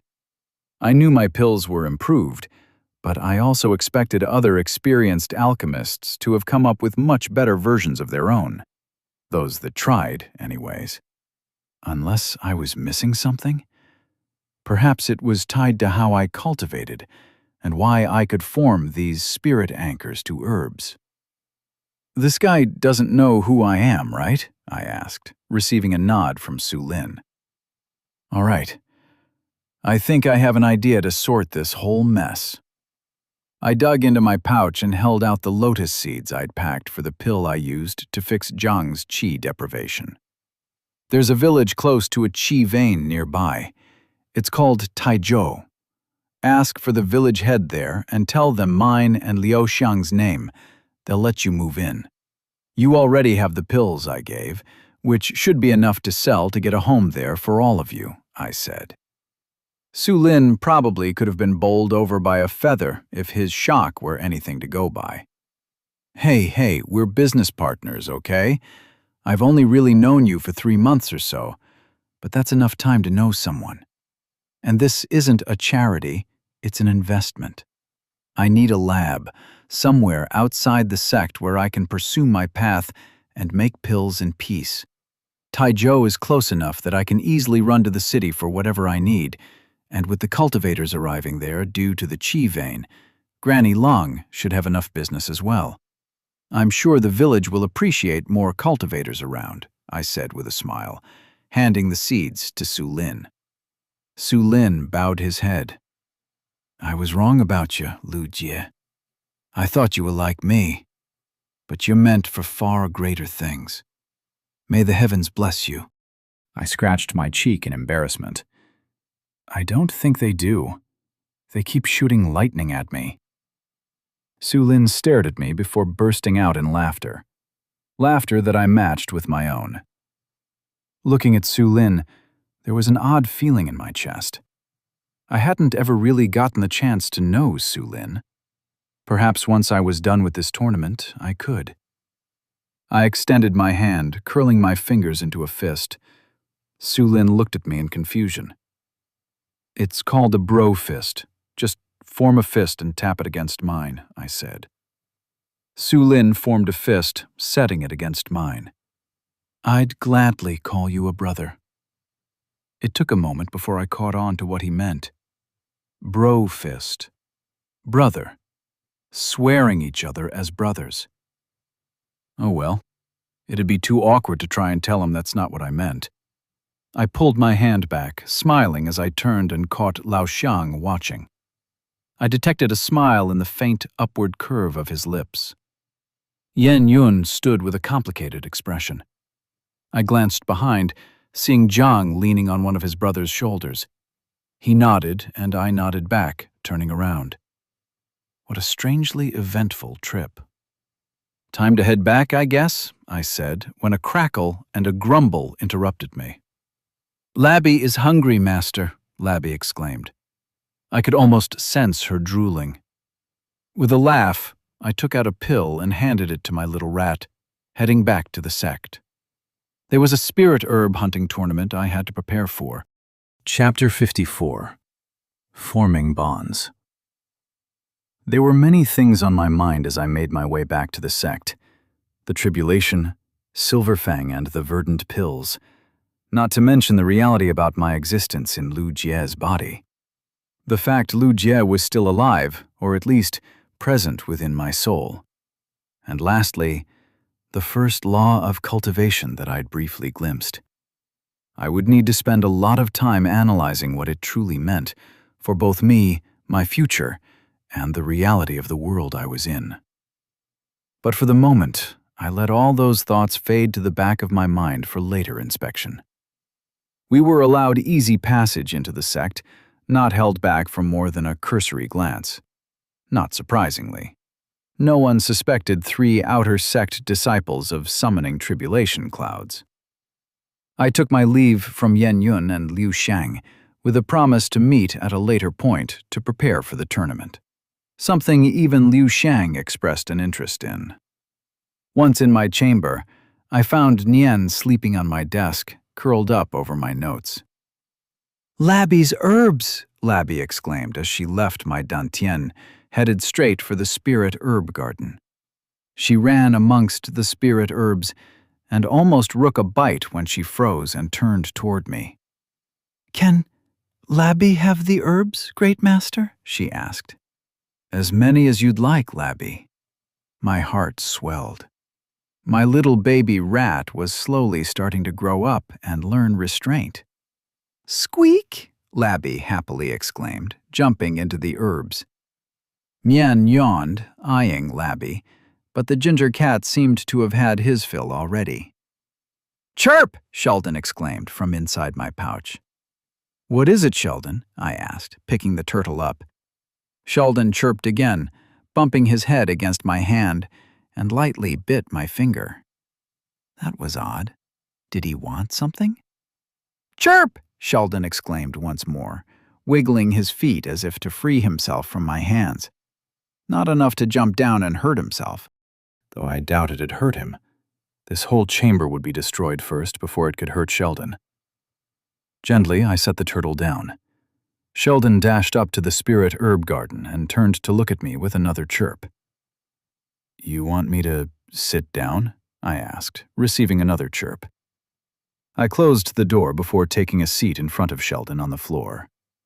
The turtle chirped, and the golden circles on his back lit up. Chirp! This time I didn't need to think too hard about what Sheldon wanted. You want me to follow you in cultivation? I asked. Sheldon's mouth curved up in a smile. Curious, I focused on my chi core, circulating my chi. A rumbling voice that shook my core echoed in my mind, breaking my concentration. Wrong. Incomplete. Unfinished. My eyes shot open. What was that voice? I looked at Sheldon. He stared with a serious expression, and another thought was relayed to me. Bond. Link. Companions. The concepts he tried to share with me was like trying to squeeze a massive book right into my brain. Each word was heavy with the weight of chi, and my cores strained, unable to bear it. You want me to form a bond? Are you sure? It's a pretty big decision, and you're a lot stronger than me. I didn't want to tie you down with me if you one day wanted to leave. Strong enough. Now. Comprehend. Cycle. Together. I stared at the dual spins etched in the color of gold on Sheldon's greenish-brown shell. I could recognize the flow anywhere. It was my cycle. The dual cycle of chi and gu. Chirp! A smile covered my face. I took out the jade slip that contained the art the elder provided me for bonding with Sheldon. Setting it on my palm, I took a meditative pose. Two cores came to the forefront within my dantian. They spun, like twin stars circling each other in peace. A balance formed of two halves. Sheldon's chi erupted around me, a tidal wave washing all else out. Two whirlpools circled around one another. I could sense Sheldon restricting his presence to the inside of the chamber, and I was thankful for it. Anyone who'd sense this in the outer sect would come rushing. I followed suit with the flow of the turtle's chi, matching my own. In a few moments, our cores hummed together. I sensed the remnants of gu in Sheldon within his second cycle. It was weaker, far weaker than the boiling and hissing miasma present in my core. Yes, it too was a cycle. Together, we sent our chi into the jade slip. The bonding art pulsated, chi flaring, as my chi began to intermingle with Sheldon's. A torrent of water chi rushed toward me. I gasped when the water chi swept me away, drowning my spirit, the force of the flow enough to crush me.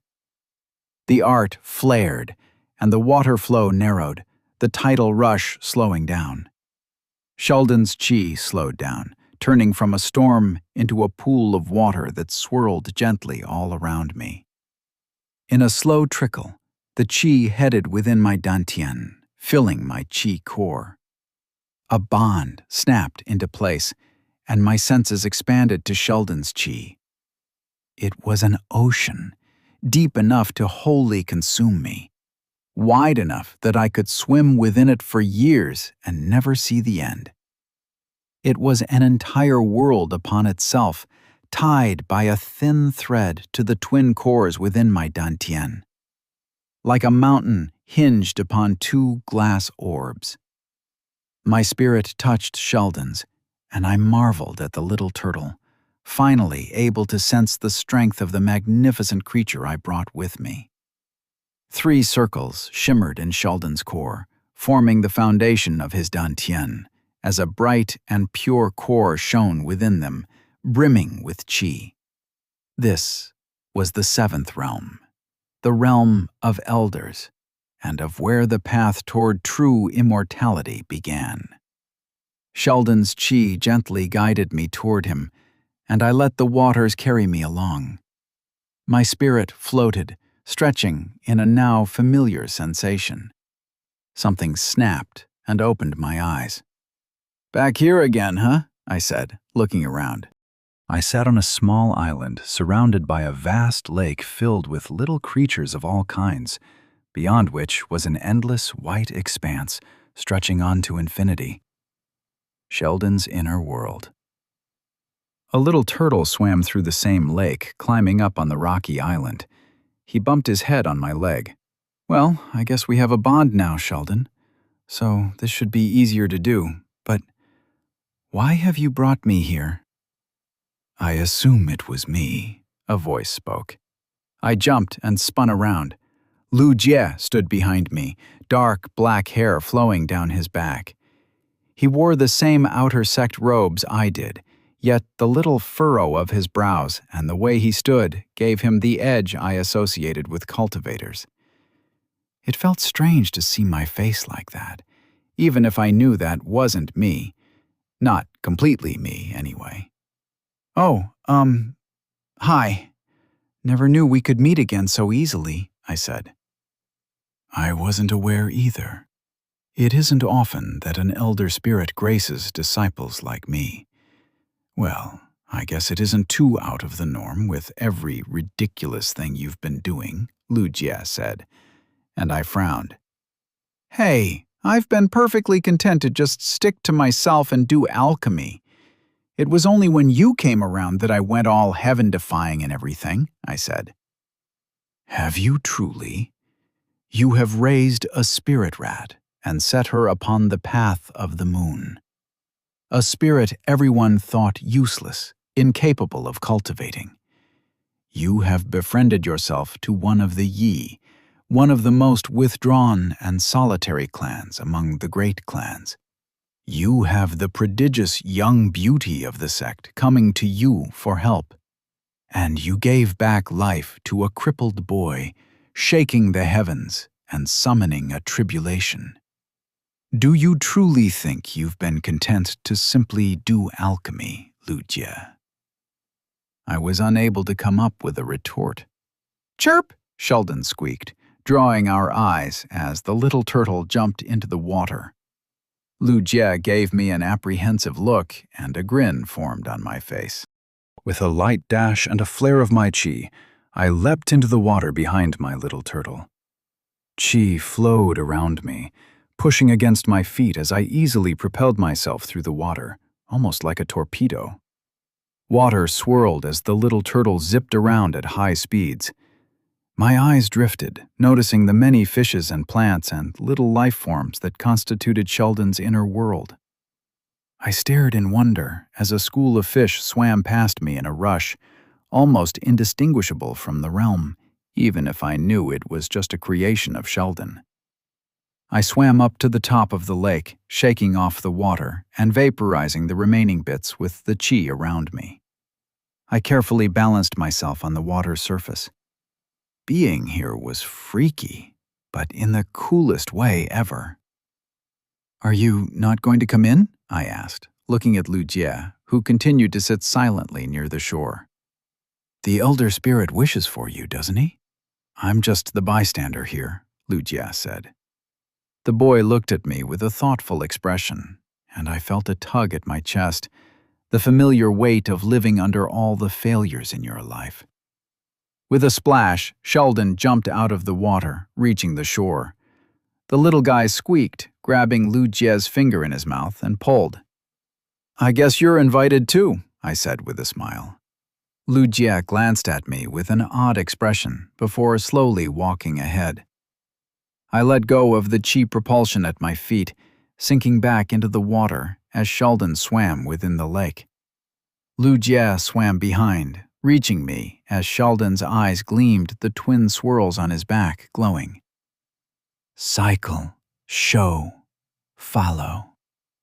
The voice reverberated through the world and gave Lu Jie a nod.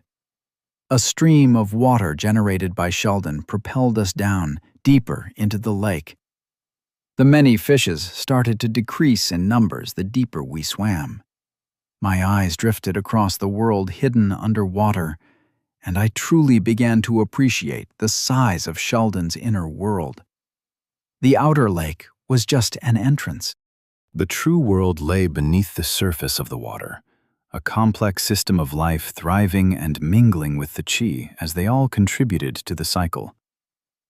I pulled back as a particularly large fish swam right in front of me, snapping at the smaller ones and swallowing them whole. Sheldon came to a halt. In all directions we were surrounded by a mystical world, a world in its own right, one I couldn't wait to explore and understand. Incomplete, recovering, small, form. The words played in my mind. I almost opened my mouth to speak before realizing I was surrounded by water. Using my chi and our newly formed bond, I sent instead. The cycle is incomplete? Or, well, recovering? That's why you use this small form? Chirp! I nodded in understanding, my fascination growing. If this vast world was incomplete, and Sheldon was still recovering from his injuries, I wondered what a world of a true seventh realm creature would be like. My heart fluttered in excitement, the desire to grow. Cycle had life, Sheldon said, the chi carrying his words directly to my mind. Something guided me to have another look around, and I noted the dead remains of the dying plants and the many predators preying on other creatures. But now, death, too. Something resonated in my chest, the chi stirring in my core. Together, complete, Sheldon said. I felt a tug at my dantian, a strand that extended from my own core to Lu Jie's right next to me, a bond that tied us together. Sheldon turned to me, his form still the small and familiar turtle. But there was a weight behind his words. The moon spirit's words played in my mind. The heavier the book, the more worth the chi gave to its content. The world was listening. You, life, is there. But death? Incomplete, even now, Sheldon said, shaking the waters. My eyes drifted toward Lu Jie, who stared wide-eyed at the turtle as if in shock. Aware of each other, but incomplete. Regret. Not equals life. Dominates. Death. Tags. Behind. Must be. Equals. Before I could comprehend the broken stream of words and concepts, water pushed me. I shouted, surprised as I was thrown out and landed with a crash on the shore. Ouch! Could have warned me, I said, mostly out of habit as I felt no pain. I looked up to see Lu Jie nearby, sitting silently. Lu Jie's eyes turned to me, and I felt something stir in my chest. Sheldon's words began to play in my mind. We weren't equals, me and him, even though we represented two halves. I was the one in charge, of this body and life, of my path. All this time, I'd thought of Lu Jie as someone else, as an unfortunate boy whose body and life I'd stolen. I'd avoided the thought, living without any guilt as I went about my life.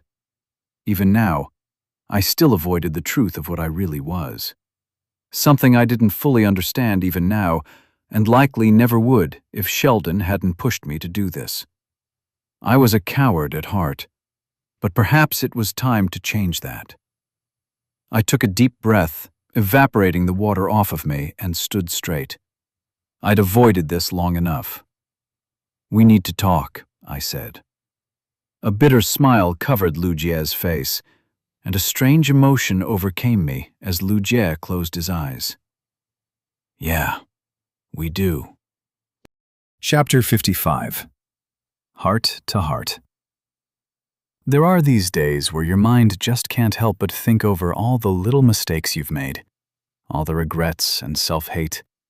The ugly emotions you keep hidden in some corner in your mind boil over and splash forth, and suddenly you realize just how much of a mess you are.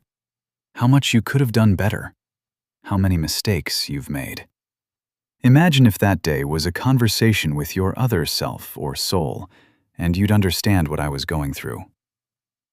What has it been like, being in there all this time? Could you see and hear everything? I asked.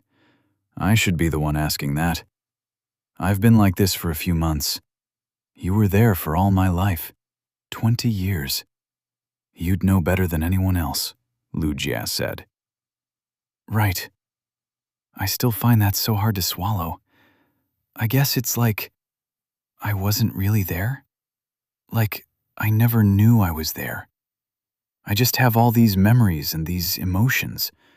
I know these things and remember knowing these things as if I were you, but I wasn't there till, well, till you died or whatever happened in that fight, I said. It's been the same for me. I wasn't there up until the heavens had shaken and our core was split in two. It was only then when I came to be and started to understand everything that had happened. Like a dream, I live through your memories, only awake when we're here, in these little worlds. It is only here that I exist. Otherwise, I am nothing but a shadow within your soul. Must have me hard, I muttered, receiving an unamused look. Right. I'd lived like that for 20 years, still wild. I know how this sounds, and I understand. You're not really there to experience anything, but I never had to give up anything. Even now, I'm still afraid that eventually you'll take over my spirit, and all that'll be left of me will be a memory as the world fixes its error and the main character takes off on his chase for the heavens. Now with extra bonus power from eating another soul, I said, my chest tightening. Though surprised at just how honest I was being today, I suppose it's pointless to lie to yourself. I can't, Lugia said. I cannot say that these interactions do not tempt me. I wish my life back.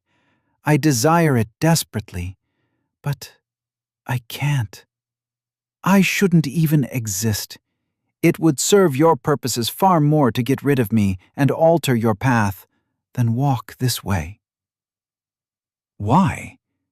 Do you not want to live? Do you remember my words?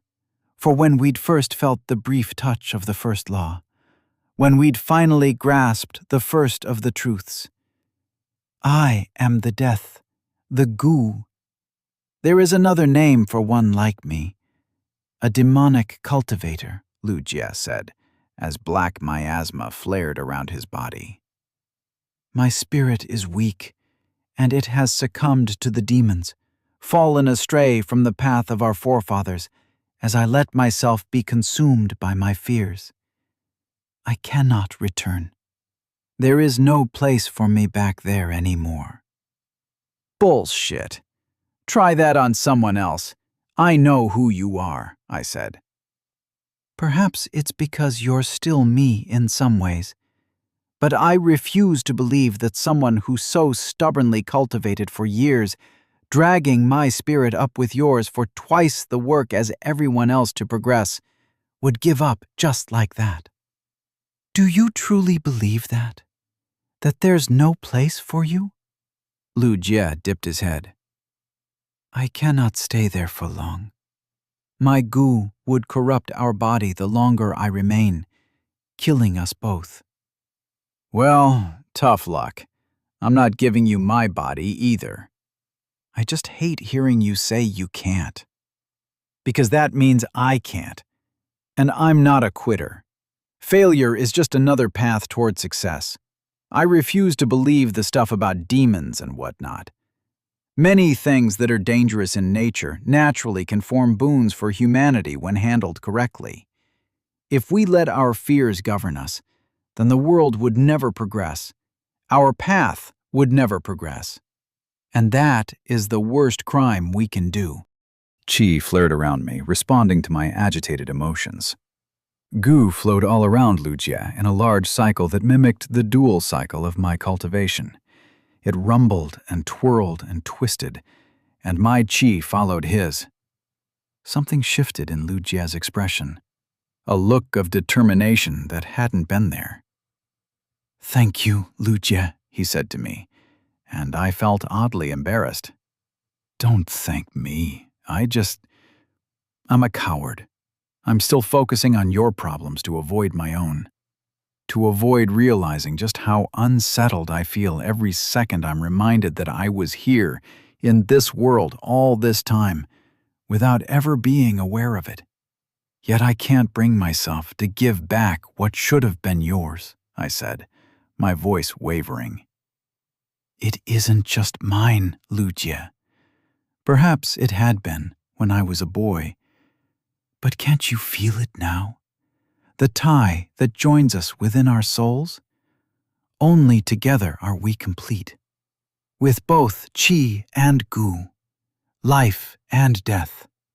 Only then is the cycle complete, Lucia said, walking toward me, and I smiled.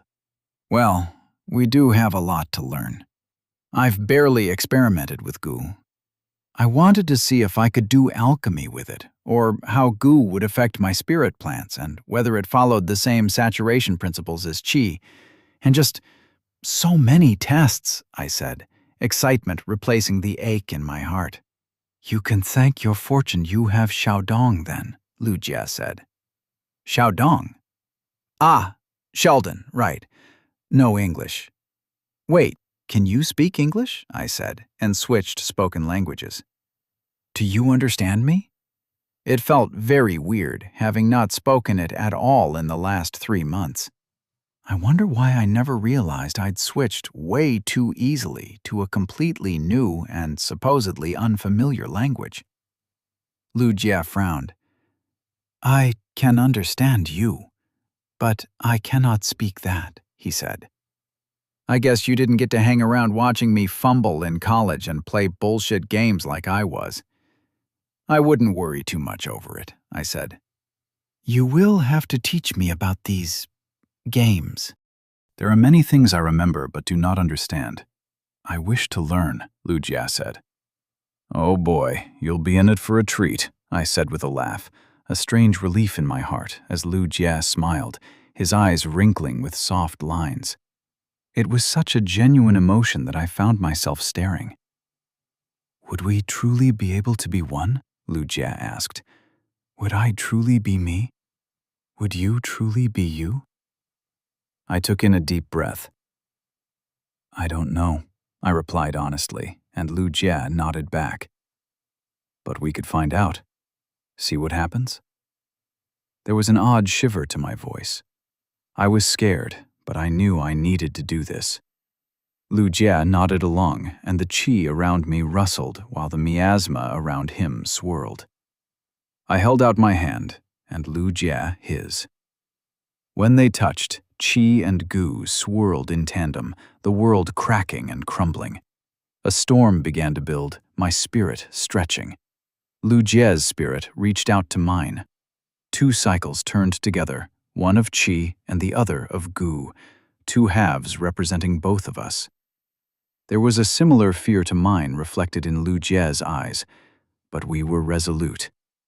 I uttered the words in my mind, and the world echoed them for me. The first law, duality of qi and gu. Our spirits began to merge, memories mingling and blending. Our 2 cores spun in a frenzy as the qi formed a tornado, spreading waves of qi and gu outward. I was Lucia as one and a whole. A crack broke the cycle, its foundations crumbling. Our spirits shot back to our bodies, and I was launched away, my hand burning with agony. The world shuddered. Cracks spread through the cycle of qi and gu, breaking them in 2 separate halves. Gathering my bearings, I pulled myself to my feet. What happened? I muttered, looking around in confusion when I heard Sheldon's voice rumbling within the world. Not equals yet.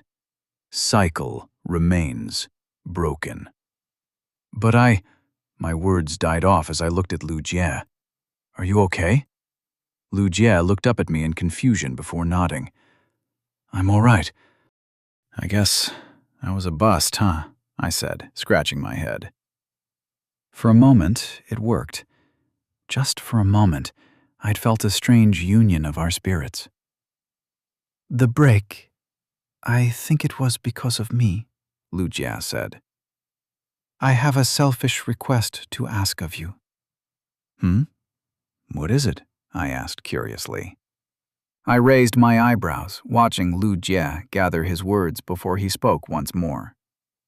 I want to apologize to old man. Moments passed in silence, a familiar pain blossoming in my heart. My chi rustled, unsettled at the prospect as I rubbed my head. I let out a deep sigh as a bundle of anxiety formed in my gut.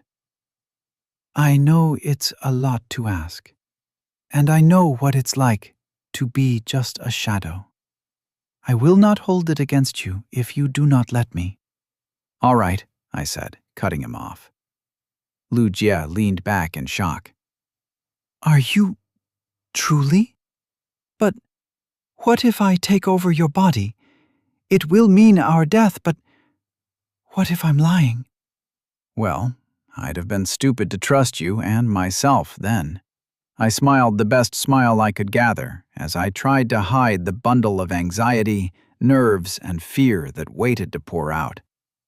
I didn't wish to vanish. I didn't wish to die. I didn't wish to remain as a faint shadow. But I had to, because I understood. Please don't kill me, I said, and Lu Jie nodded to my words. I won't, Lu Jie said. He bowed his head deeply. Thank you. For some reason, I could trust him. My chi shivered as if collapsing back upon me. My spirit shifted, coiling upon itself as the bond between me and Sheldon shuddered. With a wave of chi, my senses began to fade as my spirit let go and the world receded around me. A moment later, Lu Jie took over our body, and my world turned dark. Chapter 56. An Old Man's Past.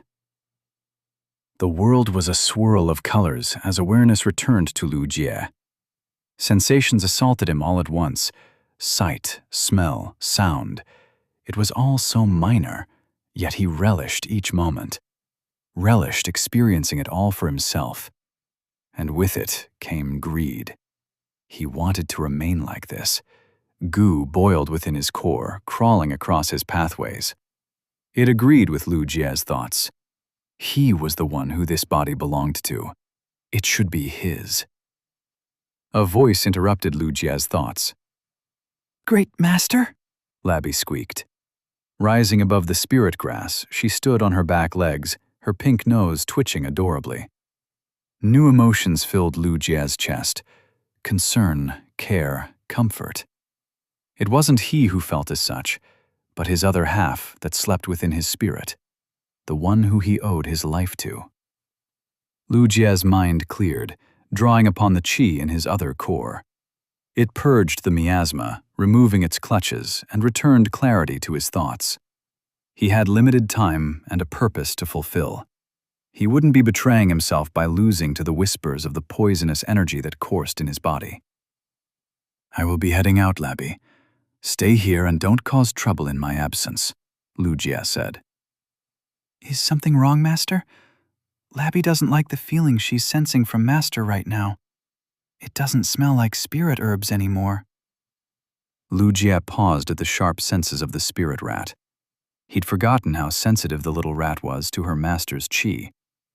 Leaning into the love he sensed from his other half, Lu Jie smiled and spoke in the impolite and casual manner the other boy did. It's nothing. I'm just going to do some work. And if you stay put, I'll let you have just one more spirit pill today. The little rat rejoiced, squeaking happily. Labby will stay put, she exclaimed.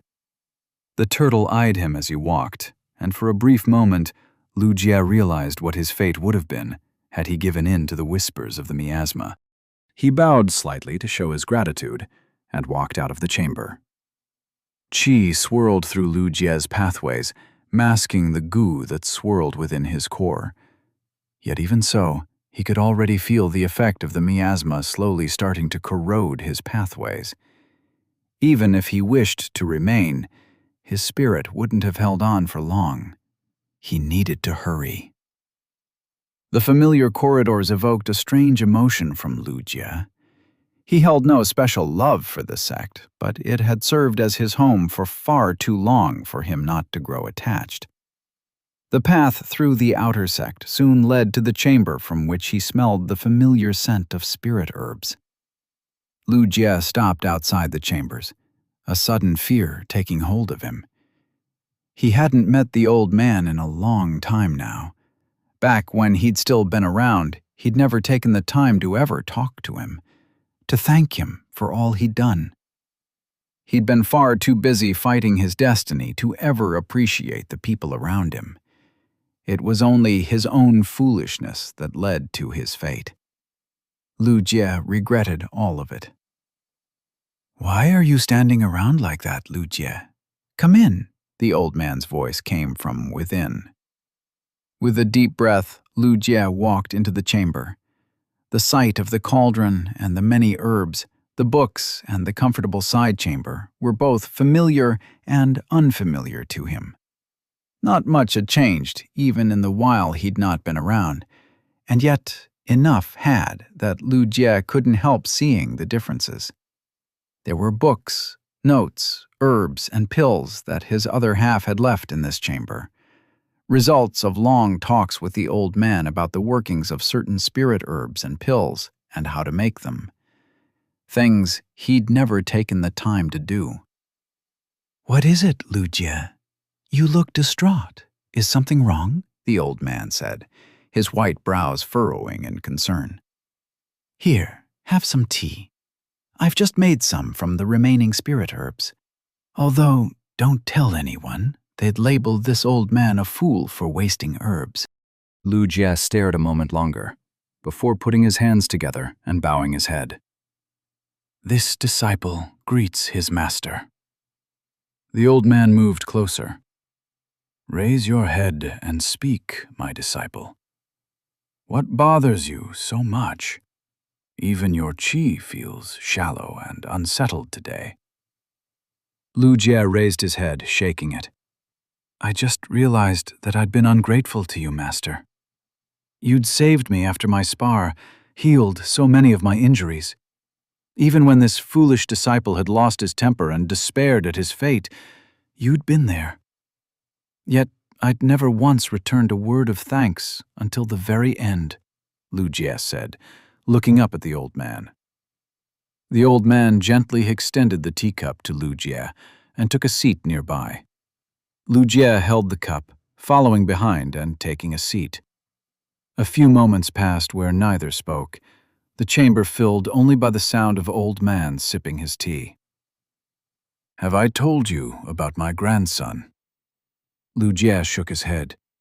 The old man had mentioned his grandson, but never once had he ever talked freely about him. Sheng Yuan, my grandson. He'd been my very first disciple, the brightest one I'd ever had. In my youth, I'd gone on many adventures thinking myself righteous and blessed by the heavens. It had been until I'd first held my grandson that I'd come to realize what a fool I'd been.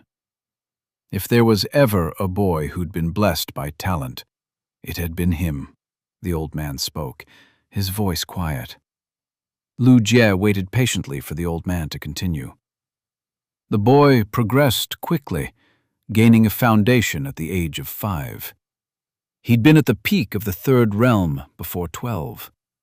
Many sects had eyed him, and at last, the first peak among the 7 celestial peaks invited him to their sect to serve the emperor himself.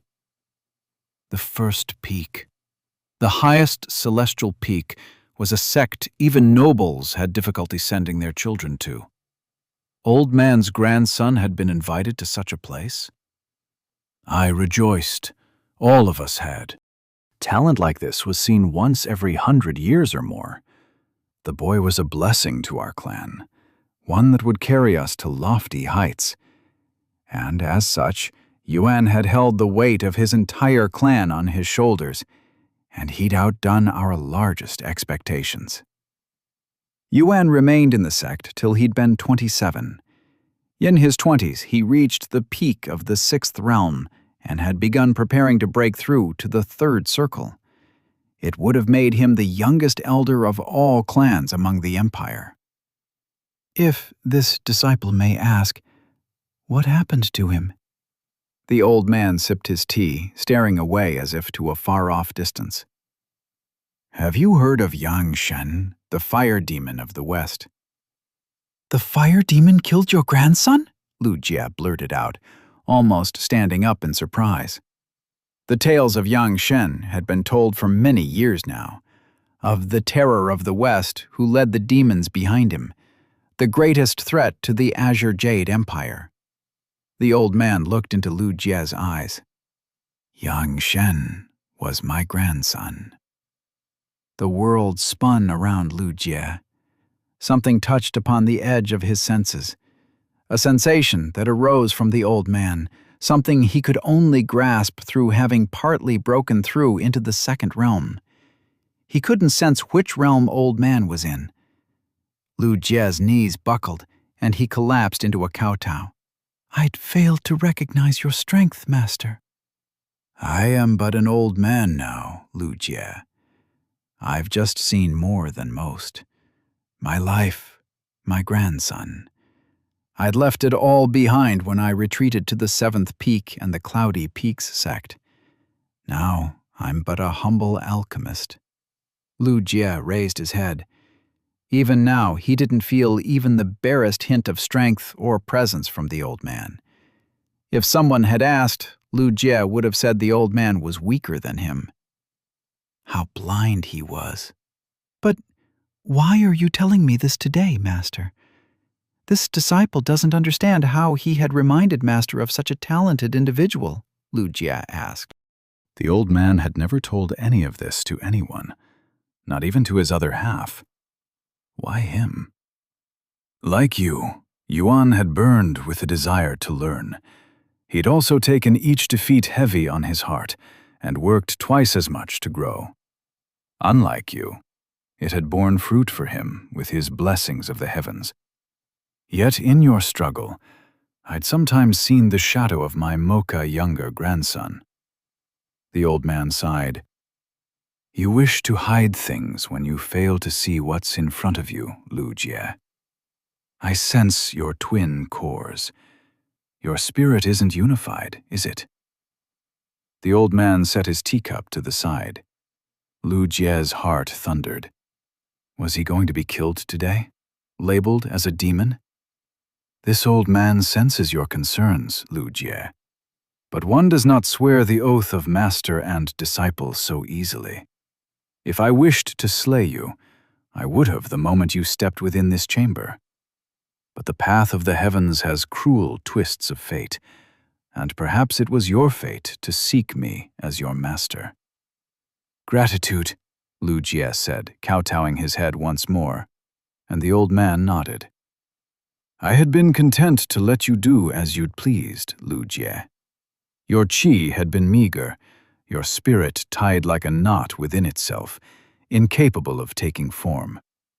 But now that you've taken form, found your other half and freed it, perhaps I should begin teaching you some real alchemy as well. A wave of qi passed over Lu Jie. Are you willing to take this path?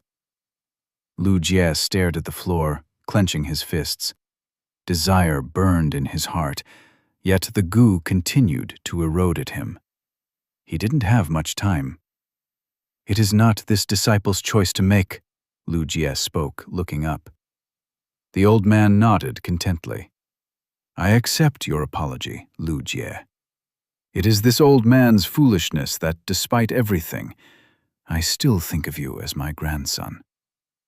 Lu Jie's eyes watered as he bowed his head. A tug pulled at his spirit as qi spread within his body, coming forth. His time to return had come. Thank you, grandfather, Lu Jie whispered, and his world turned dark.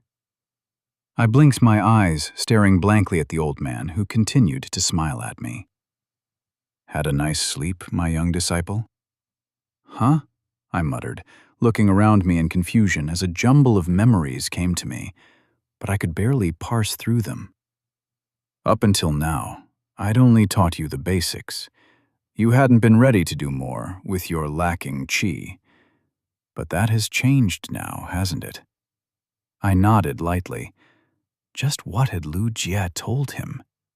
Very well. Mist bellowed out of the old man's sleeves.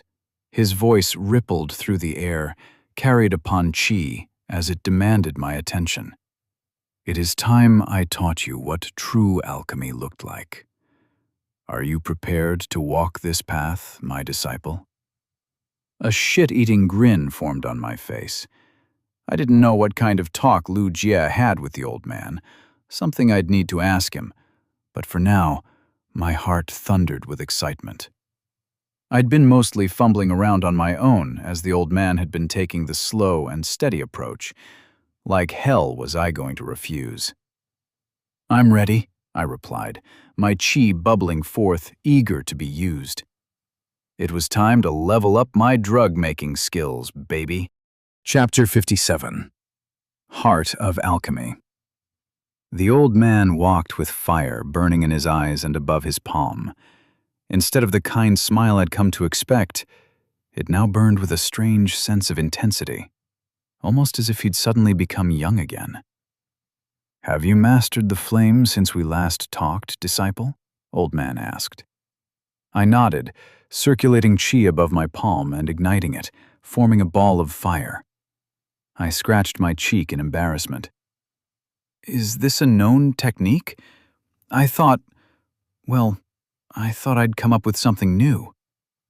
The old man smiled as the flame leapt from his hand and toward the cauldron, igniting the spirit stones underneath. Not a rare assumption for a young disciple to make, and it is not a well-known ability outside those that walk the path of alchemy. Cultivators tend to attune themselves to a singular path within the world, forgetting that all is connected around us. A little blob of water flowed around the old man. Something occurred to me, something that should have been obvious from the very start. The old man could control steam. It made sense he could control either water or fire. Then, you can control all the elements? Wouldn't that make alchemists really strong? I asked. Being able to control all the elements sounded broken, no matter how you put it. There is balance in all things under the heavens. We attune ourselves to the world around us, and in doing so, push away the path of strength, choosing to pick creation instead. An alchemist's abilities are not meant to harm, but to heal, unless dire need calls for it, even if we can choose to cause harm. Something like the Hippocratic Oath, then, or an agreement among alchemists to not use their abilities outside of self-defense. All of this just made me wonder, why? In a world where strength reigned supreme, cultivators choosing to forsake power and use it only as a measure of self-defense was an image I struggled to come to terms with.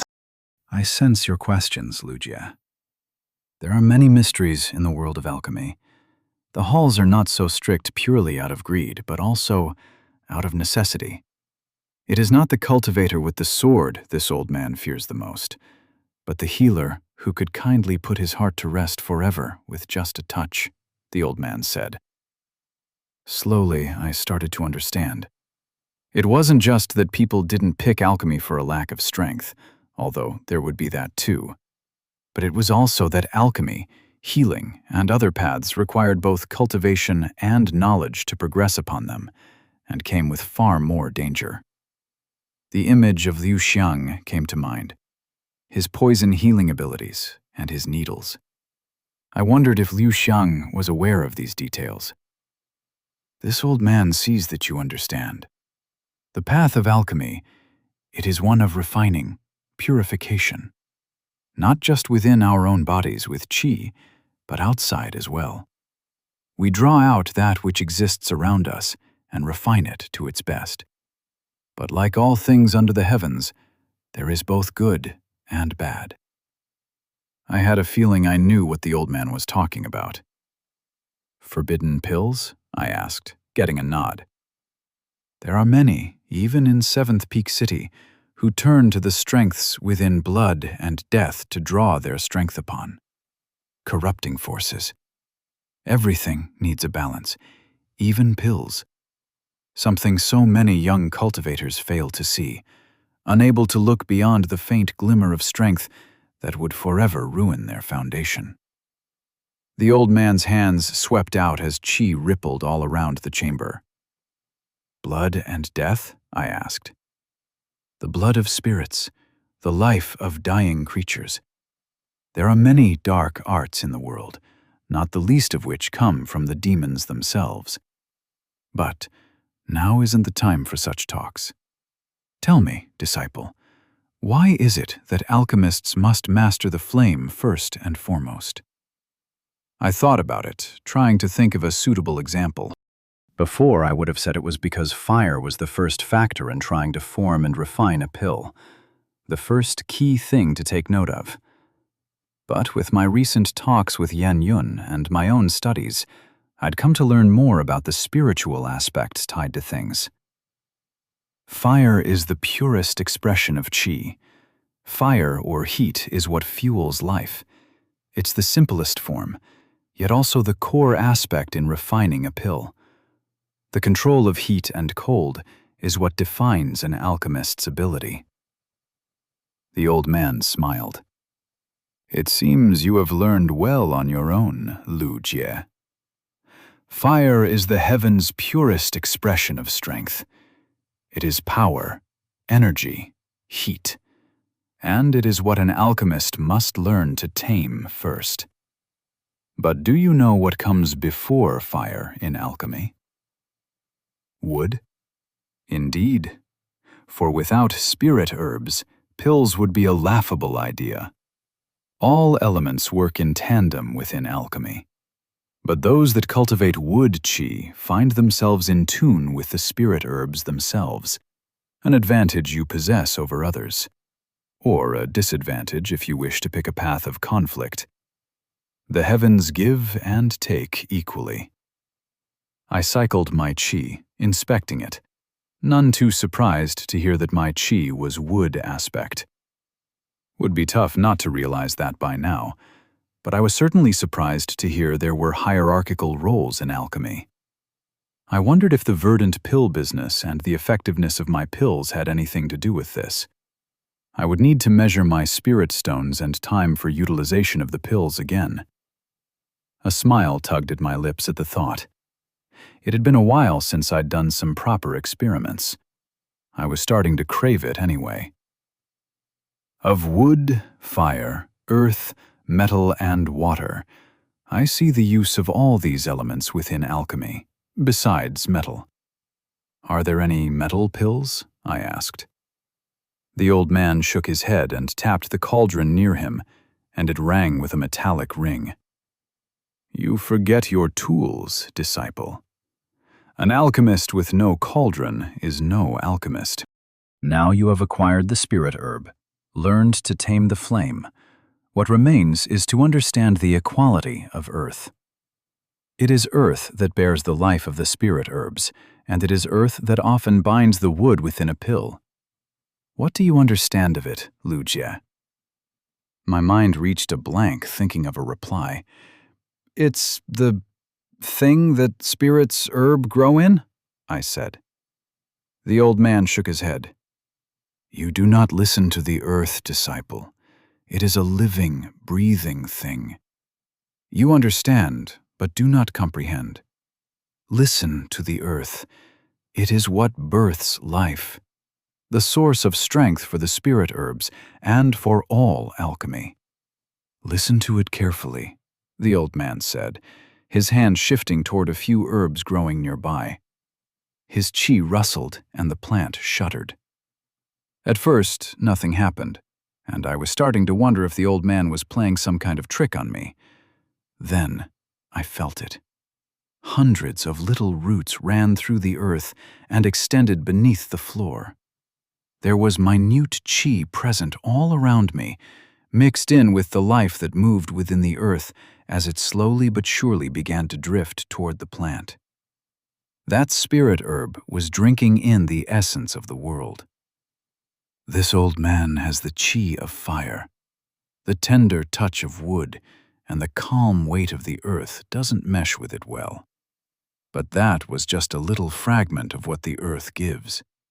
All within the heavens are bound to the earth, even the great dragons, the old man said. Beyond earth, there is metal. The cauldron is not just a tool. It is an extension of your will and chi, a third hand that shapes your pills.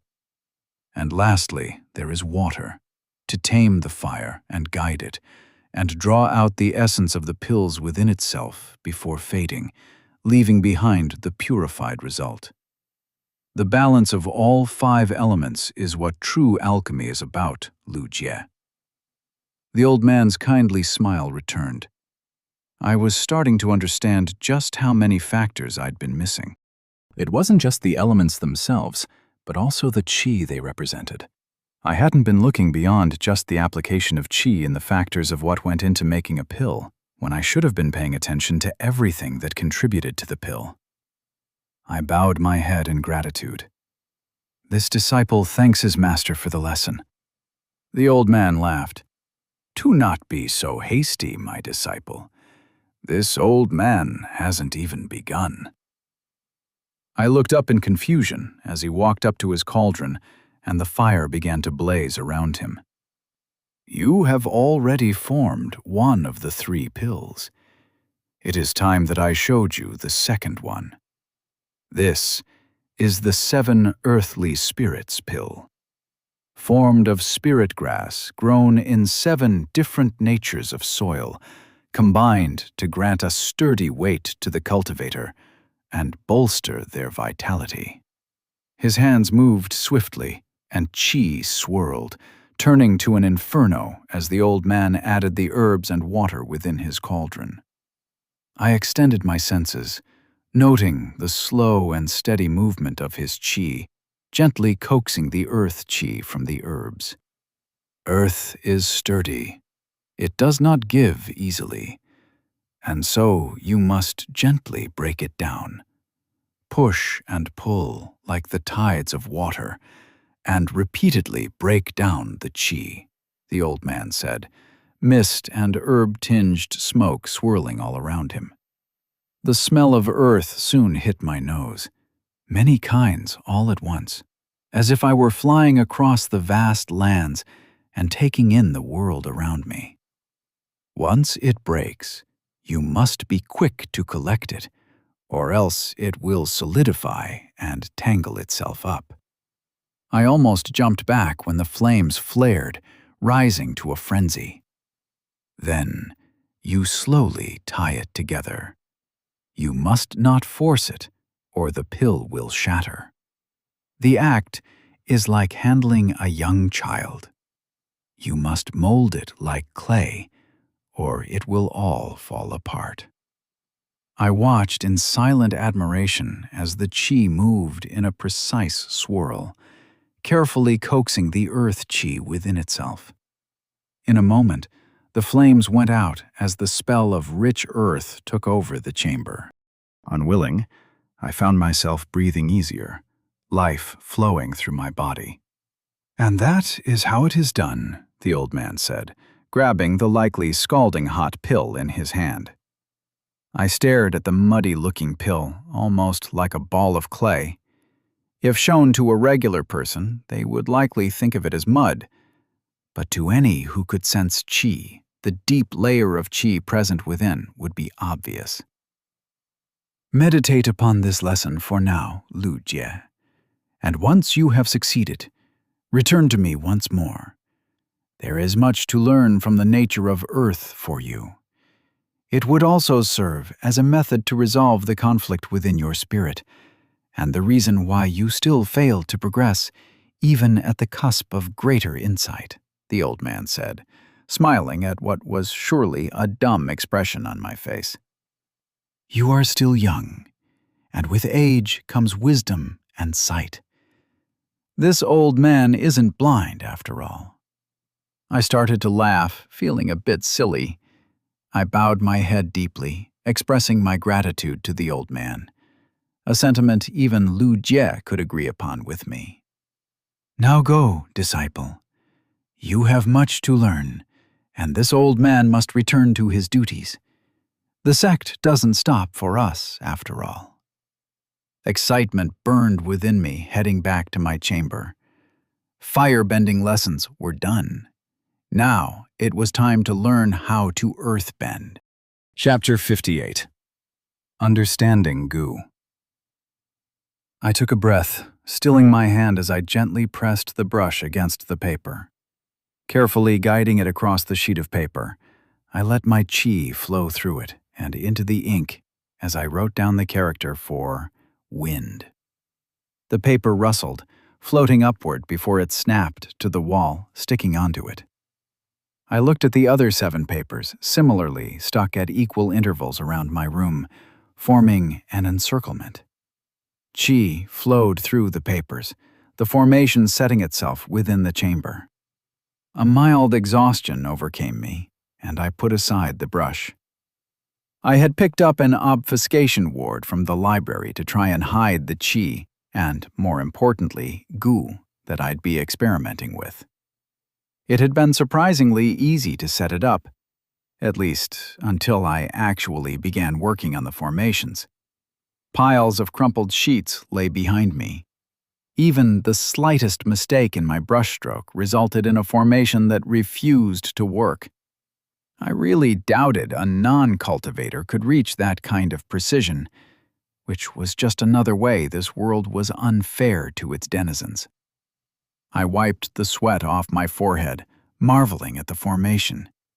I had no clue how writing certain characters infused with chi provided certain effects, but there were mentions of 8 characters that formed the basis of all formations that everything was derived from. I'd borrowed a book from Liu Xiang for this formation. A brief study told me about their relative simplicity and usage.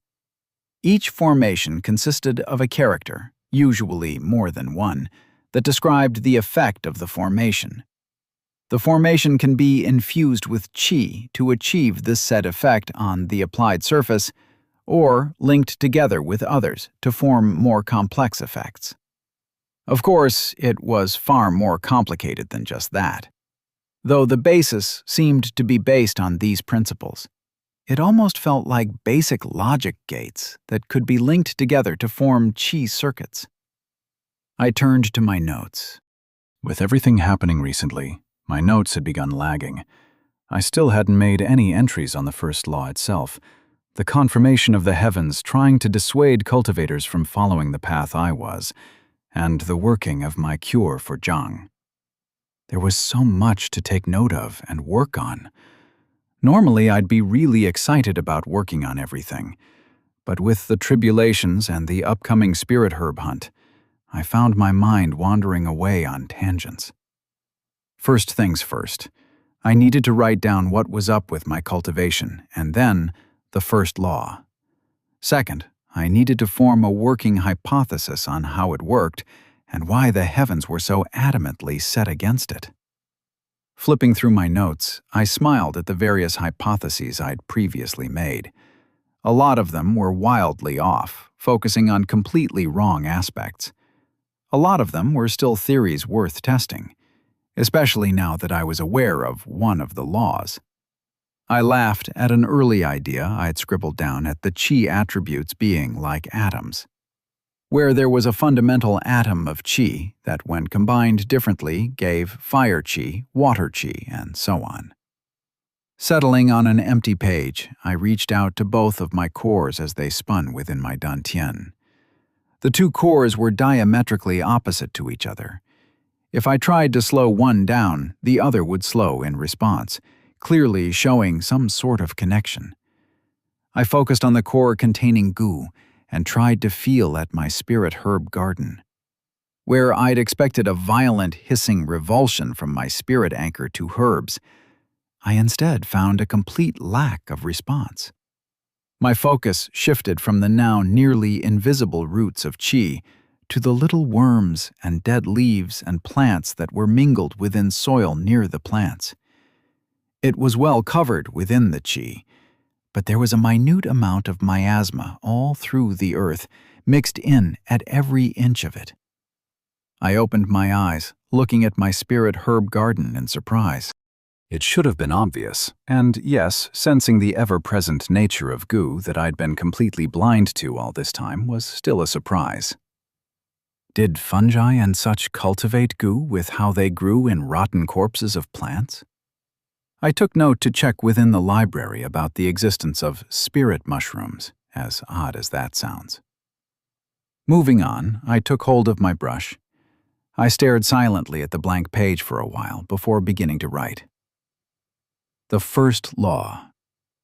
Heavenly chi crackled around me, thankfully mildly enough that I hoped no one noticed. I hurriedly abandoned the idea, cutting whatever I'd written so far. I couldn't risk starting another tribulation in the sect. A frown remained on my brows as I thought over the matter. Writing the information down was also a no-go. But what if... An idea occurred to me, a cheat that only I'd be able to utilize to circumvent the heavens. My heart leapt at the prospect and simplicity, one I'd unwittingly been using all this time. Taking my brush, I began to write. In English. I held my breath, ready to erase the words the moment the heavens rumbled. Nothing happened. My face split into a grin, and I straight out broke into a cackle, raising my hand up in victory and looking beyond the roof of my chamber and up to the sky. Take that, stupid heavens. I laughed for a moment longer before my heart began to thunder in excitement. It was time to note my progress. Writing in a furious frenzy, it almost became a trance as the words came one after the other. The insight I'd gained was only of the surface level, and there was so much that was still left to explore. But this was the first step I'd taken toward grasping the mysteries of the heavens themselves. Chi and goo circulated in my cores, responding to my excitement. With a last, long stroke of my brush, I finished writing what I'd learned in Zhang's core. The first key insight of my path. Now, there, to be shared with the world around me.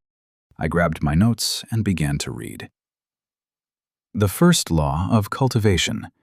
The duality of chi and goo. The two forces of diametric opposing natures work in tandem to constitute the heavenly chi, the force that permeates the entire world and is the basis of all forms of cultivation and immortality. Chi represents life. Goo represents death. Both are the polar opposite ends of forces that constitute chi, otherwise known as heavenly chi, the energy we absorb to progress in cultivation. The path of cultivation is twofold, that of life and that of death. The cultivation of the Azure Jade Empire is based around the growth of life and chi. It promotes longevity and thrives in conditions that support life. But quite similar to the nature of yin and yang, there is some yin present in the yang and vice versa. Similarly, the path of goo, a path that, as far as I know, only demons use to cultivate, and one I know very little about. Goo is contradictory in how it promotes death, yet not of those that wield the goo itself. Goo is destructive and destroys the cultivator from the inside, as observed from the damage to the pathways. It may explain why chi was given precedence over the course of history when humanity developed in this form and cultivation was first established. Both paths work fundamentally the same, where the cultivator will take in the heavenly chi around them, subverting them to their spirit's shape, from which they then convert it to either chi and goo. Chi is tied to goo and goo to chi. Both lend to each other as much as they are polar opposites, and the two forces, when tied together, constitute the two halves that form the heavens themselves. Though I wanted to add more, the frenzy was lost. The rest was mere hypothesis and conjectures I didn't have a strong enough basis to express. The idea of cultivating goo was still one I don't fully understand, what with how the energy tried to eat at me from the inside every time I used it. There were methods with which I cultivated my qi, and I was trying to use the same methods to cultivate with goo. I had a feeling that was part of the reason why I couldn't control the goo as well. I needed a way to test with the goo, something that could mimic my dantian, but wasn't going to be inside me. I turned to my cauldron as an idea sprung. Getting up, I grabbed some spirit herbs from my garden and started a fire beneath my cauldron. Pouring in the herbs, I added some water and let it simmer for a while.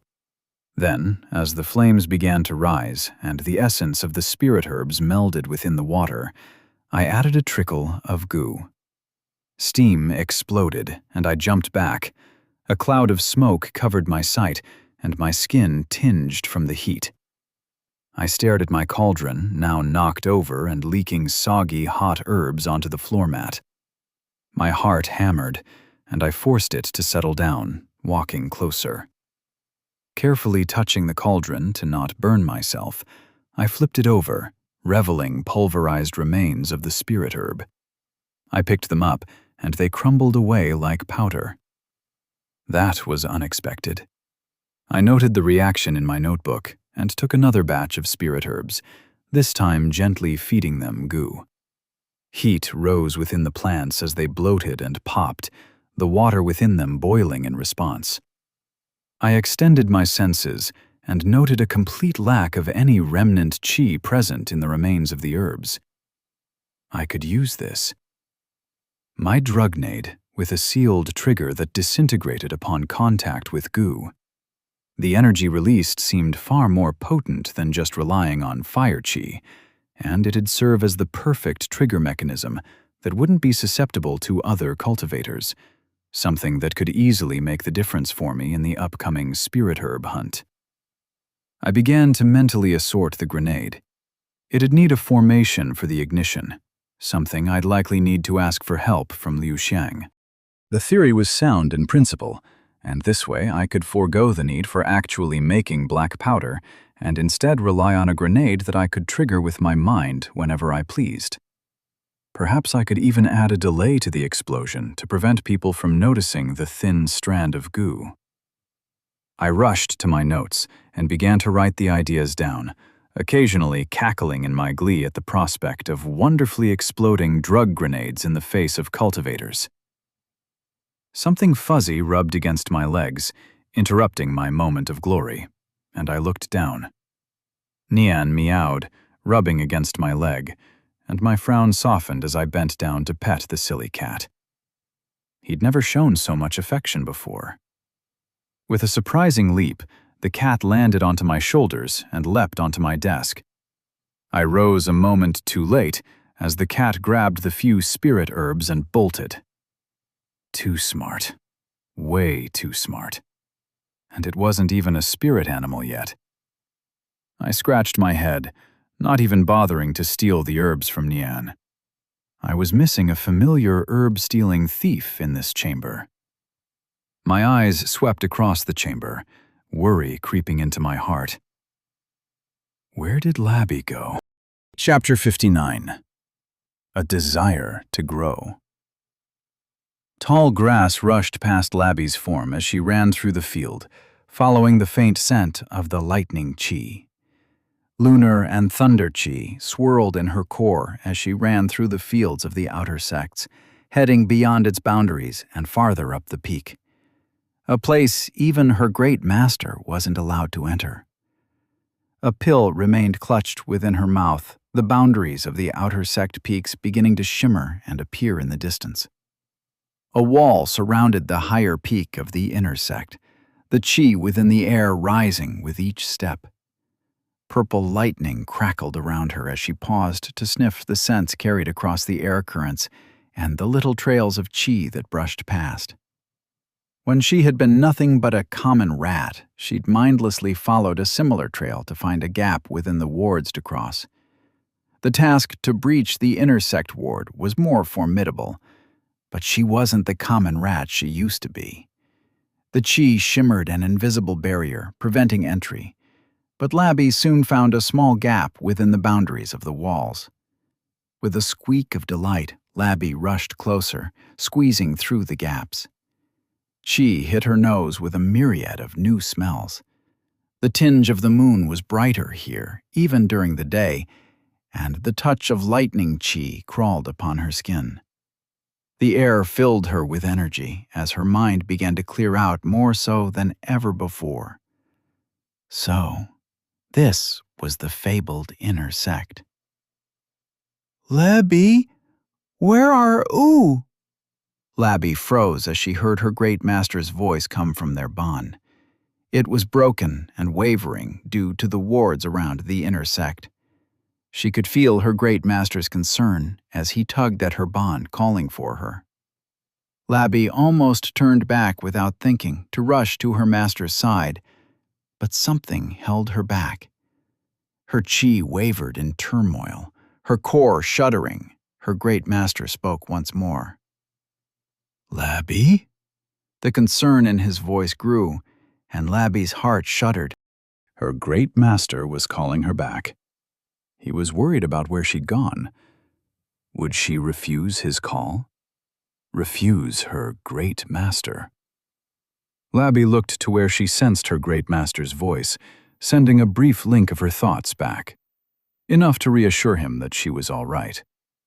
She squeaked to the empty air, bowing her head in apology as she turned back and began to head farther within the inner sect. The last time her master had been in danger, she'd been too weak, unable to help him. She'd watched helplessly as her bond with her master crumbled, his voice fading and his chi vanishing from her. Labby had sworn she would never let that happen again. And for that, she needed to be stronger, even if it meant going against her great master's wishes sometimes. Labby felt her chi still. She'd made her choice. With renewed speed, she rushed through the inner sect's grounds, following the stronger-than-ever trail of lightning chi. The foggy and misty peaks rushed past Labby as she walked up the path. There was no one within the inner sect peak who wasn't a cultivator, and all of them were cultivators far above her in realm. Labby kept her chi hidden and confined. It was an act that came innately to her, ingrained in her very nature to hide and slither unnoticed. A nature she'd been trying to go against all this time, leaning on the impulses caused by her lightning chi. She didn't wish to be a mere rat. She was Labby, a name she took even against the wills of the chi, and she refused to settle for the fate that was preordained to her kin. The lush grass and stone path uphill gave way to a manor. Labby climbed up the walls, walking through the gaps in the stone as she jumped in with a squeak, almost dropping the pills she carried in her mouth. Arcs of lightning swirled near the entrance in a magnificent display of delicate formations, but Labby's attention was somewhere else entirely. A field filled with various spirit herbs lay in front of her, with a scent stronger than almost any other she'd smelled. It called Labby to gorge upon its delicious banquet. Labby shook her head, bringing her focus back. She couldn't get distracted now. She had a mission to complete. Squeaking the temptation out of her heart, Labby ran farther within the large courtyard and into the manor that remained near the peak of the sect. The Yan Manor. Qi swirled in Yan Yun's dantian as she meditated within her chambers. Li and Lei sparred outside, under her instructions, honing their skills as Lei Yu watched over them. Yan Yun had no intentions of lending a hand to the boys any more than she needed to, and from what she'd seen so far, the boys didn't need any either. An arc of lightning lashed around Yan Yun, striking one of the many silver needles stuck into the ground itself near her. She took a breath, calming her distracted mind, and focused on the insight she'd gained. She'd asked Zuri to provide her with some silver needles, which she'd then layered around her chambers into the earth in a 5-headed marker, within which she sat to meditate upon the words of Lu Jie and the things he'd shown her that day. Thunder chi churned in her core as she cycled her chi, carefully sensing how it moved. Lightning chi was volatile and unstable, and lightning cultivators ill-tempered and impulsive. Their path of cultivation was often a balance on the needle's edge to temper their chi, without taking the edge off its bite. It was often not the brash cultivator of lightning that people feared, but one as calm as a still lake, waiting for the right moment to strike with all their might. All her life, Yan Yun believed this balance had come as a product of exercising restraint and deep meditation. To hone her thunder, tame it, and channel it with absolute control. To not let the qi govern her, but to instead govern the qi. Yet, a spirit rat managed to show her a new path. A path consisting of not yang, but yin lightning. She hadn't believed such a thing existed, and here was a rat who'd mingled 2 separate paths into one. That of the moon, and that of thunder. A balance within the yin and the yang, just like Lu Jie had with gu and qi. Yan Yun clenched her fists as another strike of lightning lashed out, hitting the silver pins. She took another breath, calming her mind further. The events of the tribulation and beyond left her with shaken beliefs of the world. She wondered if she was befriending a demon, waiting to strike at her from behind for being foolish enough to trust it. The pitch-black eyes with pure white pupils Lu Jie had gained came to her mind, and a shudder crawled up her smile. At the same time, she remembered the embarrassed smile he'd sent her way. Regardless of her wishes, the oath still held true, and she feared summoning a tribulation upon her head, lest she say the wrong words about Lu Jie. She didn't fear for her survival, but for her cultivation. The thought was enough to hold her lips about her doubts. Yan Yun should take a break. She is unsettled. Yan Yun opened her eyes, stopping the channeling of qi in her dantian as she watched Lei Yu fly within the chamber and rest on her shoulder. Li and Lei? She asked quietly. Ran away. Lei Yu let them. Pesky brats that do not show any respect, Lei Yu replied with a scoff, flapping his wings as he preened. Let them be. Their foolish arrogance will only come to bite them later. Arrogance without the strength to back it is just the ramblings of a fool, Yan Yun replied. Indeed, but that is now why Lei Yu came here. What bothers Yan Yun so? The boy? Lu Jie? Yan Yun gently brushed Lei Yu's feathers.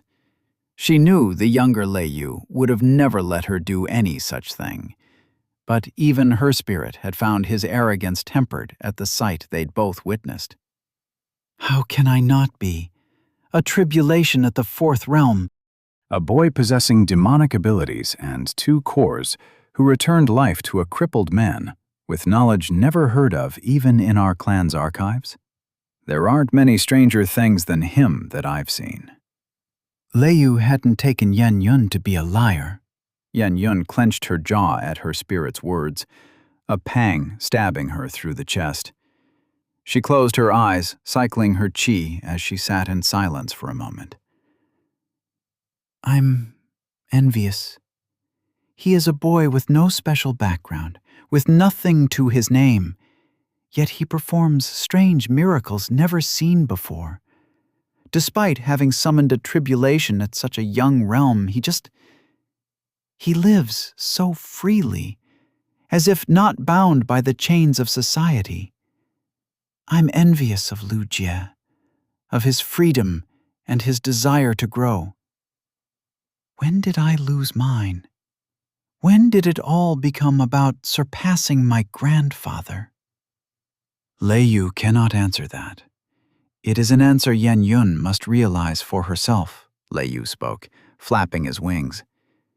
Yan Yun needs to think over what she wishes to achieve in her life, what her purpose and path are. I wish to be free. The words rang hollow. It was her desire to be free of her grandfather, to be free of the burden of a prodigy, but it was not why she cultivated. A talk for some other time. We have an unexpected visitor, Lei Yu said. Yan Yun sensed a tiny ball of thunder and lunar qi outside her chamber's window a moment later. She sent a thin strand of qi, opening the entrance, and a gray-furred rat stumbled in, a white lunar crescent on her forehead and a pill in her mouth. The little rat shook her head before facing them and crackling with purple lightning. Labby wishes to learn how to fight! Chapter 60. Broken Cycle. A strange sense of grief washed over me through a tangle of thoughts and emotions from Labby. I'm all right, the thought read, yet it sounded almost like an apology. Should I try to find Labby? I could still sense her vaguely, despite whatever it was blocking my bond to her. She'd been moving toward the inner sect on her own, and my concern rose. It wouldn't be a stretch of the imagination if Labby had smelled the pills or herbs on some strong cultivator and decided to give chase in hopes of snagging a bite. But something about the message made me think otherwise. I took a deep breath and looked to Sheldon sleeping nearby. Can you keep an eye out for her? If she doesn't want me to find her, then I'll respect her choice, but I can't help but feel a bit concerned. Sheldon opened his eyes, regarding me for a moment. With a light chirp, the little turtle got up. A tide of water rose beneath him as he carried himself out of the window. That was a relief. With Sheldon around, I'd have little concern even if some arrogant cultivator came and noticed Labby somewhere she shouldn't be. I returned my attention to my notes, going back to my plans for the upcoming days. I needed to contact Yan Yun in regards to the prize and details of the spirit herb hunt and how to participate. I'd also need to find a method to reach out to Zhang and Su Lin and how their journey to Taizhou was going. Not to mention practicing the earth pill that the old man told me about, writing about and exploring Gu itself, and also the Gu drugnade. The modified version of my drugnade, and likely the most powerful weapon I could currently acquire. I'd held some qualms over producing black powder from the fear of introducing conflict and war similar to back home here. Humanity being allowed that much power was inherently wrong. Yet, I'd been naive and foolish, forgetting just how strong cultivators were. There were 12 entire realms of cultivation. 12 realms, and each successive realm larger than before. Just Sheldon's strength was enough to level a small mountain if the turtle wished. With each progressive day I cultivated, I could feel my dantian growing stronger and brighter, that strength bolstering me. The cultivation method I'd developed with Yan Yun alternatingly cycled both qi and gu within my body, cycling between the two. The gu would damage briefly, and the qi would heal. The cycle continued eternally, and each cycle of injury and healing would leave my body sore and my spirit wavering from exhaustion. I looked at my arms, flexing the muscles.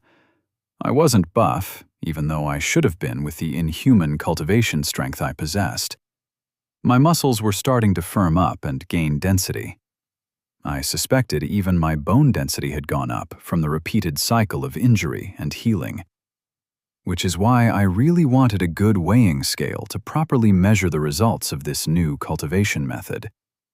I didn't want to become a muscle-addled idiot, but I wasn't going to complain about being physically more able. As they said, don't look a gift horse in the mouth. I returned my thoughts to my notes and the many things I needed to do. A lot of this would need work, but from order of priority to ease of doing and my own excitement, I put the Gu drugnade on top. With a beaming grin, I rubbed my hands in anticipation. Who could remain calm when the prospect of spectacularly exploding things came up in front of them? I tore a piece of parchment and wrote a simple letter addressed to Liu Shang. He was the only one who knew about formations who I could ask, and they were going to play an important role in my Drubna days. "Nian?" I called out to the cat, who ignored me and continued to groom itself. "I'll give you a pill if you deliver this letter for me." The cat's ears flicked as he looked up at me. Then he returned to grooming without further reaction. Was a cat trying to negotiate with me? "2 pills if you do it quickly, but no more. I'll just send it myself otherwise," I said, holding out the rolled-up sheet of parchment. The little orange cat's gaze was nothing short of stern. Then he let out a meow, getting up from his place and hobbled over. I shook my head as I tied the scroll around Nian's neck with a thin thread. "Off you go, then," I said, patting the little bugger. He leapt to my desk, then out of my chamber. My room felt odd being empty of animals. I'd gotten used to always having Labby around, and now Sheldon. Nian was hanging out in my chamber more often than not as well. It was a bit lonely, and at the same time freeing to be alone after a long time. Goo rustled within my second core, along with a whisper in my head. "You want me to cultivate once more?" I called out loud, receiving an affirmation from Lu Jie from my spirit, as the goo pointed to the spirit herb garden anchored to my core. My eyes widened from the realization. That was indeed something I needed to also test out. "I guess you win, then. It'll be a while before Liu Shang arrives anyway," I said, walking over to my spirit herbs. I gently touched the spirit grass growing through the floor mat and boards, the roots intertwining through them and down into the earth. A network of qi was layered within the herbs, one I could tug and draw on to help bolster my cultivation. At least I could before. Was that true anymore? Goo was anathema to qi, and the spirit plants injected with it burst apart and turned to ash. "Only one way to find out," I said, taking a seat and crossing my legs. Breathing steadily, my 2 cores spun leisurely around each other at the center of my abdomen. Slowly, I tugged on the spirit herbs, pulling their qi into me.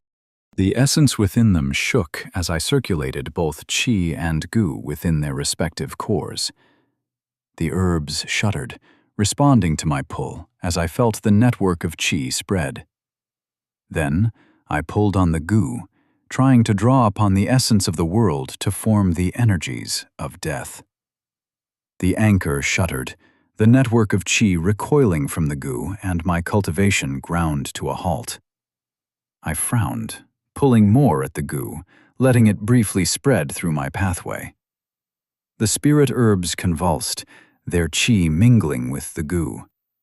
They destroyed one another, and the air around me began to heat, unseen fire licking at my clothes. Something was wrong. I could sense the flow of qi. It moves from the sky, in the air, and into the spirit herbs, before submerging into the plants as they send little motes and threads of qi toward me. Yet the goo refuses to do the same. Even the anchor refused to work with the energy, and broke apart the moment I tried to gather it from the herbs the same way I did with the qi.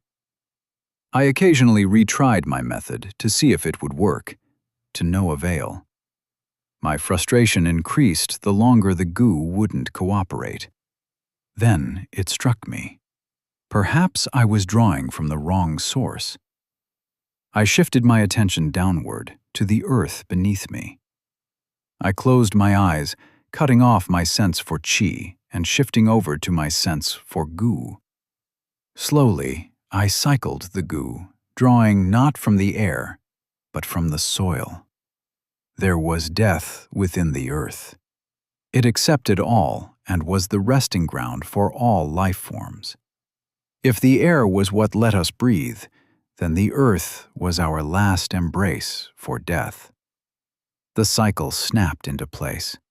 The spirit herbs around me rustled, as if something had just mended their paths. Qi flowed from them, filling the first core where I cultivated it, and the gu filled my second core, flowing from the roots of these same herbs.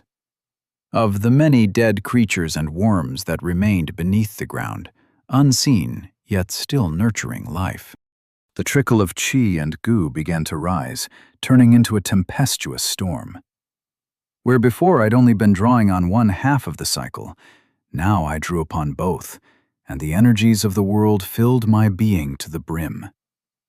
Gu pulsated within my pathways, immediately followed by qi. It was a fluctuating cycle of gu and qi, like the periodic rhythm of a sine wave that flowed through my pathways. A presence touched my spirit, rising from the earth itself. A vast presence, greater than any before. I'd seen this before, back with Sheldon when I'd been cultivating with just qi. It was the cycle of the earth, the cycle of the land and the sky, of all that came in between. The earth had seemed impossibly vast. Its spirit so large that my senses couldn't even begin to comprehend the breadth. But now, with my new sight, I saw the other half. The half of death. The divide of the yin and yang, of the sky above and the earth below, and the world that came between them. The creatures that lived encompassed by both. It was the forces that ran this world, tied to its very creation. Lu Jie's spirit was rising, his will mingling with my own as we dove deeper within the swirling tides of qi and gu. Something shifted between the eternal sky and the vast earth. They turned, and a pair of eyes gazed upon our twin souls. Words filled our mind as the qi and gu spoke as one, showing us a glimpse at what lay beyond. In the before, there was neither sky nor earth. The world was chaos, endless and seamless. But after endless eons of chaos, came an axe. It split the chaos in twain, forming the yang of the sky and the yin of the earth. Thus, the world came to be.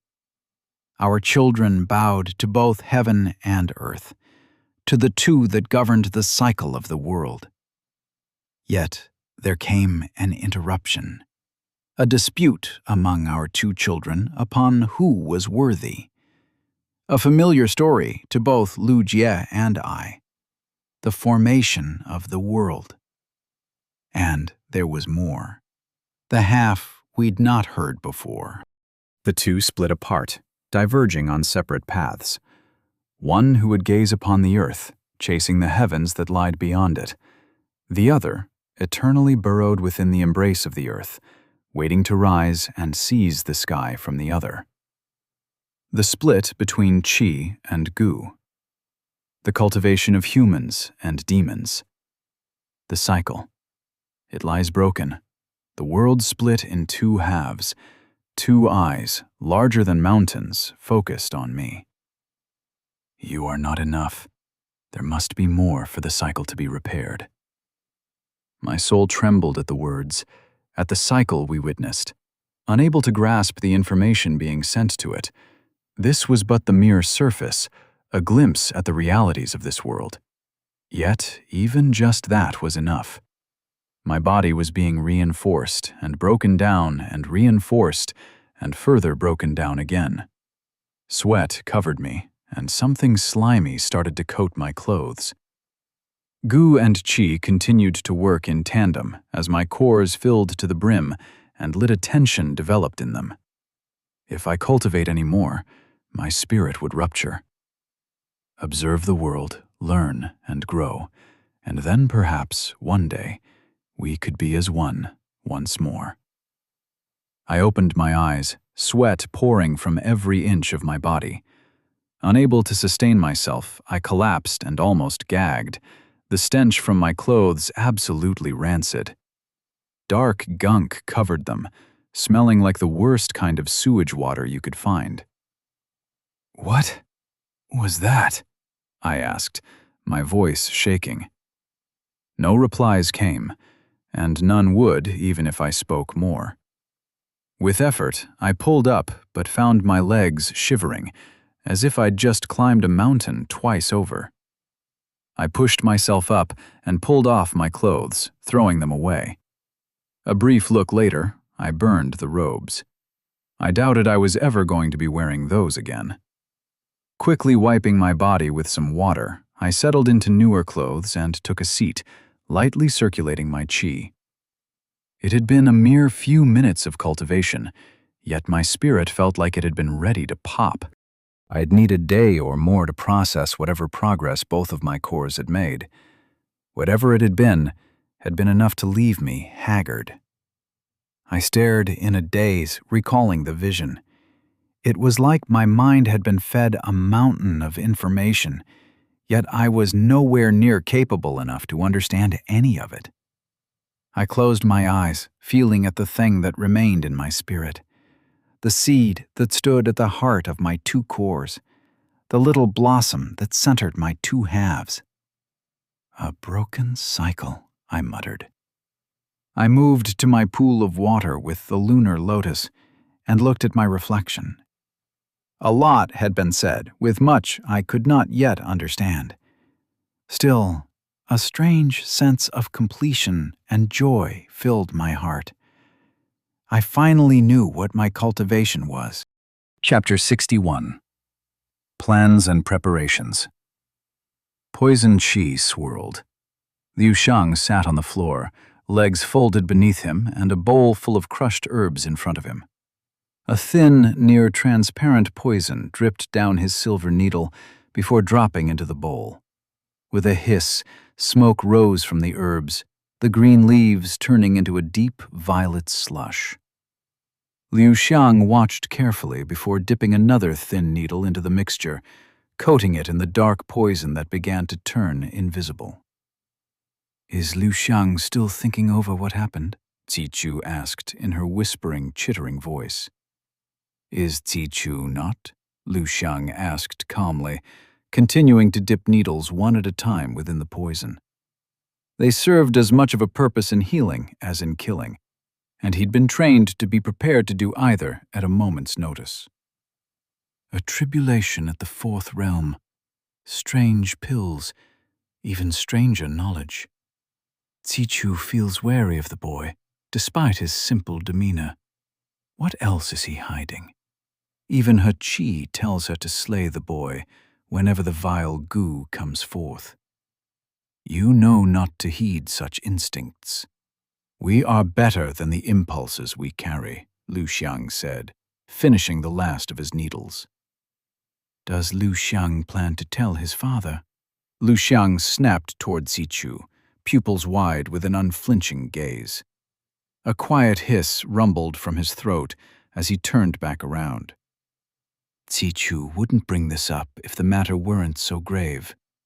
Liu Xiang should know what this would mean for him in the clan if he returned with such great secrets." Liu Xiang took a long breath, a quiet hiss under his lips as he closed his eyes. He'd been hissing far too much recently. It was shameful. A moment later, he opened his eyes. "This one does not plan to share things. This one is trusted not to share. Zichu understands your attachment. The boy is one of the few to not treat Liu Xiang any different for who he is. But such attachments will only—" Liu Xiang raised his hand, cutting his spirit off. This one had expected more from Jiju. Just think for a moment, and Jiju will understand why this one does so. It is not just morals, but practicality that drives this one's actions. Liu Xiang finds the benefits greater than the immediate rewards, Jiju said. It would be beneficial for this one to know Senior better. Not to mention, this one would choose to trust Senior more over this one's father. Not a difficult choice. If one is something close to a friend, this one is intrigued about, and the other the man who shunned us out here. Jiju understands. Apologies for bringing it up. Lu Xiang nodded, letting the topic go. A few moments of silence passed between them when Lu Xiang sensed an approaching presence. A dim shimmer of qi from a familiar feline he'd become acquainted with.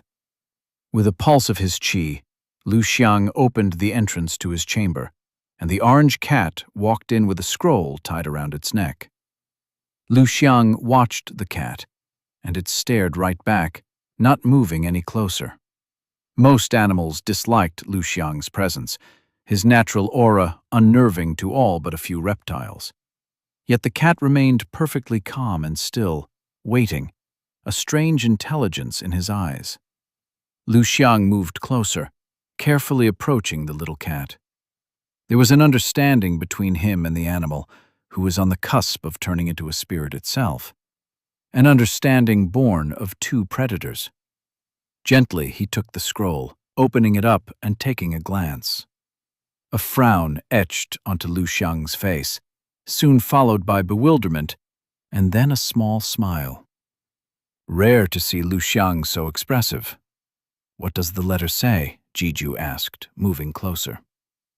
Lu Xiang put down the scroll, his smile turning wider. That this one's choice with Senior was correct. He picked up some herbs and gave them to the cat. The little cat licked the herbs, then to his surprise, moved in for some pets. After a brief moment of shock, Lu Xiang hesitantly ran his hand across the little cat's back. The cat walked away and ran out of the doors. Lu Xiang stared at his palm in surprise, an odd emotion building in his chest. He couldn't recall when an animal had approached him with such affection before. With his bloodline, possibly never. Lu Xiang can't be all secretive about this. Juju wants to know. Juju spoke up in a rare sign of protest. A muffled laugh escaped Lu Xiang. Senior has requested this one's help. Juju will be able to see it for herself. Let us move out now. It would be best not to let Senior wait for too long. This one has a feeling that this year's tournament is going to be slightly exceptional. Qi pulsed through my arms and fingers, sweat beading and covering my forehead as I balanced a boulder half as big as me on one of my fingers. I'd picked the closest boulder I'd found outside and brought it to my chamber for a test. After a brief moment of testing, my physical capabilities proved far more potent than before, even though I was wrung out and exhausted after the whole ordeal. I set the boulder down and punched it, thrusting my qi out as I did. Where I'd braced myself for some stinging in my hand, the solid rock instead gave away, and a small crack ran through it. I didn't manage to smash through as I would have expected a proper cultivator to be able to do, but the fact I managed to crack a rock that probably weighed 5 times as much as me, if not more, was enough to leave me stunned. Tempering the body was a concept I was familiar with. So far, something like that had been far outside of mind and Lu Jie's means, requiring rare herbs, arts, and resources. It was a money sink only available to the young, arrogant masters from big sects and powerful clans. Not something a nobody like me would be able to achieve. Yet somehow, the cycling method involving my spirit anchor managed to do just that. I had my suspicions, particularly in specifics regarding the cultivation method, where I'd cultivated not to the heavens, but to the earth using my goo. It had been different, an entirely new sensation that had previously been unfamiliar, yet it felt right. I'd sensed the gunk leaving my boy, the goo killing the impurities. I suspect it was something within the lines of artificial aging and killing of cells, then discarding the junk while the qi repaired the damage. But I couldn't speak to that without performing tests. I smashed the rock a few times into smaller pieces before I threw it outside my window, one large chunk at a time. Dusting my hands, I returned to my notes. A brief glance through, and a reading of the first law and my hypothesis regarding the first law later, I moved to a new page and began to write down my findings. There was a cycle. That much I'd been aware of from the very start. But the voice, I still didn't know where it had come from. If I had to guess, then possibly something akin to the spirit of the world. I settled on calling it the world spirit. The world spirit spoke of the cycle and the formation of the world. The heavens formed the yang, heavens being synonymous with the sky, which explained why the heavens method of a tribulation was a storm and lightning strike. And the earth was the yin, the deathbed of all life. These two sides formed the world together as one. Something caused them to separate, forming gu and qi. Perhaps gu and qi used to be in harmony, and a diverge caused the split between them, which led to the opposing forces becoming anathema to each other. It would explain why the qi asked for me to abandon the gu and miasma and to consume it, giving in to the qi itself. Oddly enough, the same instincts could be felt from the gu, only that the miasma was violent as a baseline, and it only just got more intense when the qi around me was enraged. Ever since I'd gotten through the tribulation, I'd found the whispers of qi gone from my mind. There were no longer any impulses asking me to erase the miasma. My brush flew across the pages, further writing down my thoughts. The world spirit had mentioned children who disagreed with each other, causing the split. Perhaps it was referring to the split between humans and demons. Then, what would fix the cycle if it was broken? The world was governed by two forces that are separated from one another when they should be one and the same. The heavens, the earth, and people in between, channeling and bringing them together. I sensed my separate cores. They pulled toward each other, attracting, repelling, and spinning in a perpetual cycle. Yet something was clearly incomplete. The little sprout at the heart of the gu and qi core signified something I failed to understand. What and how would life and death come together, exist in harmony within people? If gu mingled with qi, the two would destroy each other. I saw no way to change that. I sighed, closing the notes. There was a lot to unravel. The world spirit could be anything. That voice, the spirit anchor, and the method to restore the broken cycle of the qi and gu. I lacked information, and I needed as much as I could get. Deciding to shift my attention, I opened a different set of notes and flipped through the pages before I landed on my prototype Drugnade version 2.0.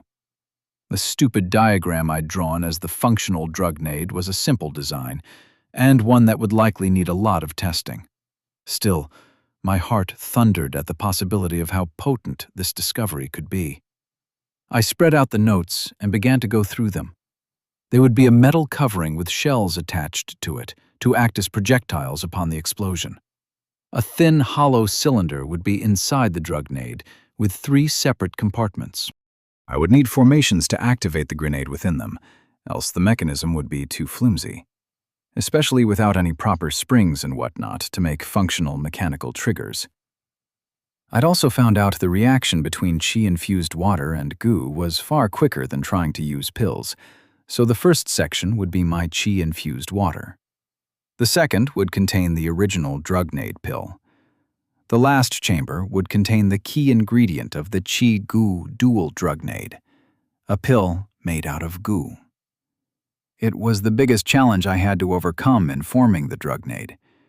After giving some thought to my failure with crafting a pill with gu, and my recent cultivation with the spirit anchor, what I'd been doing wrong came to light.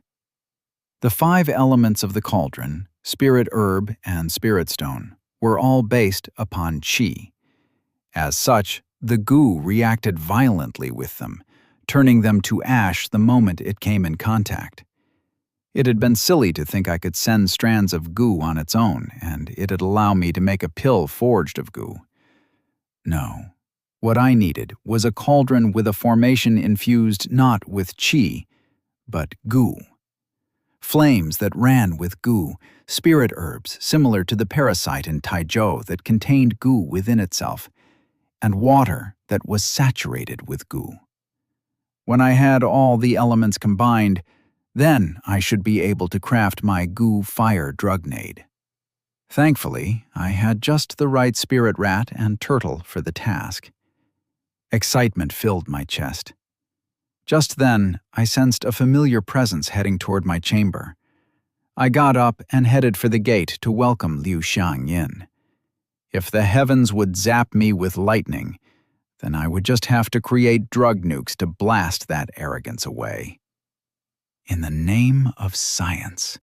Chapter 62. Formation Arts. I Formation Arts smiled upon seeing Liu Xiang, receiving a light smile back. Stepping aside, I led Liu Xiang in, closing the doors. Thanks for coming so quickly. I'd actually expected you to be busy and take some time, if not just refuse, I said. Liu Xiang's eyes lightly ran across my room before returning to me. Surely, Senior jests. After what this one read in that letter, how could this one not rush here? This one has already seen these exploding pills at work before in Taizhou. To be able to improve upon them would provide for a great weapon. I grinned, happy to have the excitement for Drugnade 2.0 shared. Forgive me for prying, Senior, but are those the obfuscation formations Senior had asked this one about? Liu Xiang asked, taking in the papers with the barely functional formations stuck on my walls. Ah, yeah. I tried my best, but I doubt it's anywhere near good enough. I tested and felt it worked well enough for my purposes. After some trial and error, I decided to stick to this one. Liu Xiang nodded, walking closer to touch one of the slips. Senior has imprinted the characters, but this one can note a lack of understanding of the 8 trigrams. 8 trigrams? I asked curiously. Senior isn't aware? Liu Xiang asked in surprise. I shook my head. I felt as if I'd heard about something similar, but that was far from actually understanding what he was talking about. Very well. Would it be okay if this one redoes the formation? Liu Xiang asked. I'd be extremely grateful if you did. Liu Xiang extended his hand. A pulse of qi had the slips of paper peeling off the walls and flying into his hand. Nearly folding them, he ran his hand across the papers, erasing the characters. If this one could have a brush, Liu Xiang said. I promptly handed over my brush. Taking a seat, Liu Xiang set the papers on the ground and began to write. Senior should surely know of yin and yang, and of the 5 elements? Liu Xiang asked, and I nodded. Fire, wood, earth, water, and metal, right? I said. Indeed. Those form the basis of the world within which we live. Yet the cycle of yin and yang is not limited to purely those. There are 8 principles upon which the cycle of yin and yang depends. The formation arts are based upon these, and this one formation is that of wind, Liu Xiang said, his hand smoothly gliding across the page. I marveled at the beautiful writing and the uniform spread of qi placed within each slip of paper. It was quite good, something even my untrained eyes could see. What would the 8 principles be? I asked, my curiosity piqued.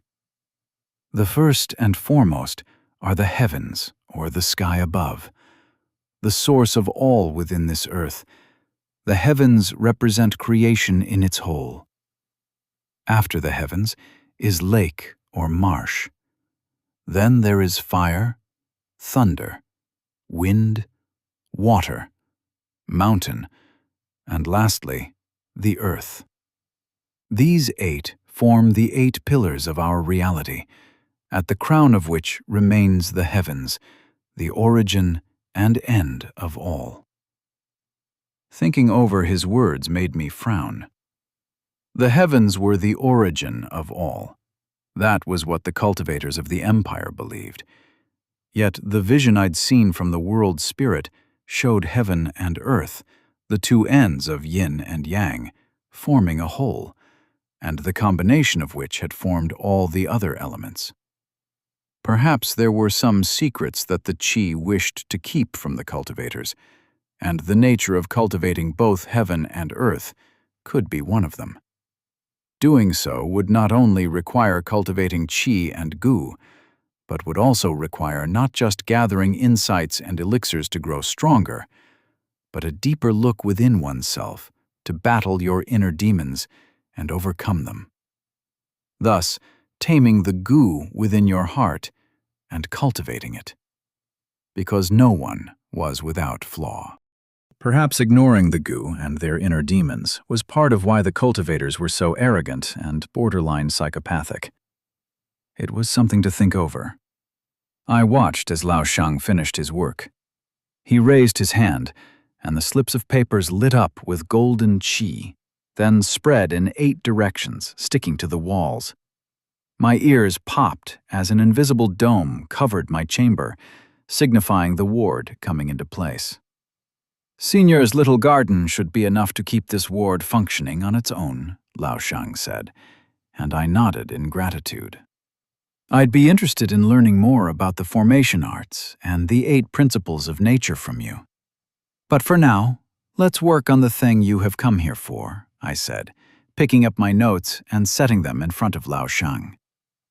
Have a look. I opened the area of the drugnade that I'd written in the language here for Lao Shang. Lao Shang went through my notes, my giddiness growing when I noted the wide eyes and brief emotional responses as he read. Is Senior sure about this? Alchemy with gu. Is such a thing truly possible? Guess we'll find out, I replied with a cheery smile. Lao Shang remained unmoving for a beat. Then his lips curved up just a little. Leaving that aside, is the formation something you can recreate? It'd need to respond to my specific qi only, so that random people can't trigger the drugnade when I'm carrying it. It'd also need to combine the qi and gu, and have a method to ignite, carry that heat throughout, and maintain enough pressure until the breaking point cracks the seams of the shards from the inside. Lao Shang frowned, looking down. This one would have to work out the specifics for the workings of the metal contained and the moving plates, but it certainly looks doable. It would likely also be quite expensive to make each of these. Oh yeah, I definitely expected that much. It'll be a weapon I don't plan to use unless I really and absolutely need to, I replied. This one doesn't understand the purpose of these bumps. It says they are to act as projectiles that pierce the body of any nearby at high speeds. But wouldn't the explosion eat through them? Not to mention the projectiles would only harm those at Realm 2 or 3. Anyone within the second circle is unlikely to be heavily injured with these, Liu Shang said. I see your point, but the goal isn't not to kill. There's always the option of layering the shell with gu, which would be devastating, but I don't plan to do that. The thin seams between each projectile shard is where the metal will break apart, launching the shards at ridiculous speeds. There would be little way to dodge it, and getting hit in the eye could kill even a cultivator.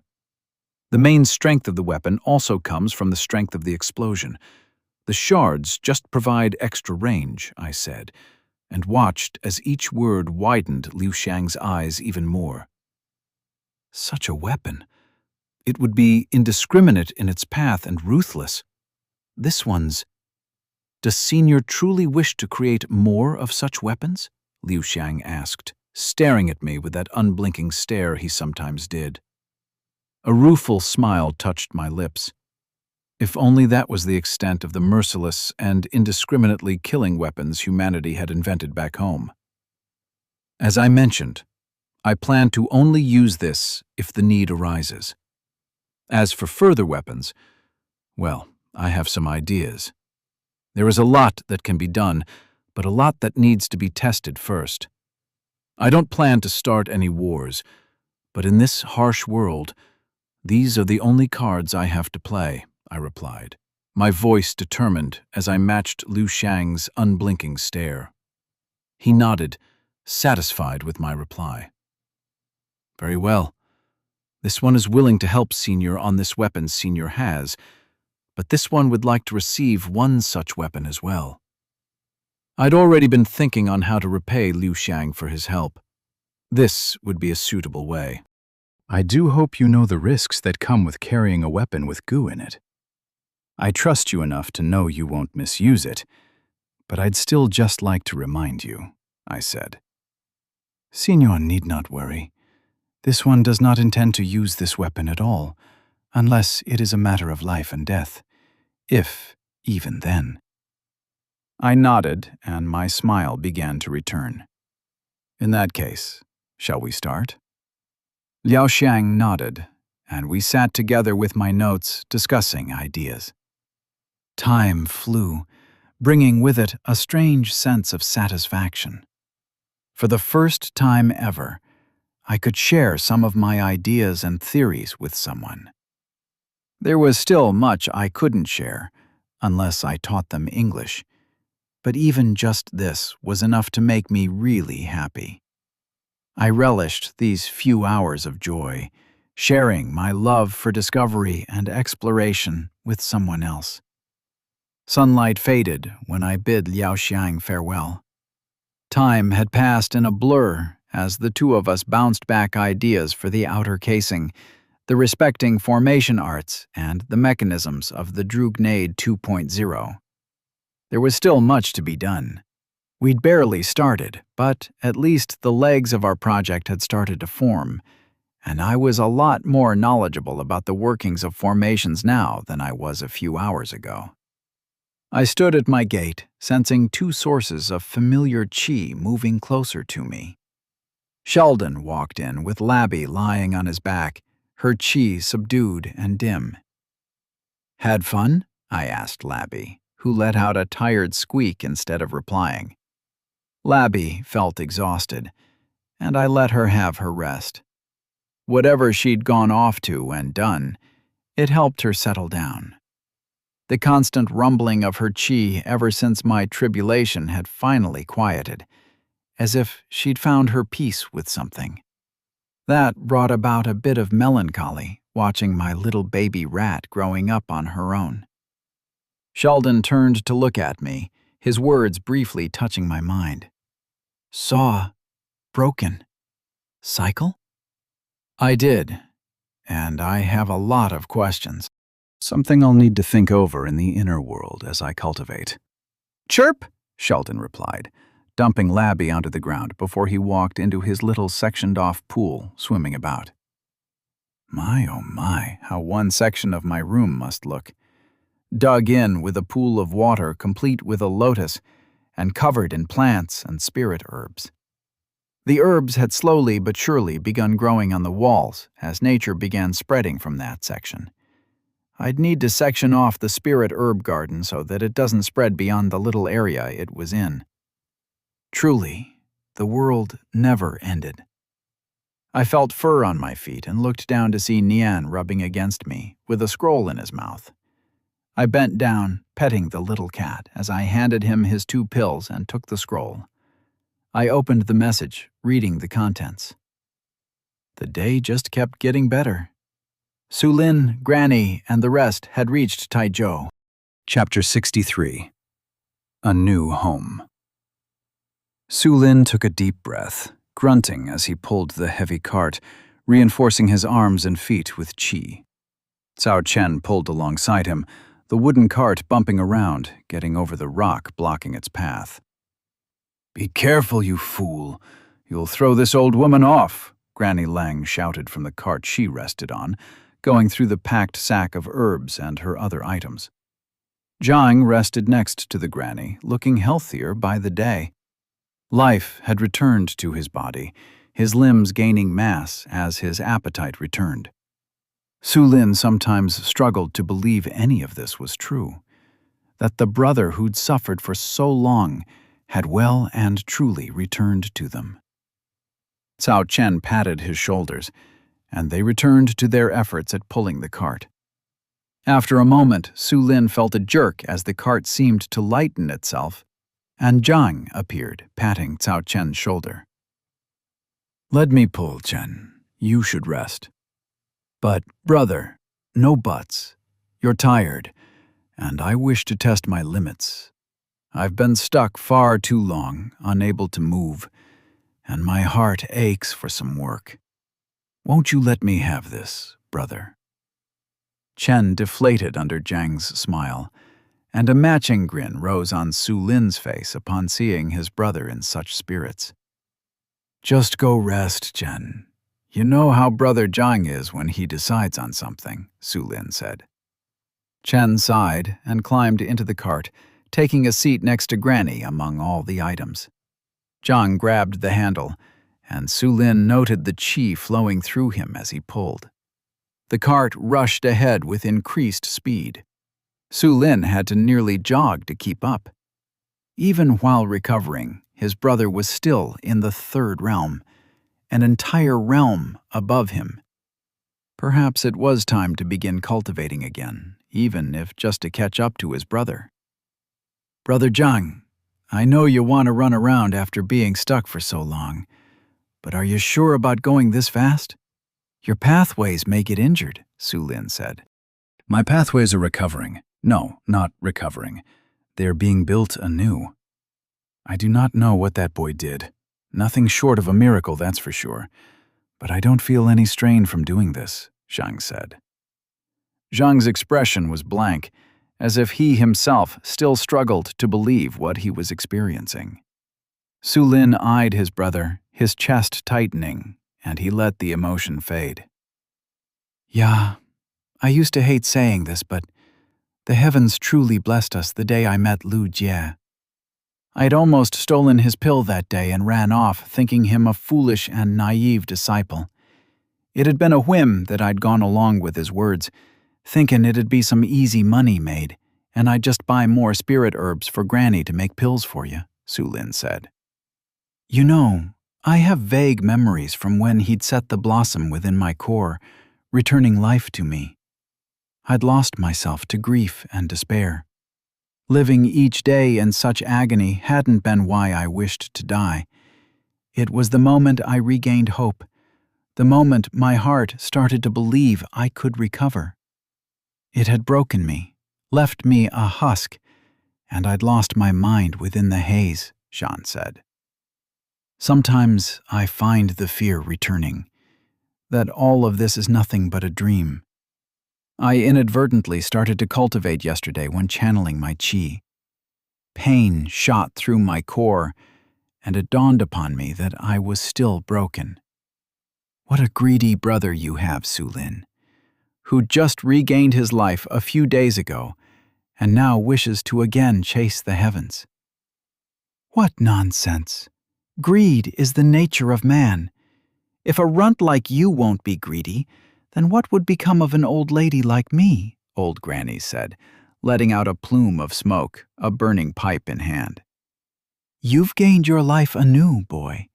It will be some time before the scars heal. Take your time and live your life happily, and if you wish, then continue to dream. That boy is abnormal. I can't tell how much the old greedy fool has planned for it." I'd thought him over his foolish notion of saving his grandson. But perhaps I was the fool here. "Grandson?" Su Lin asked. "Yeah, grandson. The old fool used to have one, the pride of his heart. I'd thought he'd directed such feelings toward the boy, picking a new disciple all these years later of all things. But after witnessing the boy's capabilities, perhaps he has different plans entirely." Su Lin glanced over his shoulder at the granny, who took another puff from her pipe before resting against the items and closing her eyes. "Oh, I see Taijo," Cao Chen spoke up from the back of the cart, standing to get a better view. Sure enough, the little village appeared in the distance. Su Lin took in the town with mixed emotions, wondering what awaited them in their new homes. His gaze turned to Zhang next to him, and Su Lin took a deep breath, pulling ahead with renewed vigor. A new home awaited. The moon spirit, xianxia, glided across the cavern floors. Arcs of lunar qi cut through any dead creatures taken over by the parasitic plants, their roots burned from the inside. "Do you sense any demonic cultivators, xianxia?" Elder Tianfeng asked, a scroll open in his hand and his brush gliding across the pages with ink that lit up with qi. Tearing out the page, he threw it outward, and an explosion ripped apart the wolf corpses being moved about by the spirit spores. "Outside of the plants, none. The qi vein has been eating through any miasma that rises." Tianfeng grunted, closing in on a lake. Cracks ran through the ground and walls, with marks of fire and a mass of thick dead vines at the center. He pulsed his qi, calling his clones back. The shadows beneath his feet rustled as his other halves gilded closer, turning into little dolls of paper that Tianfeng grabbed and stored away with a pulse of qi. "The miasma roots have been purified." "No, there is little sign of purification by qi," Xianxia spoke, moving closer to the roots. Little seeds sat upon them, with tiny little clumps of miasma present, waiting for the opportune moment to take root and spring a new infestation. A lunar crescent slashed through them all, destroying the seeds with a sizzling hiss. Tianfeng bent down, touching the dirt near the lake.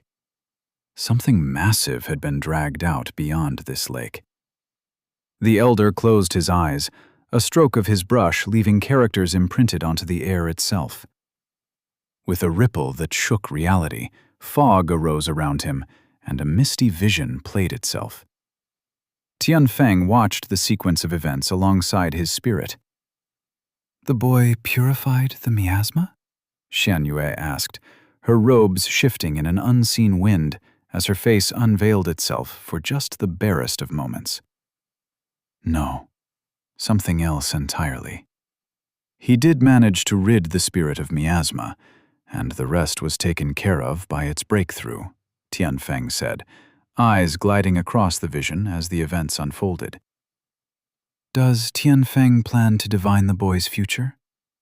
I had found him interesting merely for his split soul and interesting spirit, but being able to cure a dying spirit of miasma, the other elders would wish to know of this." "You've not heard of the news?" Tianfeng asked, marveling at Xianxia. "You know better than to keep mysteries from me, Tianfeng," Xianxia said, a cold wind howling through the caverns as she moved in closer to the elder. Tianfeng remained calm, and his spirit took a step back. "Truly? Is it such a grave matter?" "There has been a tribulation," Tianfeng replied. "A new elder?" "No. The sect isn't aware of who it is. They have failed to find the elder and have decided to respect the new elder's wish for privacy. It is believed the name would soon be announced. No sect would keep a new elder amongst them hidden away," Tianfeng said, heading back outside the qi vein. "How does this concern the boy?" The elder leveled a heavy stare on Xianxia. The moon spirit gazed upon him, a chilling howl cutting through the caverns as the light of the moon glistened within the sky. "That can't be. He's merely in the third realm. Sisters, how has the sect not found him yet?" "I've blurred his fate, covering his presence. All the sect knows as of now is that an elder appeared within the city, and that tribulations have been frequently appearing within the skies. They believe it is a sign of turbulent times ahead." "Tianfeng, this is treason. To hide the presence of this boy like so? Has he truly decreed you do such?" Xianxia asked, her voice quivering, accompanied by the rustle of qi. Tianfeng nodded. "He is to be observed for now. His fate has not yet been decided. But one thing is for certain. The sect must not have the boy." Light shimmered into the dark tunnel from the outside. As the elder returned to the outside, his spirit faded away to Qi as she returned to his dantian. With a few precise strokes of his brush, Elder Qian Feng carved 4 characters upon the entrance, and a shimmering ward appeared on top of it. A wave of qi had the entrance crumbling shut once more, to prevent any curious mortals from trying to wander in. Turning around, the elder walked toward the village.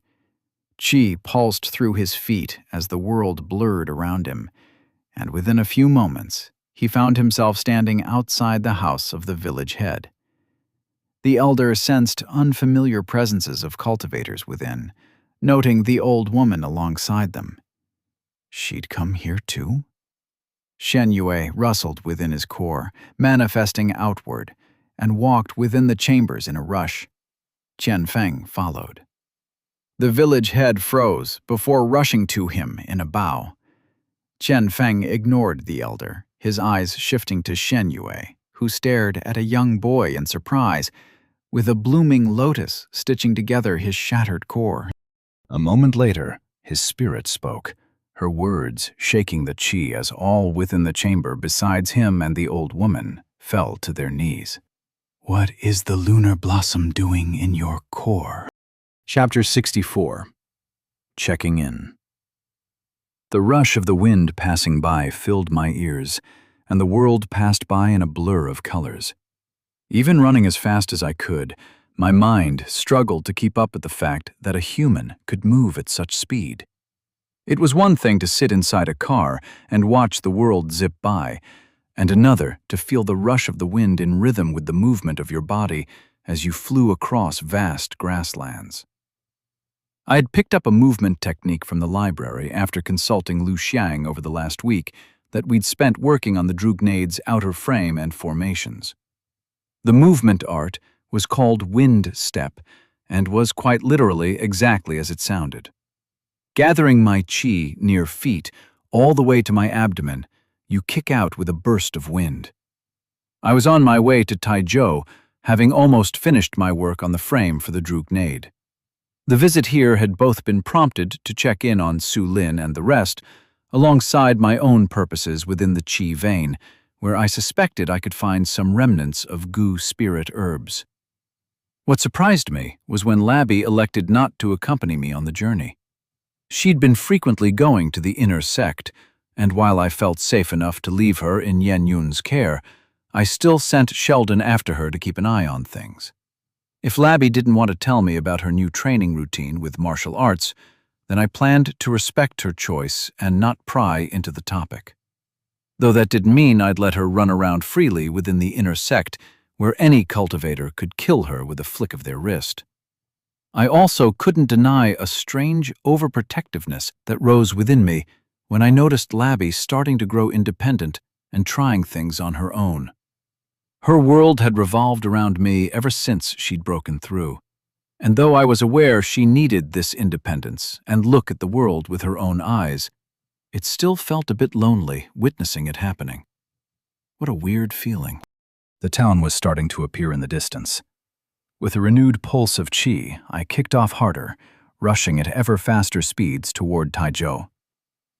I'd continued to cultivate with the spirit herbs every so often, and while there had been no new visions or voices, I'd definitely felt the flow of qi from the air around me to one of my cores, while the gu flowed to my other core from the earth. The process left me exhausted and shivering each time, though the amount of gunk coming out of my body reduced substantially with each iteration. I'd already burned through 3 sets of robes due to that, and had to ask for more, explaining away the loss as an accident. And, disgustingly enough, I'd also stored the gunk in a little box after experimenting with it.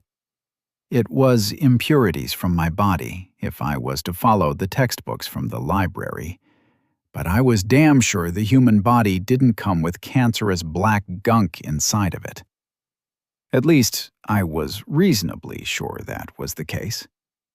Whatever the case, I'd certainly benefited from the new cultivation.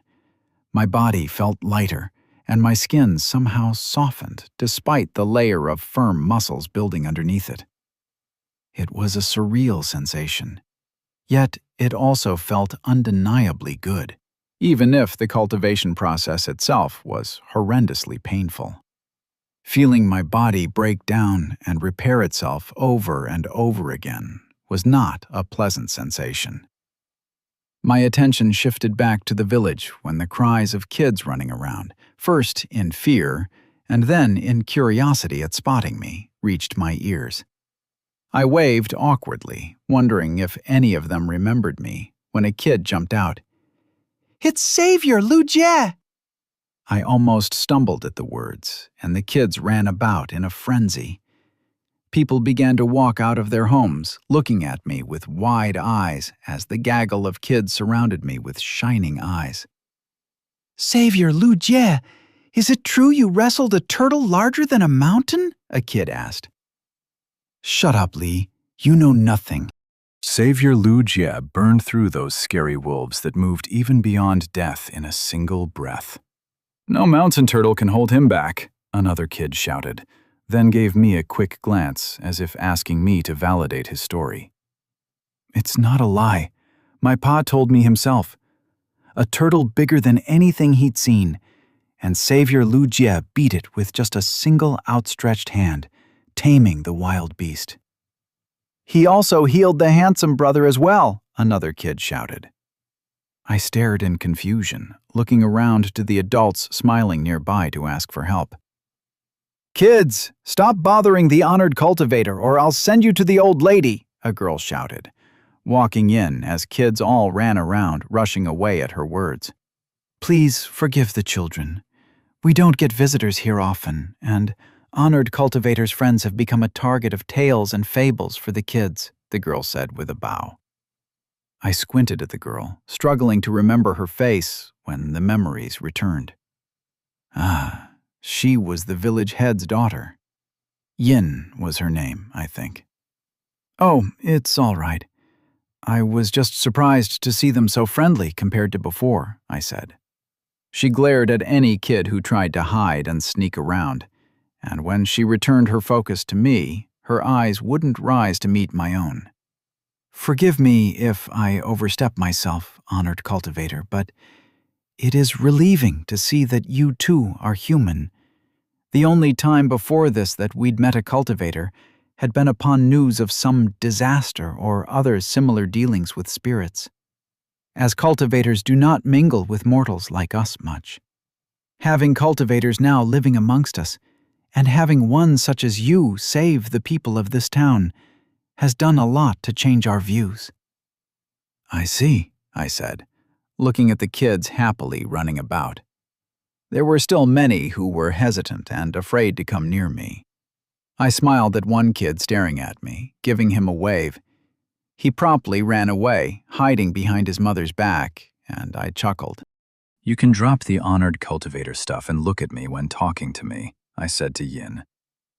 "But honored I cut her off with a raise of my hand.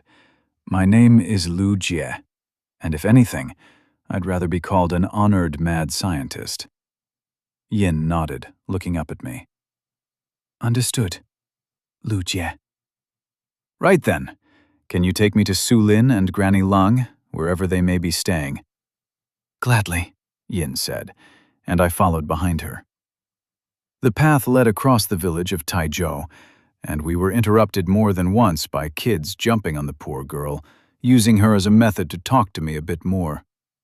It felt weird to be given so much attention, and a part of me wanted to just walk back and rush into my room with my comforting notes and thoughts. But another part of me, a part sleeping inside my spirit, relished the attention and the sensation of being wanted. Right at the outskirts of the town was what looked to be a newly formed home, with parts still in the works. I extended my senses, finding Granny working within, and Su Lin and the rest nearby, working on the house and other things. It'd be an incredible boon to have an alchemist in the village. My mother used to know a few things about healing and herbs, but any serious injuries or illness had to be rushed to the city for treatment. With cultivators in the village, perhaps we'd even be able to obtain some resources from the chi vein, Yin said, her voice rising in excitement. She caught herself a moment later, turning away. "Apologies, I forgot myself." I waved her apology away, not paying much mind. The people here weren't used to a cultivator being so casual. Well, they ought to be, because I had many plans in mind for this place. "Ah, boy, you've arrived too?" Granny spoke from within her shop, which was rather odd. She never talked to anyone when making her pills. "What? You look as if you've just seen a ghost. This old woman won't die that easily." She cackled, and I smiled, walking closer and regarded the old woman. Somehow, she looked better than she had before. "It seems you're liking it here?" I asked, raising an eyebrow. Bah, I can live anywhere, as long as I have enough spirit herbs to perform my craft.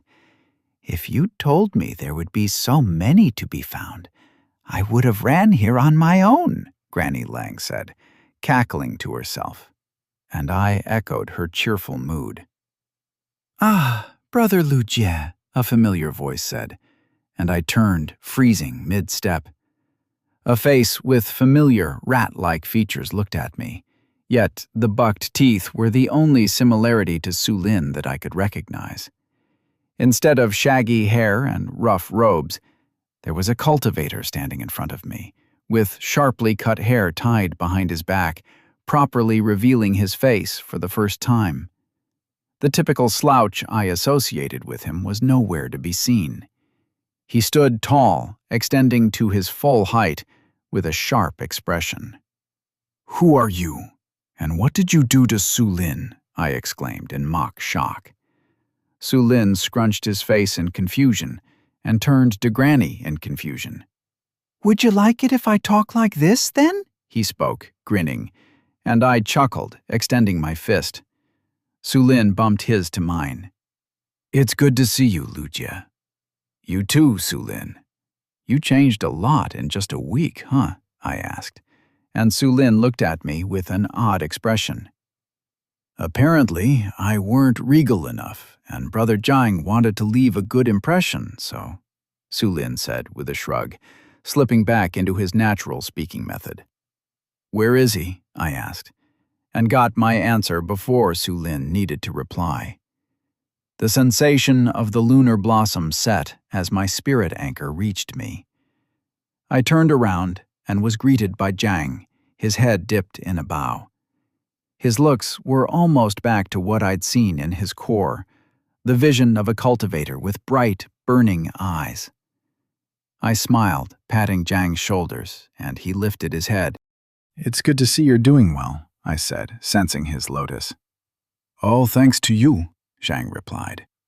"I hope there's been no issues with the lotus bloom. It's all quite untested, and you're my first patient, so to speak, so feel free to send me a letter if something comes up," I said, and Jiang shook his head. "On the contrary, I feel better, almost as good as I had back when I could cultivate. I know I've said this often, but this is a debt I'll never be able to repay," Jiang said. "You'll totally be able to. The data I'll gather from studying the lunar blossom will be worth more than enough for whatever help I provided," I replied with a grin, patting Jiang's shoulder when I saw him try to refute my words. "Boy, in regards to that, as I'd written in the letter, an elder from the sect had come and recognized the flower you've set in Jiang's core. He left something for you that you should have a look at," Granny Lang said, and I frowned. "Elder Tianfeng?" I asked, having narrowed it down to the only possible elder who would know about the lunar blossom. "I didn't get a name, but he had a moon spirit who was very interested in the blossom, and, more importantly, you. Come in and have a look for yourself," Granny said, and I followed her inside. I glanced idly around the house. There were many herbs hanging around like Granny's old shop, and I shook my head. We headed farther into what looked to be Granny's chamber, and the old woman picked up a wooden box.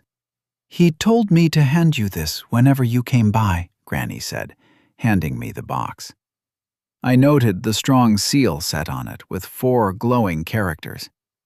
It was only due to practicing with Liu Shang on formations that I was able to detect the lock present within the seal, and pulsed my qi, unlocking the box. Gently, I opened the case and took out a folded scroll inside when something else present within caught my attention.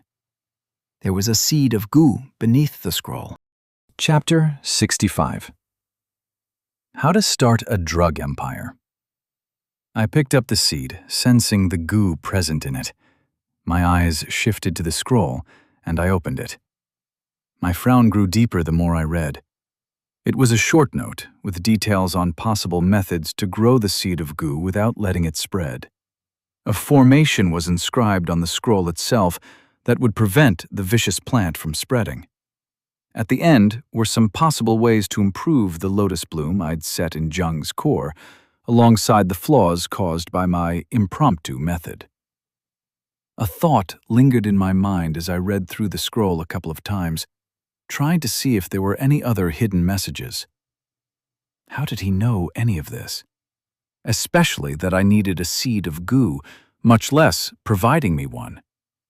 A strange anxiety filled me at the idea that someone might be observing me from afar, and if so, why reach out to me like this? It had likely been naive to hope, after causing a tribulation, that no one would notice me. Yet, why would anyone think the old outer sect disciple who likes to hole up in his room surely must have been the one? I'd banked on the fact that my presence was barely noticeable within the sect to keep people from figuring things out. Did Yen Yun or any of the others mention something about me? I shook the thought out of my head. I doubt they would. Even if they did, who would believe them? Another thought occurred to me. Perhaps this is a test. The elder could have figured out that since we'd freed Sheldon from the cave, and the miasma had been present there, that I might somehow be related, and left this as a way to gauge my reaction. "What's eating at you, boy?" Granny Lang asked. Her eyes shifted to the seed in my hand, and she squinted. "Ah, so it had been bloodroot. Figures." Bloodroot? It's one of the few demonic plants that can absorb qi from the blood of living creatures. Nasty thing, that. Still, it's good to form some elixirs, as it can suck up all the impurities, leaving the pure qi at its flower. It's a rare herb, boy, but just as deadly as well. "They allow the use of this?" I asked.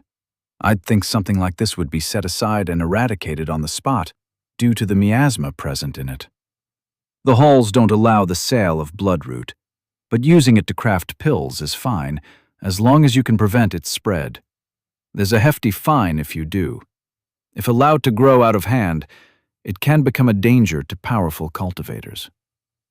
The image of Sheldon suffering, struck under the ties of this plant, with qi slowly being drained out of him at all times, came to me, and I nodded. I put the seed back in its box, closing the lid, and the seal reactivated. I guess I had the miasma plant I'd come looking for. That was a bit underwhelming. "Granny, how do you think the elder knew I needed something like this?" "The spirits of the moon are tied to dreams, and dreams are tied to both the past and the future. The elder must have seen a vision. It isn't rare with powerful cultivators that follow the path of divination and the lunar arts," Granny said, going back to the front of the house, and I followed behind her.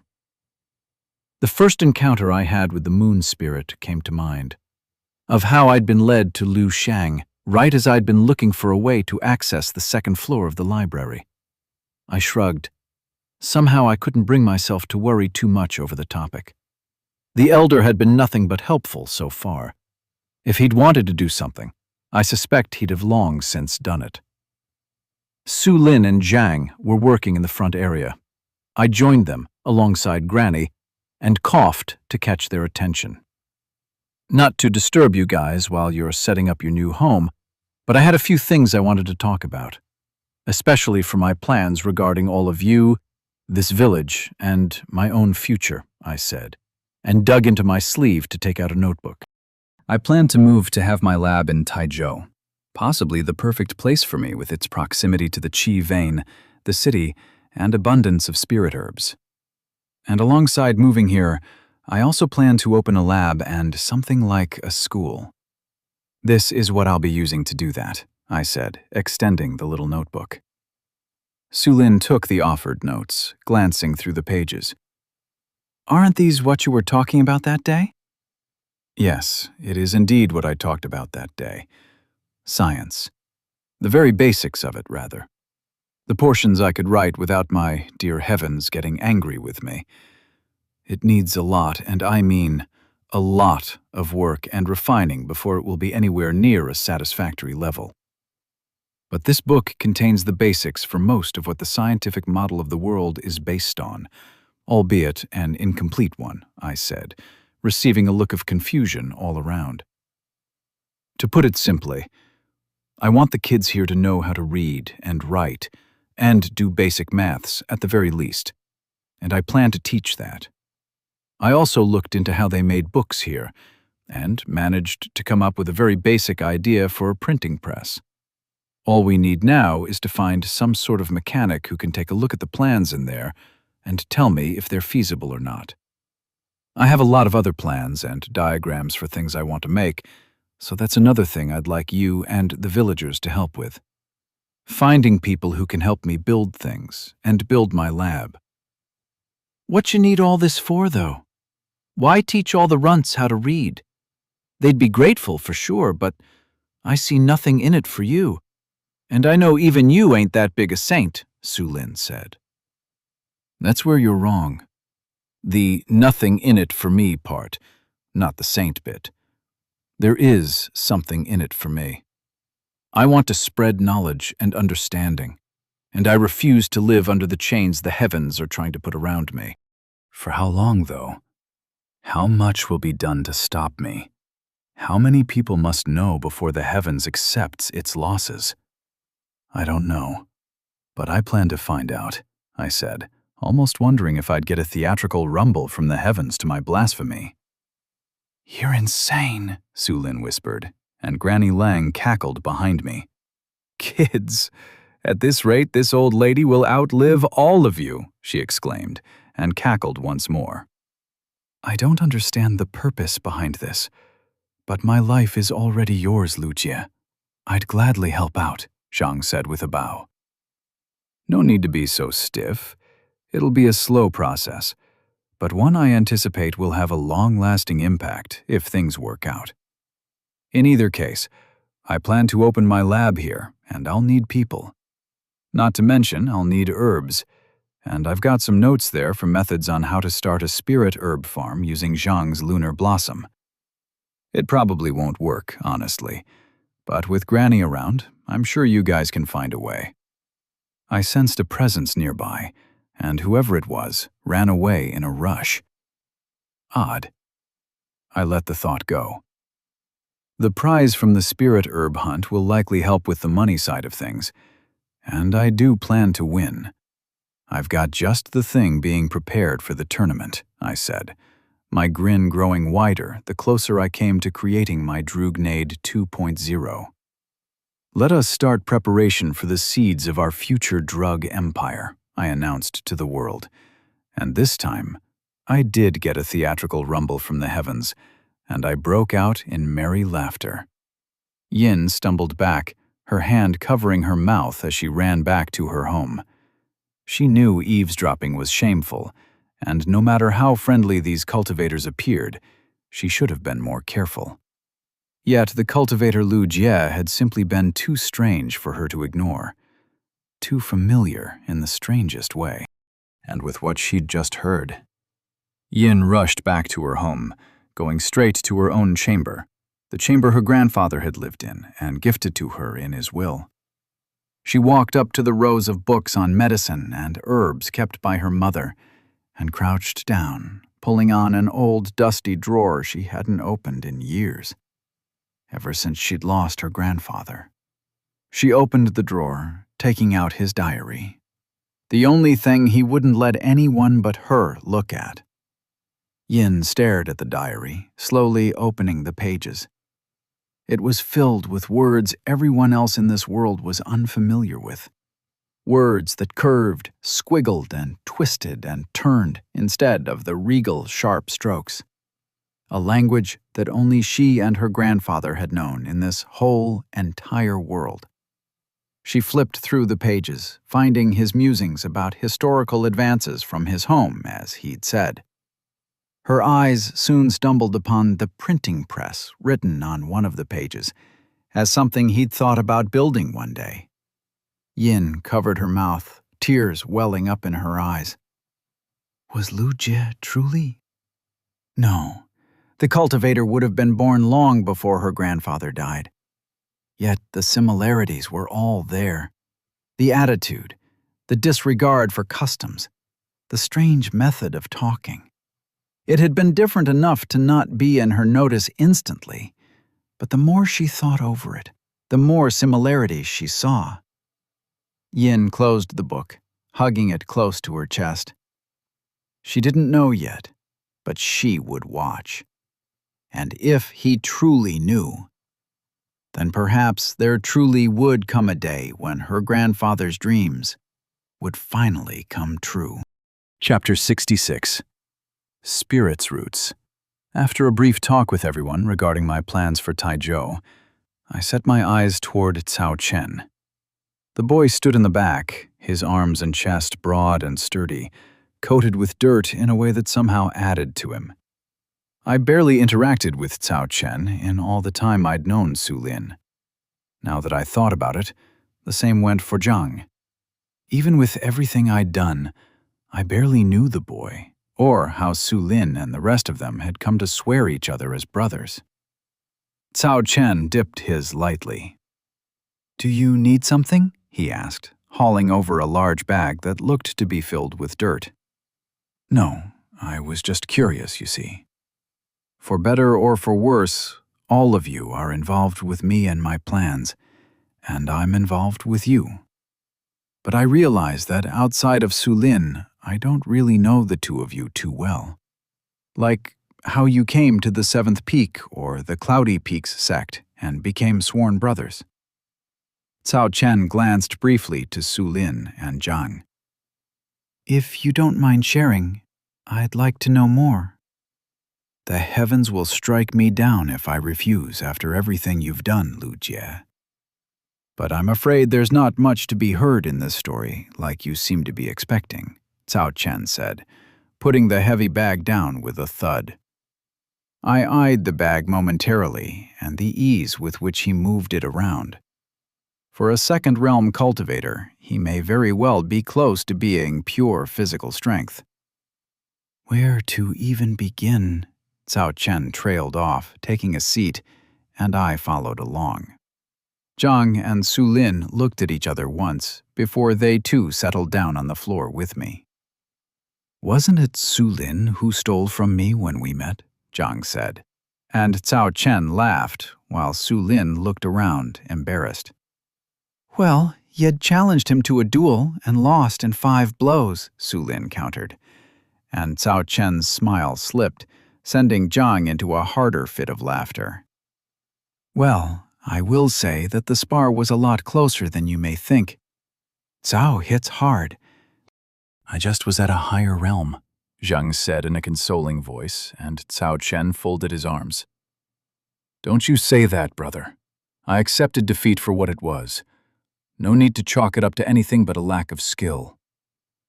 "Seems like you guys just made trouble for each other," I said with a smile, and the brothers laughed again. "You have no idea how right you are, Lu Jie. No idea at all," Su Lin said as Cao elbowed him. They bickered amongst themselves, and I felt as if I'd finally been let in on a group I had never truly been a part of. "How'd you meet Granny then?" I asked curiously. "Su Lin stole from her, got caught. She beat him up and he agreed to sell her pills to the underground market for more money if she let him go," Zhang said with a chuckle. I burst out laughing at the image of the old granny beating up Su Lin and the surprise on a cultivator's face from being beaten up by an old woman. "We'd all come from different parts of the empire," Cao Chen continued. "Su Lin was born here in the city. I lived in a village to the east of the Seventh Peak, and Brother Zhang came from much farther south. It had been a strange turn of fate that we met, and if Brother Zhang hadn't been there, none of us would have stuck around with each other. You have no idea just how much it means to all of us that you brought him back. I'd almost lost hope, and Cao Chen's voice began to quiver. In a hurry, he wiped his eyes and plastered on a smile. I well and truly mean it when I say, this is a debt we will never be able to repay. I shuffled awkwardly. You can, actually. As I mentioned before, I need help to accomplish what I plan to do. I want to bring change, and to do that, I need people to help me with it. You can help me with that. Cao Chen nodded, his eyes burning with determination. I glanced at Su Lin, who nodded as well, and I nodded back. I want the two of you to cultivate again. Su Lin and Cao Chen stared at me in surprise. You want us to? Why? We'd tried and we'd failed. We'll never reach the third realm, much less beyond that. It'd be pointless. I've to agree with Chen here. That's a fool's game, Lu Jie. No, it's not. Now that Zhang's better, Granny can help you out with pills and herbs. You're in a village with a qi vein nearby and naturally growing spirit herbs, and I also plan to start a spirit herb farm here if I can. There are a lot of ways to increase your cultivation. I plan to completely fix Zhang's core, so this might be the only chance you'll ever get to catch up to him. Do you truly intend to let this go to waste? I asked. Su Lin's face scrunched up. Cao Chen glanced at Zhang before he turned to me. Very well. I'll do it. I smiled at the reply, turning to Su Lin, who sighed. Fine, I'll try. Thank you, I said with a smile, as the two of them waved their hands. I turned to Zhang. Now then, it's about time I inspected your core, wouldn't you say? Can't fix what I can't understand, after all. Zhang nodded, and I moved closer. Closing my eyes, I felt the spirit anchor I'd set in his core. Qi pulsed through the flower within, spreading outward through little channels of roots that spread through his pathways. The flower was the core, tied to his spirit and coiled around it. I sensed the fraying shards present there, the cracks in his core that, despite the blossom, remained just as broken. I would need to find a way to heal those. I spread my senses through Zhang's core, channeling my qi through it, and I felt a tug at my own spirit. Surprise rose within me at the pull on my spirit, even without Sheldon around. After a moment's thought, I let myself be swept as the world twisted around me, before darkness covered my sight. Chapter 67. Spirit's Roots 2. I opened my eyes to a wide expanse stretching onward until a blur of fog and mist covered it from all directions. Thick, gargantuan roots spread through the ground beneath my feet, originating from what I could only describe as a lotus tree that bloomed brightly at the very center of this world. A thick trunk had twisting and curving branches extending to the sky, with tiny white lotus blossoms covering it like leaves. At the base of the tree grew a singular, massive lotus flower, large enough for me to sit in. It was both strange and wonderful. I sensed a familiar presence from behind me and turned to see Zhang standing with his eyes wide and confusion evident in them. "What did you do?" he asked. "You can't tell?" I asked curiously. Zhang looked down at his limbs, as if to check they were real before looking up at me. "This is my core?" I nodded, and Zhang looked around in wonder. I couldn't blame him. Even with all the media I'd consumed at home, nothing could truly convey what standing here in a white, endless expanse with glowing magical lotus trees and an endless flow of qi felt like. My eyes drifted upward to what would be the sky of this world. In it were two discs. The inner disc, the first circle of cultivation, held cracks spread throughout, but it still glowed with a pale color resembling the moon, tying it together. The same couldn't be said about the second circle, which floated in shambles around the first, pieces of it missing. If I wanted to truly fix Zhang's core, then I would need to find a way to piece together and regenerate his core from the inside. "Was this how you'd fixed my core?" Zhang asked. "Something like that, yeah. Really couldn't have done it without Sheldon, so it wasn't completely my own abilities," I said. "The turtle?" he asked. My gaze shifted to the blooming, beautiful tree of lotus, and I began to make my way to it. Thus roots jutted out from the lunar blossom and touched its branch. This was not the same plant I'd left here. Being in here changed it far more than I could have ever anticipated. I walked around to the large lotus sitting in front of the trunk and connected to it at the roots, and I looked at the plant before my curiosity got the best of me, and I stepped at its center. The little pollen tickled my feet as I tried not to crush anything or step on any of the massive petals, but the plant held sturdy and firm. I suppose I didn't have any weight here. An idea came to me as I stood at the center of the lotus flower. "Hey, Zhang, why don't you try cultivating?" "Do you truly want me to cultivate?" he asked, his voice dripping with hesitation. "I have something I want to try. Follow alongside me and try to cultivate. Don't force it if nothing happens, but I think it's worth trying," I said, sitting down on the lotus flower and crossing my legs. Zhang nodded, sitting at the base of the tree outside the flower, and I closed my eyes.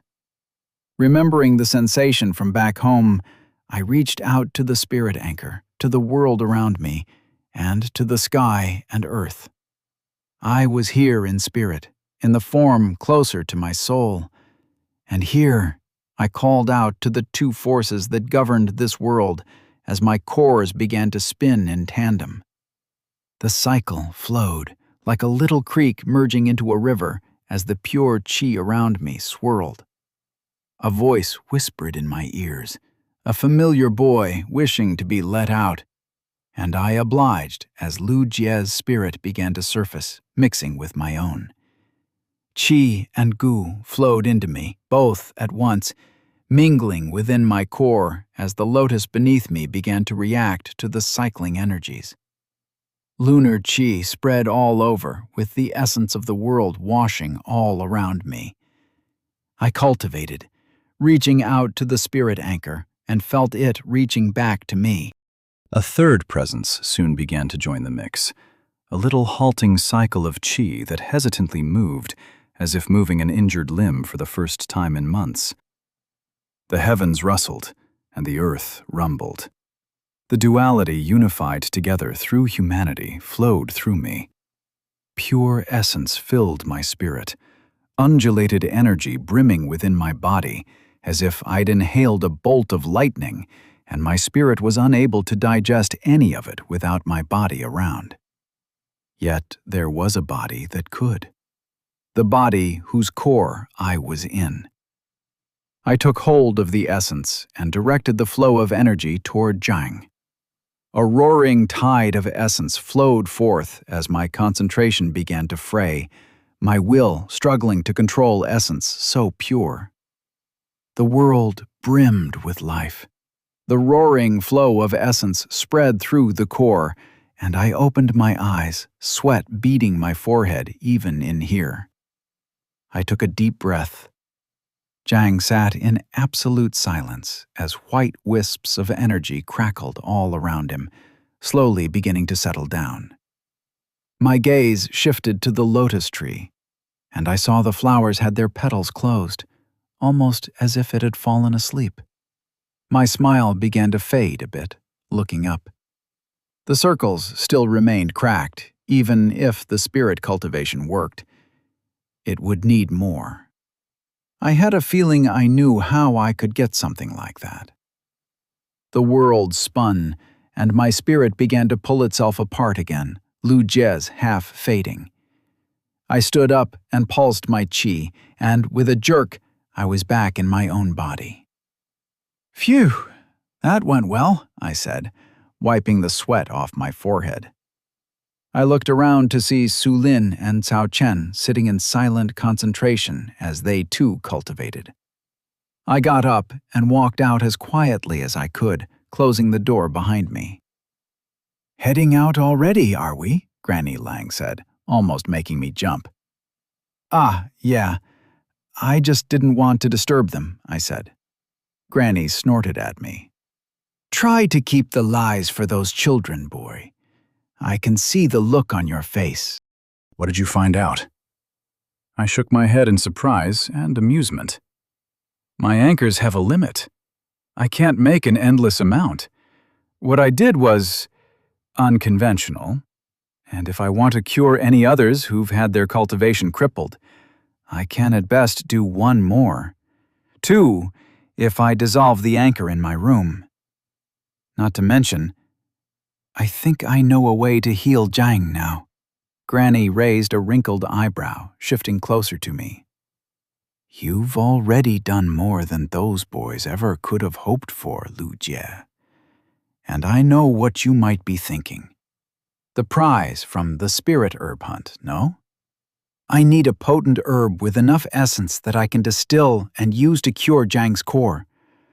While I'd been talking about winning at the tournament, the only real goal I had was to beat the twins and gather as many spirit herbs as I could for myself. But if I can truly heal Jiang, then I guess I'll just have to win," I said, smiling what I assumed was the most uncertain smile she'd ever seen. "Those children truly are blessed. Remember, even if it's not a spar, there will be fights. You cannot avoid as much, even if you wish to.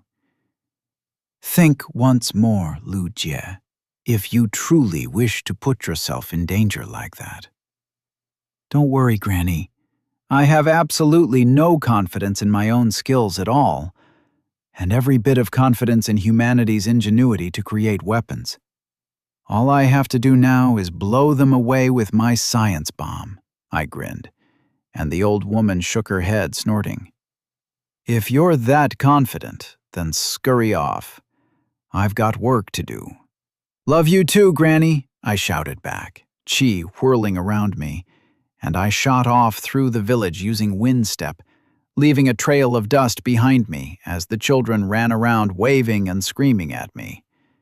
I waved back at me with a smile. It was time to get back home and proceed into drug nade development, Stage 2. Chapter 68. Lightning Arts. Labby felt a faint presence in the far distance from her bonds to her great master. A strange, melancholic emotion filled her chest to be so far away from him. It had been almost a week since Labby started visiting the inner sect, and today she declined the chance to go with her master. Lightning shot toward Labby, and she leapt, her own purple lightning crackling around her in response. Lei Yu seized the little rat's distraction. "At this rate, she will never achieve her dreams," the bird taunted her, standing in front of her wearing a human form with light brown hair and golden eyes that crackled with lightning. There was no mistaking him for a human. Labby jumped around, striking back with her purple lightning that the bird swatted away with his palm, a crackle of thunder sounding out from around him. "What has Lei Yu taught you?" "Never take your sight off the enemy," Labby replied. The words wrote to her with how often the Thunderbird loved to repeat them. Lei Yu propelled himself at Labby. With a leap, the little rat dodged, lunar chi gathering at her claws. Blades extended from her feet as she slashed at the much larger Lei Yu, who smoothly dodged her assault. "For a spirit, a human form is a hindrance. Unfamiliar, clumsy, and incapable of the strength that their own body could generate. It is a facade put on to mingle in this society run by humans, a show of respect, and it is why you will never see a dragon wearing a human form, for one of the few things humans still bow to are them, Leyu said, hands behind his back, continuously dodging the bolts of lightning Labby shot at him. But you are a rat, a creature who was never meant to cultivate and gain such strength, and more importantly, knowledge. For you, even a human form provides strength, stability, and mass. Yet it is far easier to take on a form lesser than yours, and far more difficult to assume a greater form. Not all carps become dragons, and the climb of the waterfall possesses deadly currents that are survived by only a few. Labby squeaked, leaping at Leyu's face, her lightning chi running wild, letting it lash out. A golden bolt struck her down, and she was sent flying. You follow the path of lunar thunder, of yin and not yang. Yet your thunder has not lost its temperament. Rule the thunder, little rat. Do not let it rule over you. It is not so easy to master the dragon's tempest. Your nature as a rat is against the nature of a dragon. You cower and run and hide, where a dragon would stand its ground and slay all who rise in front of it. Think once more on whether this truly is the art you wish to master, Leyu said.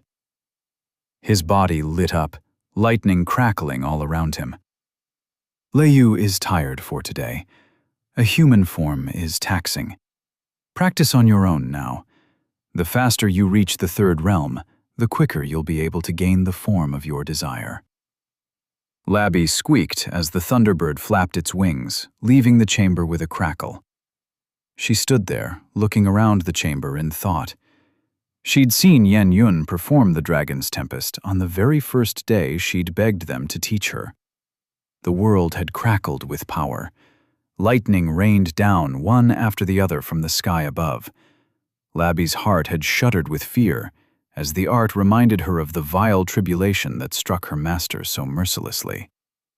Yen Yun's had been weaker, far weaker, yet the same fear had risen to see it nonetheless.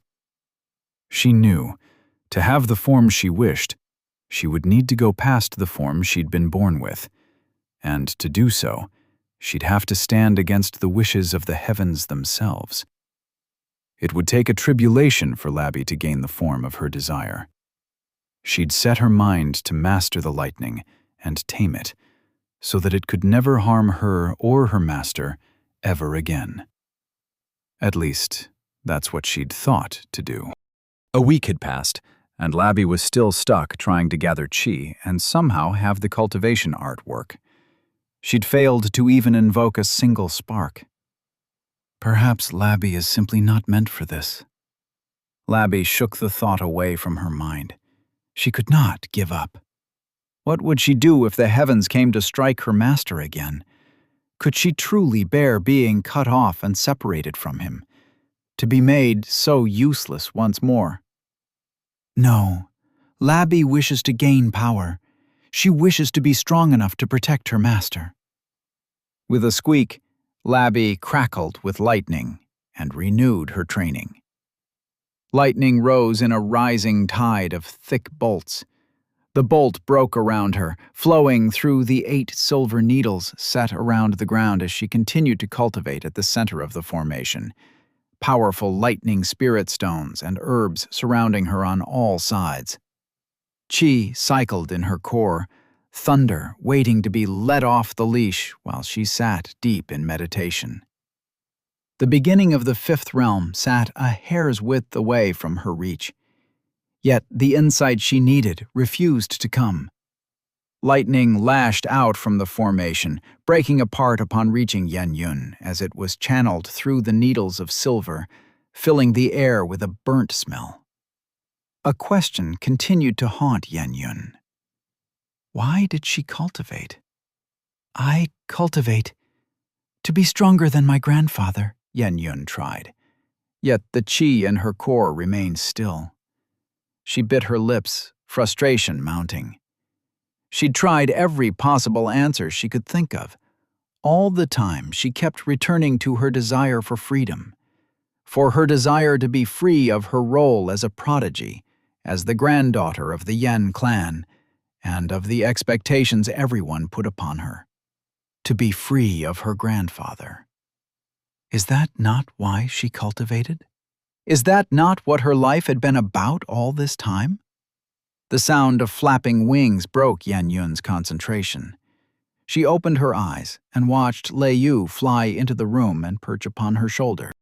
Lei Yu didn't mean to interrupt Yan Yun, but from the look on her face and the feel of her qi, Lei Yu assumed it still hasn't worked. Yan Yun shook her head. Well, the little rat has already told us all it knew, of the two sides of lightning, and of the endless cycle of numbers which Lei Yu still doesn't understand. How does nothing add value to something? You cannot take nothing and join it with something and create more of it, Lei Yu said, squawking as if offended at the idea itself. Yet there was clearly some truth to the words. The little rat's growth was proof enough. I've already asked La Bi everything she knew, yet ultimately I still failed to grasp the nature of lightning, Yan Yun said, extending her hand as sparks crackled in between her fingers.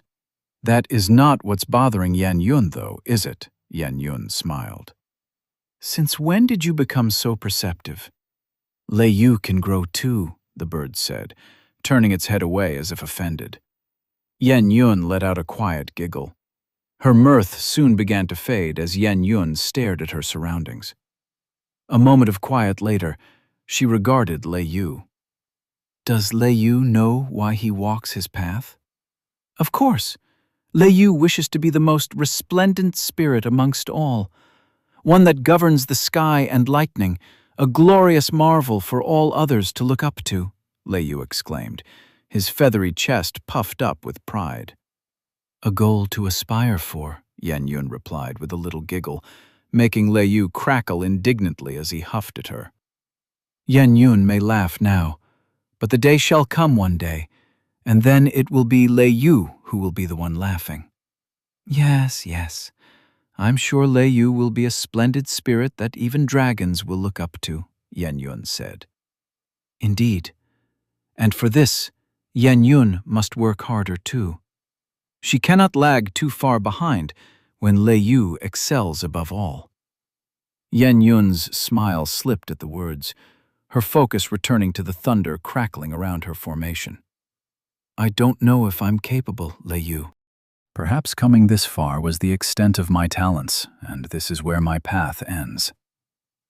Lei Yu jumped from Yan Yun's shoulder, lightning crackling around him.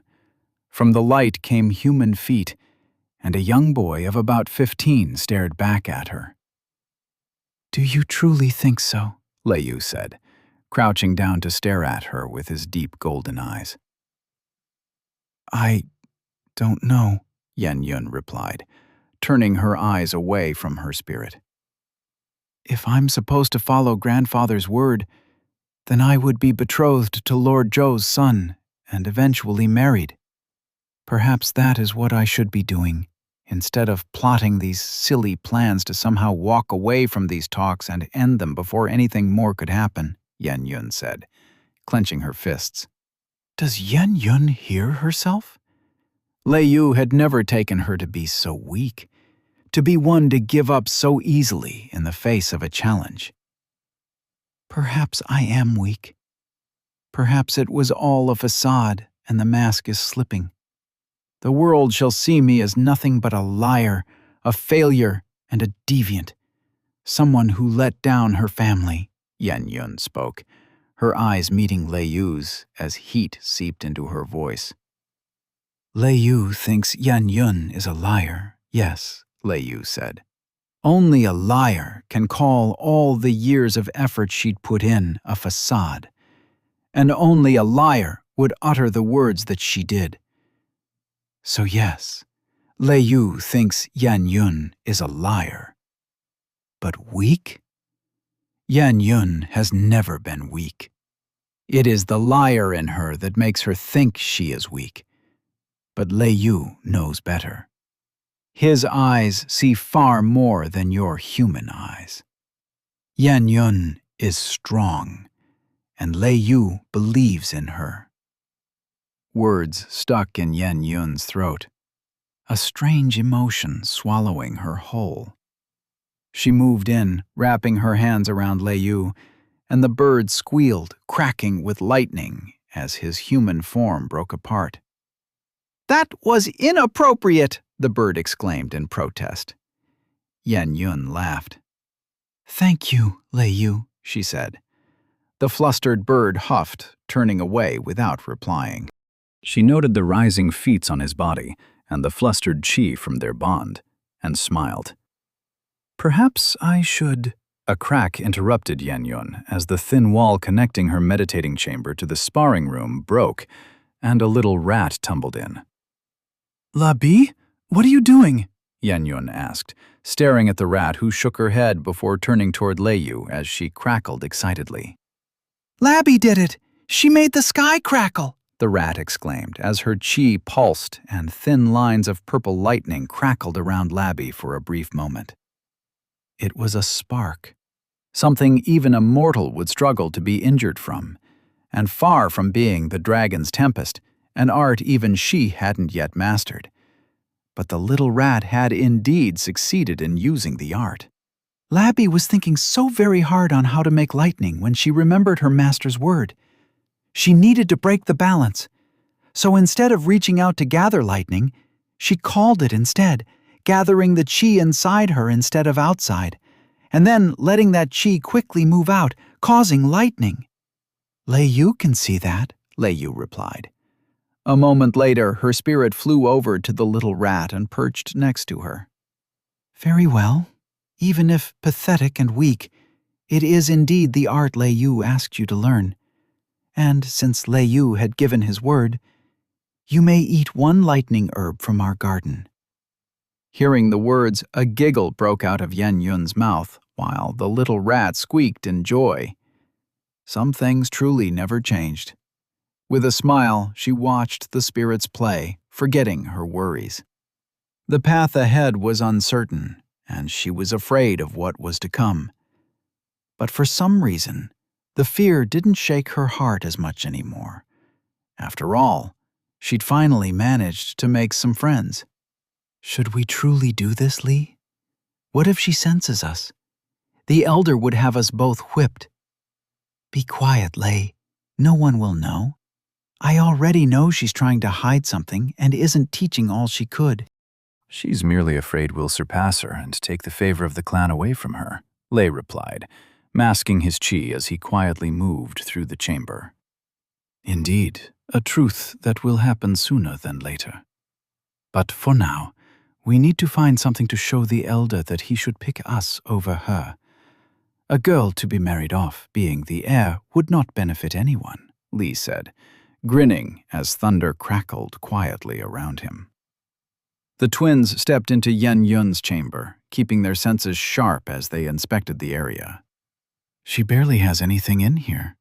Does she even do anything besides cultivate?" Li asked. Lei elbowed him to be quiet. "Hold on, Li. I found something." "What is it, brother?" Li asked, walking over when Lei took out a book from a drawer. "An alchemist and a thief's untold story?" Li read. "Some sort of novel, perhaps? I don't think—" The chamber door rattled, and lightning chi surged through the twins as they leapt out of the room. Zhu Ri walked in, glancing around briefly before walking out. Li and Lei stood with breaths held as they remained just outside the doors. A brief glance later, Li took hold of the book, and the twins rushed off. Chapter 69. Blood Farming. The days began to turn warmer, with only 2 weeks left until the spirit hunt. I ran a sharp blade over my hand, making a small cut on my palm. Blood began to pool and run down. I held my palm above a box filled with dirt, letting it drip down. The blood mingled with the dirt, hurriedly being sucked in by the bloodroot. I picked out the crushed salve of herbs that the old man made for me and smeared it on the cut. Within a few seconds, it scabbed over, and after a minute or so, I peeled off the scab, revealing fresh, pink skin. No matter how many months I spend in this world, the wonder and mystery of being able to do things like this will never cease to amaze me and fill my heart with excitement. I put the box of the salve away, noticing the similarities it had with the salve Granny Lang had made. I really needed to ask one of them about what their relationship was. Putting the thought aside, I turned my sight to the seed with anticipation. I was almost tempted to channel goo to the seed, but I already knew what that had done. I watched for any sign of movement. When none occurred, a despondent sigh slipped from my mouth. Didn't work again, huh? It had been almost 7 days since I'd returned from Taizhou, having taken the time to visit the library and pick out books about bloodroot, precautions, and how to safely grow them. Only cultivators lived within the sect, yet that didn't mean an outer disciple in the first realm wouldn't fall to the plant if allowed to go out of control. I had no plans for something like that. After a day of research and searching, I'd finally found a method that mentioned forming a blood bond with the spirit herb.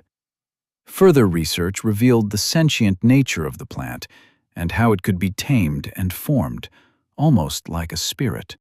If nurtured carefully, the miasma would be contained within the petals of the plant, which it could digest and use for its own nourishment without needing to harm anything else. An issue with that, though, was that the root would be dependent on the blood of the one bonded to it, and normal mortals would not really survive the drainage of life force. Basically, this thing was a vampire parasite that could make thralls. The process of bonding was quite simple. I had to feed my blood to the root at regular intervals, almost as if I were nursing a child. The bloodroot would slowly but surely come to recognize me as its mother, for lack of a better term. Being fed solely on the blood of a human would allow the germinating plant to take on a human form as well, thus formed as a bloodroot spirit of sorts. That bit was good. The issue began when I read that the process could take anywhere from 3 to 10 months to happen.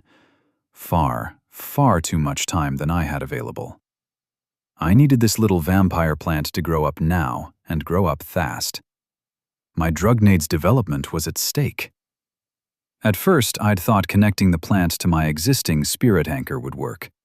I already knew the cycle went both ways, with the heaven and sky coming together, and I'd been hoping a similar two-polar cycle would form by bringing together the two kinds of plants into the same anchor. That had been a mistake. The chi from the herbs had lashed out, intense enough to almost burn it if I hadn't cut off the link in time. I'd tried cultivating through both of my cores as I connected myself to my spirit anchor, yet the bloodroot refused to show any reaction. That began almost an entire week of madness and chi water energy drink-filled days, where I ran over and over to the library and other places, trying to find a way to induce faster growth. I tried a lot of methods, from crushing up mushrooms and disintegrating them with my goo, and artificially aging them before mixing it in the soil, to finding the manure of some exotic spirit cow from a farm on the sect. Nothing had worked so far. "The things I do in the name of science," I muttered, shaking my head. I looked at Sheldon lounging in his pond, his arms and legs stretched out from his shell to soak in the sun in a pose oddly reminiscent of Superman. I was starting to suspect that Sheldon liked being small in size a lot more than he let on. I'd been a bit worried that Sheldon might become angry at the root, as it had been the cause of a lot of suffering for him. But if the turtle had any issues with the plant, he hadn't mentioned them to me. "You wouldn't happen to know how to grow this faster, would you?" I asked. Sheldon opened his eyes, maintaining his odd pose as he looked at me, stretching his neck slightly from his shell. "Feed, spirit, purer, energy, will, grow, faster," the turtle said in the low, rumbly voice that was in absolute contrast to his tiny form. Closing his eyes, he returned to his peaceful sunbasking. I truly envied Sheldon. Must be nice not having any worries and just relaxing as you pleased. I think I've tried that already. Doesn't seem to be working, I said. The turtle remained silent, eyes closed, and I turned away to stare at the plant once again. Guess I was on my own. I got up from the floor, dusting off the dirt from my robes, and retrieved my notes. 5 cylindrical containers were present on the table, courtesy of Liu Xiang and my work, as we'd developed different models for the Drugnade version 2, which I'd dubbed the Goonade. I set a strand of goo to each of them, watching the formations trigger as a spark set off at the top, and the shaft moved in the middle, which would combine the goo and qi drugnades together. The mechanism had been quite clever, as Liu Sheng used a self-repairing formation, which would then be destroyed by my stand of goo. The heat resulting from that would spark the ignition formation within, while also triggering the moving lever in the middle of the goonade to set it off.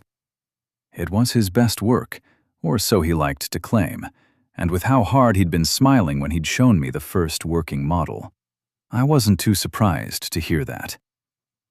I held up the goonade, triggering them one at a time to check all the formations were working. The next step of the process had been finding a cauldron not infused with qi, which had been surprisingly a lot easier than I'd thought it'd be. I'd managed to find something called a spirit shell, which was pretty much an empty spirit stone that can be filled with qi of specific attributes. As it turns out, it could also be filled with goo, although it loved to explode sometimes when I did that. After buying a bag of these shells, making my metaphorical wallet cry, I'd set off to get a simple cauldron that hadn't been carved with anything just yet. Now all that remained was to carve the cauldron without using any qi, and then infuse water with some goo before working on the goo drunade pill. The only thing remaining, of course, was the bloodroot. And as more and more days passed by with not even a single bud forming from the seed, I was starting to get impatient. Perhaps the old man can help, I muttered. I was a bit hesitant over carrying a plant with goo in it, but bloodroot didn't seem to be an outright taboo, just something you'd rather not want to have with you. But if there was anyone who could help me with the plant, it was the old man. I thought over the topic a while before deciding the risk was worth the rewards. I trusted the old man, and the box had a formation set on it to hide whatever was inside anyway. I went ahead and closed the lid, placing it carefully under my robes. I took a moment to settle it in a way that wouldn't look odd. I was finally starting to understand why the people here wore such loose clothes and billowy robes. There was no way I could fix a box in what would have been normal clothing back home. "Take care of the room while I'm gone," I said to Sheldon. "Chirp!" came the reply. I smiled and walked out. Trying not to appear suspicious and unreasonably nervous, I headed to the old man's chamber, keeping my qi subdued. Even with the increased activity in the sect due to the tournament coming up, perhaps due to it, actually, no one seemed to notice anything. The path to old man's chambers had become rote to me by now, and even as idle thoughts distracted my mind, my feet took me to my destination almost on their own. "What brings my wayward disciple to this humble old man? Has the earth pill proven to be a challenge?" His hand moved around his cauldron, guiding the flames and refining the herbs within. "Greetings, Master," I said with a light bow. "I haven't really made much progress on the earth pill yet, as some other thing has grabbed my attention." Flames shot up and moved around old man's cauldron, then dimmed down as he turned to look at me. "What would that be?" he asked.